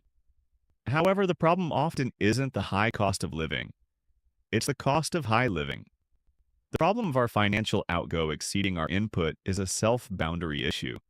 When we have difficulty saying no to spending more than we should, we run the risk of becoming someone else's servant. The rich rule over the poor and the borrower is slave to the lender. Prov. 22:7. Time. Many people feel that their use of time is out of control. They are 11th hour people, constantly on the edge of deadlines. Try as they might, they find the day every day getting away from them. There just aren't enough hours to accomplish their tasks. The word early doesn't seem to be part of their personal experience. Some of the time binds these strugglers deal with are these: showing up prepared for business meetings, being on time for lunch appointments, meeting project deadlines, consistently attending church and school activities, paying bills on time. These people breeze into meetings 15 minutes late and breathlessly apologize talking about traffic, overwhelming job responsibilities, or kid emergencies. People whose time is out of control inconvenience others whether they mean to or not. The problem often stems from one or more of the following causes. 1. Omnipotence. These people have unrealistic, somewhat grandiose expectations of what they can accomplish in a given amount of time. No problem, I'll do it is their motto. 2. Over-responsibility for the feelings of others. They think that leaving a party too early will insult the host. 3. Lack of realistic anxiety. They live so much in the present that they neglect to plan ahead for traffic, parking the car, or dressing for an outing. 4. Rationalization.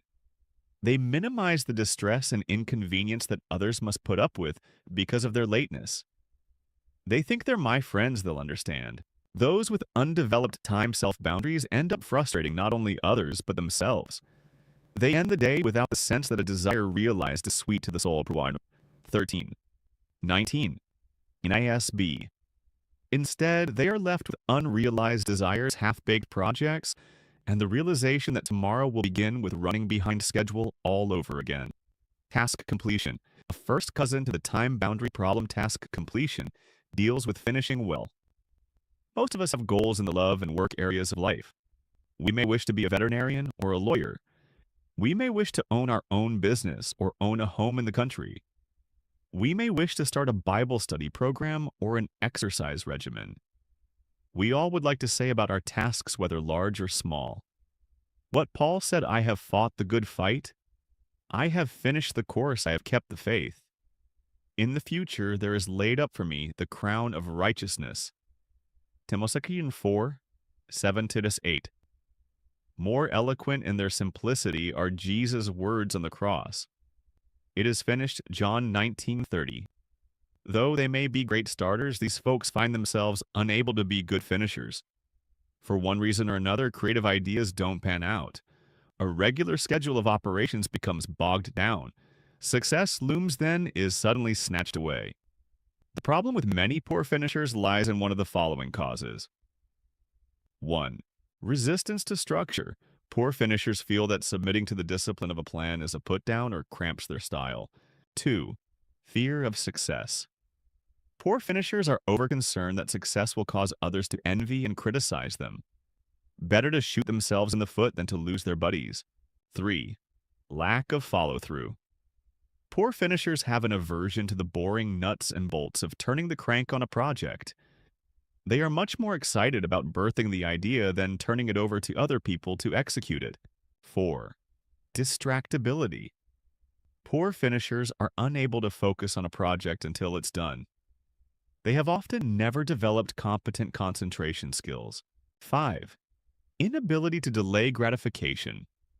Poor finishers are unable to work through the pain of a project to experience the satisfaction of a job well done.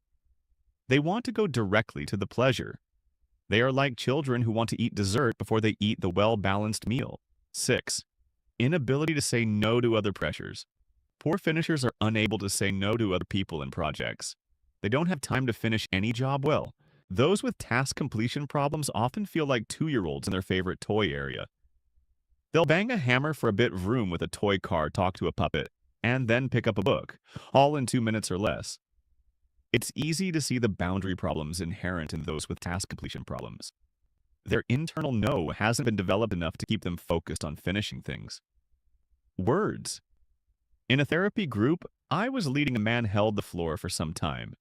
He'd go off on tangents, change the subject, and spend inordinate amounts of time on irrelevant details. He couldn't seem to get to the point. Other members were spacing out, dozing off, or becoming restless. Just as I was about to speak to the man's struggle with getting to the point, a woman in the group spoke up, saying bluntly, "Bill, talk net, will ya?" Talking net rather than gross means putting a net or boundary on how many words we use and how we use them. And that can be a struggle for many. How we use language can deeply affect the quality of our relationships. The words we use can be a source of both blessing and cursing. James 3:9-10. They can be a blessing when we use them to empathize, identify, encourage, confront, and exhort others. They can be a curse when we use them to do the following: hide from intimacy by talking nonstop, dominate conversations to control others, gossip, make sarcastic remarks expressing indirect hostility, threaten someone expressing direct hostility, gain approval through flattery, give the silent treatment withholding words to punish someone, massage the truth in order to look better, seduce or manipulate. Many people who have difficulty setting verbal boundaries on themselves aren't really aware of their problem. They are often genuinely surprised when a friend says to them, "Sometimes it seems like you interpret my commas as periods." I knew a woman who was desperately afraid that others would get to know her. She asked questions and talked quickly so that no one could turn the conversation toward her. She had only one problem: she had to take breaths to continue talking, and the breath created a space for someone else to say something. The woman resolved her problem, however, in an ingenious way. She drew her breaths in the middle of her sentences rather than at the end. That kept people sufficiently off balance so that she was rarely interrupted. This was an effective strategy with only one problem: she had to keep finding new people to talk to. After a few rounds with her, people disappeared. The scriptures tell us to treat our words carefully. Too much talk leads to sin. Be sensible and keep your mouth shut. Providers 10:19 NLT. The one who has knowledge uses words with restraint. Proverbs 17:27. According to Theological Wordbook of the Old Testament, the Hebrew word for restrain refers to the free action of holding back something or someone. The actor has the power over the object. It's a boundary-laden term. We have the power to set boundaries on what comes out of our mouths. When we can't hold back or set boundaries on what comes from our lips, our words are in charge, not us. But we are still responsible for those words. Our words do not come from somewhere outside of us as if we were a ventriloquist dummy. They are the product of our hearts. Saying "I didn't mean that" is probably better translated, "I didn't want you to know I thought that about you." We need to take responsibility for our words. But I tell you that everyone will have to give account on the day of judgment for every empty word they have spoken. Matt 12:36. Sexuality. As Christians are finding more safe places in the church to be honest about spiritual and emotional conflicts, problems related to sexual acting out have emerged as a major issue. Such problems include compulsive masturbation, compulsive heterosexual or homosexual relationships, internet pornography, prostitution, exhibitionism, voyeurism, obscene phone calls, indecent liberties, child molestation, incest, and rape. The individual caught up in an out-of-control sexual behavior generally feels deeply isolated and shameful. This keeps what is broken in the soul sequestered in the darkness, out of the light of relationship with God and others where there can be neither help nor resolution. His or her sexuality takes on a life of its own, unreal and fantasy-driven. One man described it as a not-me experience. It was for him as if the real him was watching his sexual actions from across the room. Others may feel so dead and detached that sexuality is the only way they feel alive. The problem, however, is that, as in most internal boundary conflicts, sexual boundarylessness becomes a tyrant, demanding, and insatiable. No matter how many orgasms are reached, the desire only deepens, and the inability to say no to one's lust drives one deeper into despair and hopelessness. Substance abuse. Probably the clearest examples of internal boundary problems.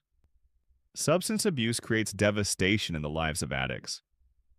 Divorce, job loss, financial havoc, medical problems, and death are the fruits of the inability to set limits in these areas. No matter what the substance, from prescription drugs to street drugs, alcohol, tobacco, or weed, being out of control in these areas can be devastating to individuals and relationships. Most tragic are the increasingly younger children who are experimenting with drugs. Drug addiction is difficult for adults who have some semblance of character and boundaries. For the child whose boundaries are delicate and forming, the results are often lifelong and debilitating. Why doesn't my no work? I'm throwing my no away, Justin told me.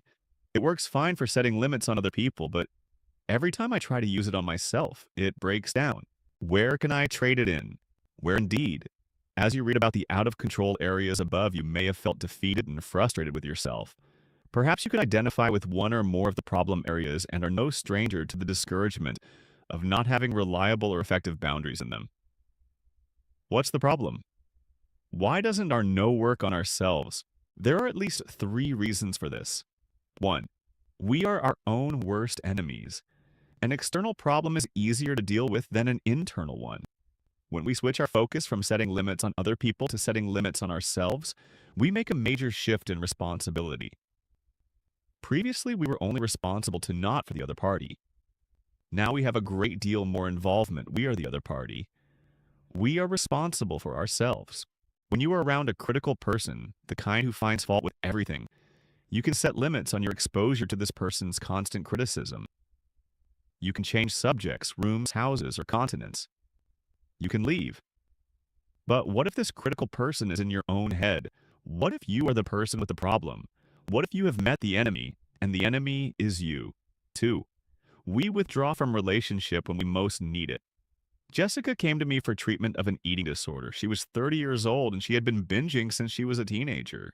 I asked her about her previous attempts to solve this internal boundary problem.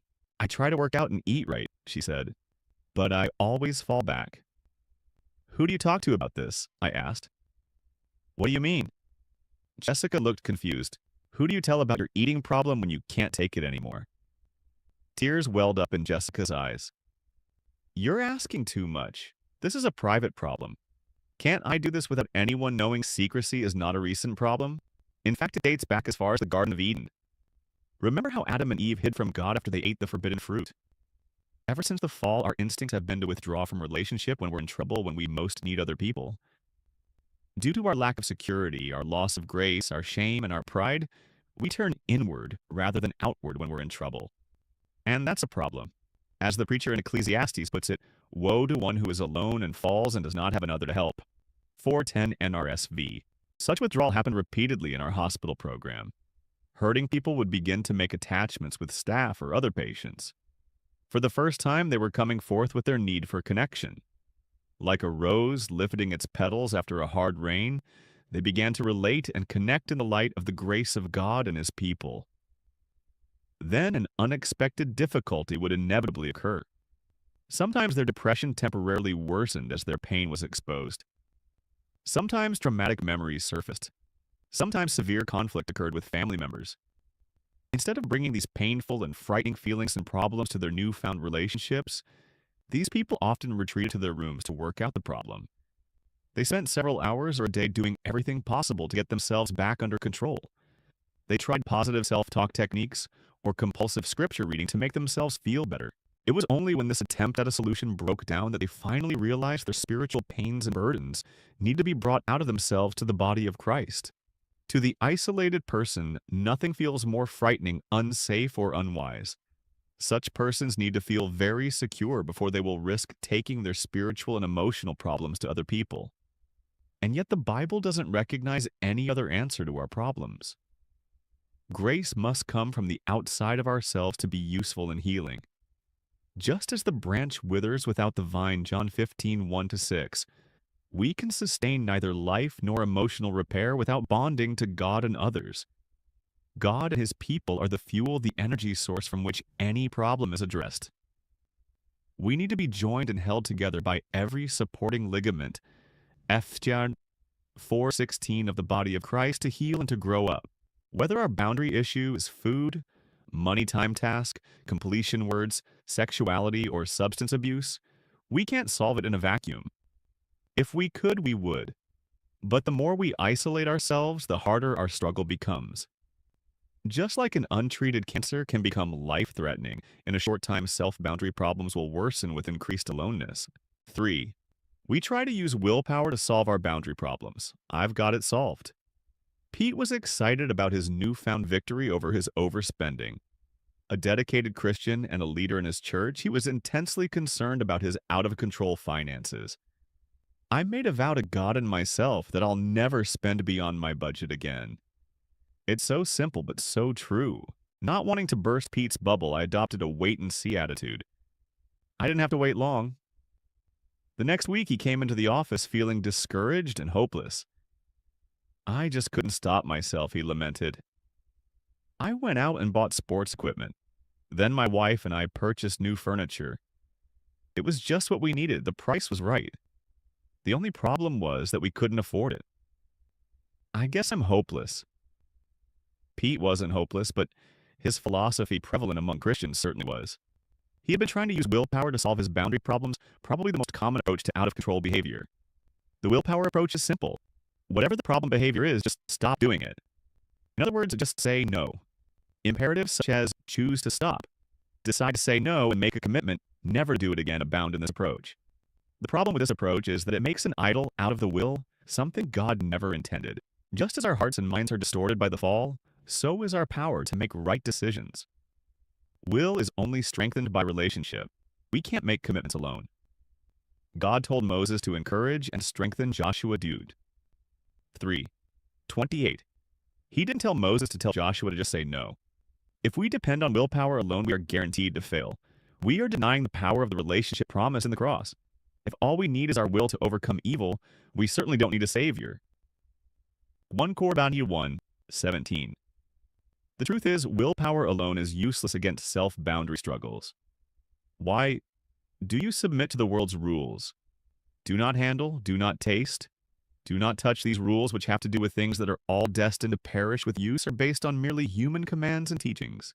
Such regulations indeed have an appearance of wisdom with their self-imposed worship, their false humility, and their harsh treatment of the body, but they lack any value in restraining sensual indulgence. Col 2:20-23. The King James Bible translates the Greek word for self-imposed worship as will worship. In other words, these self-denying practices that appear so spiritual don't stop out-of-control behavior. The boundaryless part of the soul simply becomes more resentful under the domination of the will, and it rebels. Especially after we make statements such as, "I will never," and "I will always," we act out with a vengeance. Jessica's indulgence in food, Pete's indulgence in money, someone else's indulgence in foolish or slanderous conversation, or still another's determination never to be late on a project again will not be healed by white-knuckling it. Establishing boundaries with yourself, developing strength and maturity in self-boundaries is not easy. Many obstacles hinder our progress. However, God desires our maturity and self-control even more than we do. He's on our team as an exhorter, encourager, and implorer. Thessalonians 2:11-12. One way to begin developing limits on out-of-control behavior is to apply a modified version of the boundary checklist we used in Chapter 8. 1. What are the symptoms? Look at the destructive fruit you may be exhibiting by not being able to say no to yourself. You may be experiencing depression, anxiety, panic phobias, rage, relationship struggles, isolation, work problems, or psychosomatic problems. All of these symptoms can be related to a difficulty in setting limits on your own behavior. Use them as a roadmap to begin identifying the particular boundary problem you're having. 2. What are the roots? Identifying the causes of your self-boundary problems will assist you in understanding your own contribution to the problem, how you have failed or sinned your developmental injuries, how you have been sinned against, and the significant relationships that may have contributed to the problem. Some possible roots of self-boundary conflicts include these. Lack of training. Some people never learned to accept limits, to pay the consequences of their actions, or to delay gratification when they were growing up. For example, they may never have experienced any consequences for dawdling as a child. Rewarded destructiveness. People who come from families in which the mom or dad was an alcoholic may have learned that out-of-control behavior brings relationship. The family came together when the alcoholic member drank. Distorted need. Some boundary problems are legitimate God-given needs in disguise. God gave us sexual desire both to reproduce ourselves and to enjoy our spouses. Those suffering a pornography addiction have diverted this good desire. They feel real and alive only when acting out sexually. Fear of relationship. People really want to be loved, but their out-of-control behavior, for example, overeating, overworking, keeps others away. Some people use their words to keep other people at bay. Unmet emotional hungers. We all need love during the first few years of life. If we don't receive this love, we hunger for it for the rest of our lives. This hunger for love is so powerful that when we don't find it in relationships with other people, we look for it in other places, such as in food and work and sexual activity or in spending money. Being under the law. Many Christians raised in legalistic environments were not permitted to make decisions for themselves. When they try to make their own decisions, they feel guilty. This guilt forces them to rebel in destructive ways. Food addictions and compulsive spending are often reactions against strict rules. Covering emotional hurt. People who are injured emotionally, who were neglected or abused as children, disguise their pain by overeating, drinking too much, or working too much. They may abuse substances to distract from the real pain of being unloved, unwanted, and alone. If they were to stop using these disguises, their isolation would be intolerable. 3. What is the boundary conflict? Take a look at your particular self-boundary problems in relation to food, money time, task completion words, sexuality, or substance abuse. These 7 areas aren't exhaustive, though they cover a great deal of territory. Ask God for insight into what other areas of your life are out of control. 4. Who needs to take ownership? At this point, take the painful step of taking responsibility for your out-of-control behavior. The behavior pattern may be directly traceable to family problems, neglect, abuse, or trauma. In other words, our boundary conflicts may not be all our fault. They are, however, our responsibility. 5. What do you need? It's useless to try to deal with your internal boundary conflicts until you're actively developing safe, trusting, grace, and truth relationships with others. You are severely hampered in gaining either insight into or control over yourself when you are disconnected from God's source of spiritual and emotional fuel. Plugging into other people is often frustrating for do-it-yourself people who would like a how-to manual for solving out-of-control behaviors, just as they would buy to teach themselves piano, plumbing, or golf. They wish to get this boundary-setting business over with quickly. The problem is that many people with self-boundary struggles are also quite isolated from deep relationships. They have no rootedness in God or others. 17. Thus, they have to take what they think are steps backward to learn to connect with others. Connecting with people is a time-consuming, risky, and painful process. Finding the right people group or church is hard enough, but after joining up, admitting your need for others may be even more difficult. Do-it-yourself people will often fall back into a cognitive or willpower approach simply because it's not as slow or as risky. They'll often say things like, attachment is not what I want. I have an out-of-control behavior, and I need relief from the pain. Though we can certainly understand their dilemma, they're heading toward another quick-fix dead end. Symptomatic relief, trying to solve a problem by dealing only with the symptoms, generally leads to more symptoms. Jesus described this process in a parable. When an impure spirit comes out of a person, it goes through arid places seeking rest and does not find it. Then it says, I will return to the house I left. When it arrives, it finds the house swept clean and put in order. Then it goes and takes 7 other spirits more wicked than itself, and they go in and live there. And the final condition of that person is worse than the first. Luke 11:24-26. Evil can take over the empty house of our souls. Even when our lives seem to be in order, isolation guarantees spiritual vulnerability. It's only when our house is full of the love of God and others that we can resist the wiles of the devil. Plugging in is neither an option nor a luxury. It is a spiritual and emotional life and death issue. 6. How do I begin? Once you have identified your boundary problem and owned it, you can do something about it. Here are some ways to begin practicing setting boundaries on yourself. Address your real need. Often out-of-control patterns disguise a need for something else. You need to address the underlying need before you can deal with the out-of-control behavior. For example, impulsive overeaters may discover that food is a way to stay separate and safe from romantic and sexual intimacy. Their fear of being faced with those kinds of emotionally laden situations may cause them to use food as a boundary. As their internal boundaries with the opposite sex become firmer, they can give up their destructive food boundary. They learn to ask for help for the real problem, not just for the symptomatic problem. Allow yourself to fail. Addressing your real need is no guarantee that your out-of-control behavior will disappear. Many people who address the real issue underneath a self-boundary problem are often disappointed that the problem keeps recurring. They think, well, I joined a support group at church, but I still have problems being on time, or viewing pornography, or spending money, or being sarcastic, etc. Was all this for naught? No. The recurrence of destructive patterns is evidence of God's sanctifying, maturing, and preparing us for eternity. We need to continue to practice to learn things. The same process that we use to learn to drive a car, swim, or learn a foreign language is the one we use for learning better self-boundaries. We need to embrace failure instead of trying to avoid it. Those people who spend their lives trying to avoid failure are also eluding maturity. We are drawn to Jesus because he learned obedience from what he suffered. Heb 5:8. People who are growing up are also drawn to individuals who bear battle scars, worry furrows, and tear marks on their faces. Their lessons can be trusted much more than the unlined faces of those who have never failed, and so have never truly lived. Listen to empathic feedback from others. As you fail in setting boundaries on yourself, you need others who will let you know about it in a caring way. Many times you are unaware of your own failures. Sometimes you may not truly understand the extent of the damage your lack of boundaries causes in the lives of those you care about. Other believers can provide perspective and support.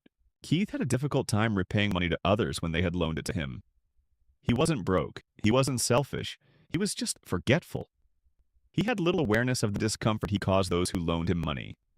One afternoon, a friend who had loaned him money several months before dropped by his office.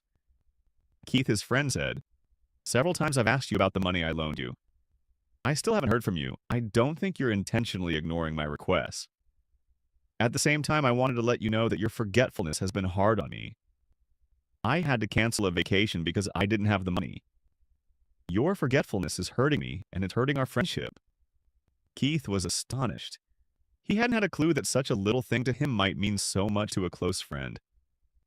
Deeply remorseful over the loss his friend had suffered, he wrote a check immediately. In a non-condemning, non-nagging manner, Keith's friend had helped him become more aware of his self-boundary problem. He used the empathy Keith felt for him as a close friend. True godly remorse for causing his friend pain was a powerful motivator for Keith to become more responsible.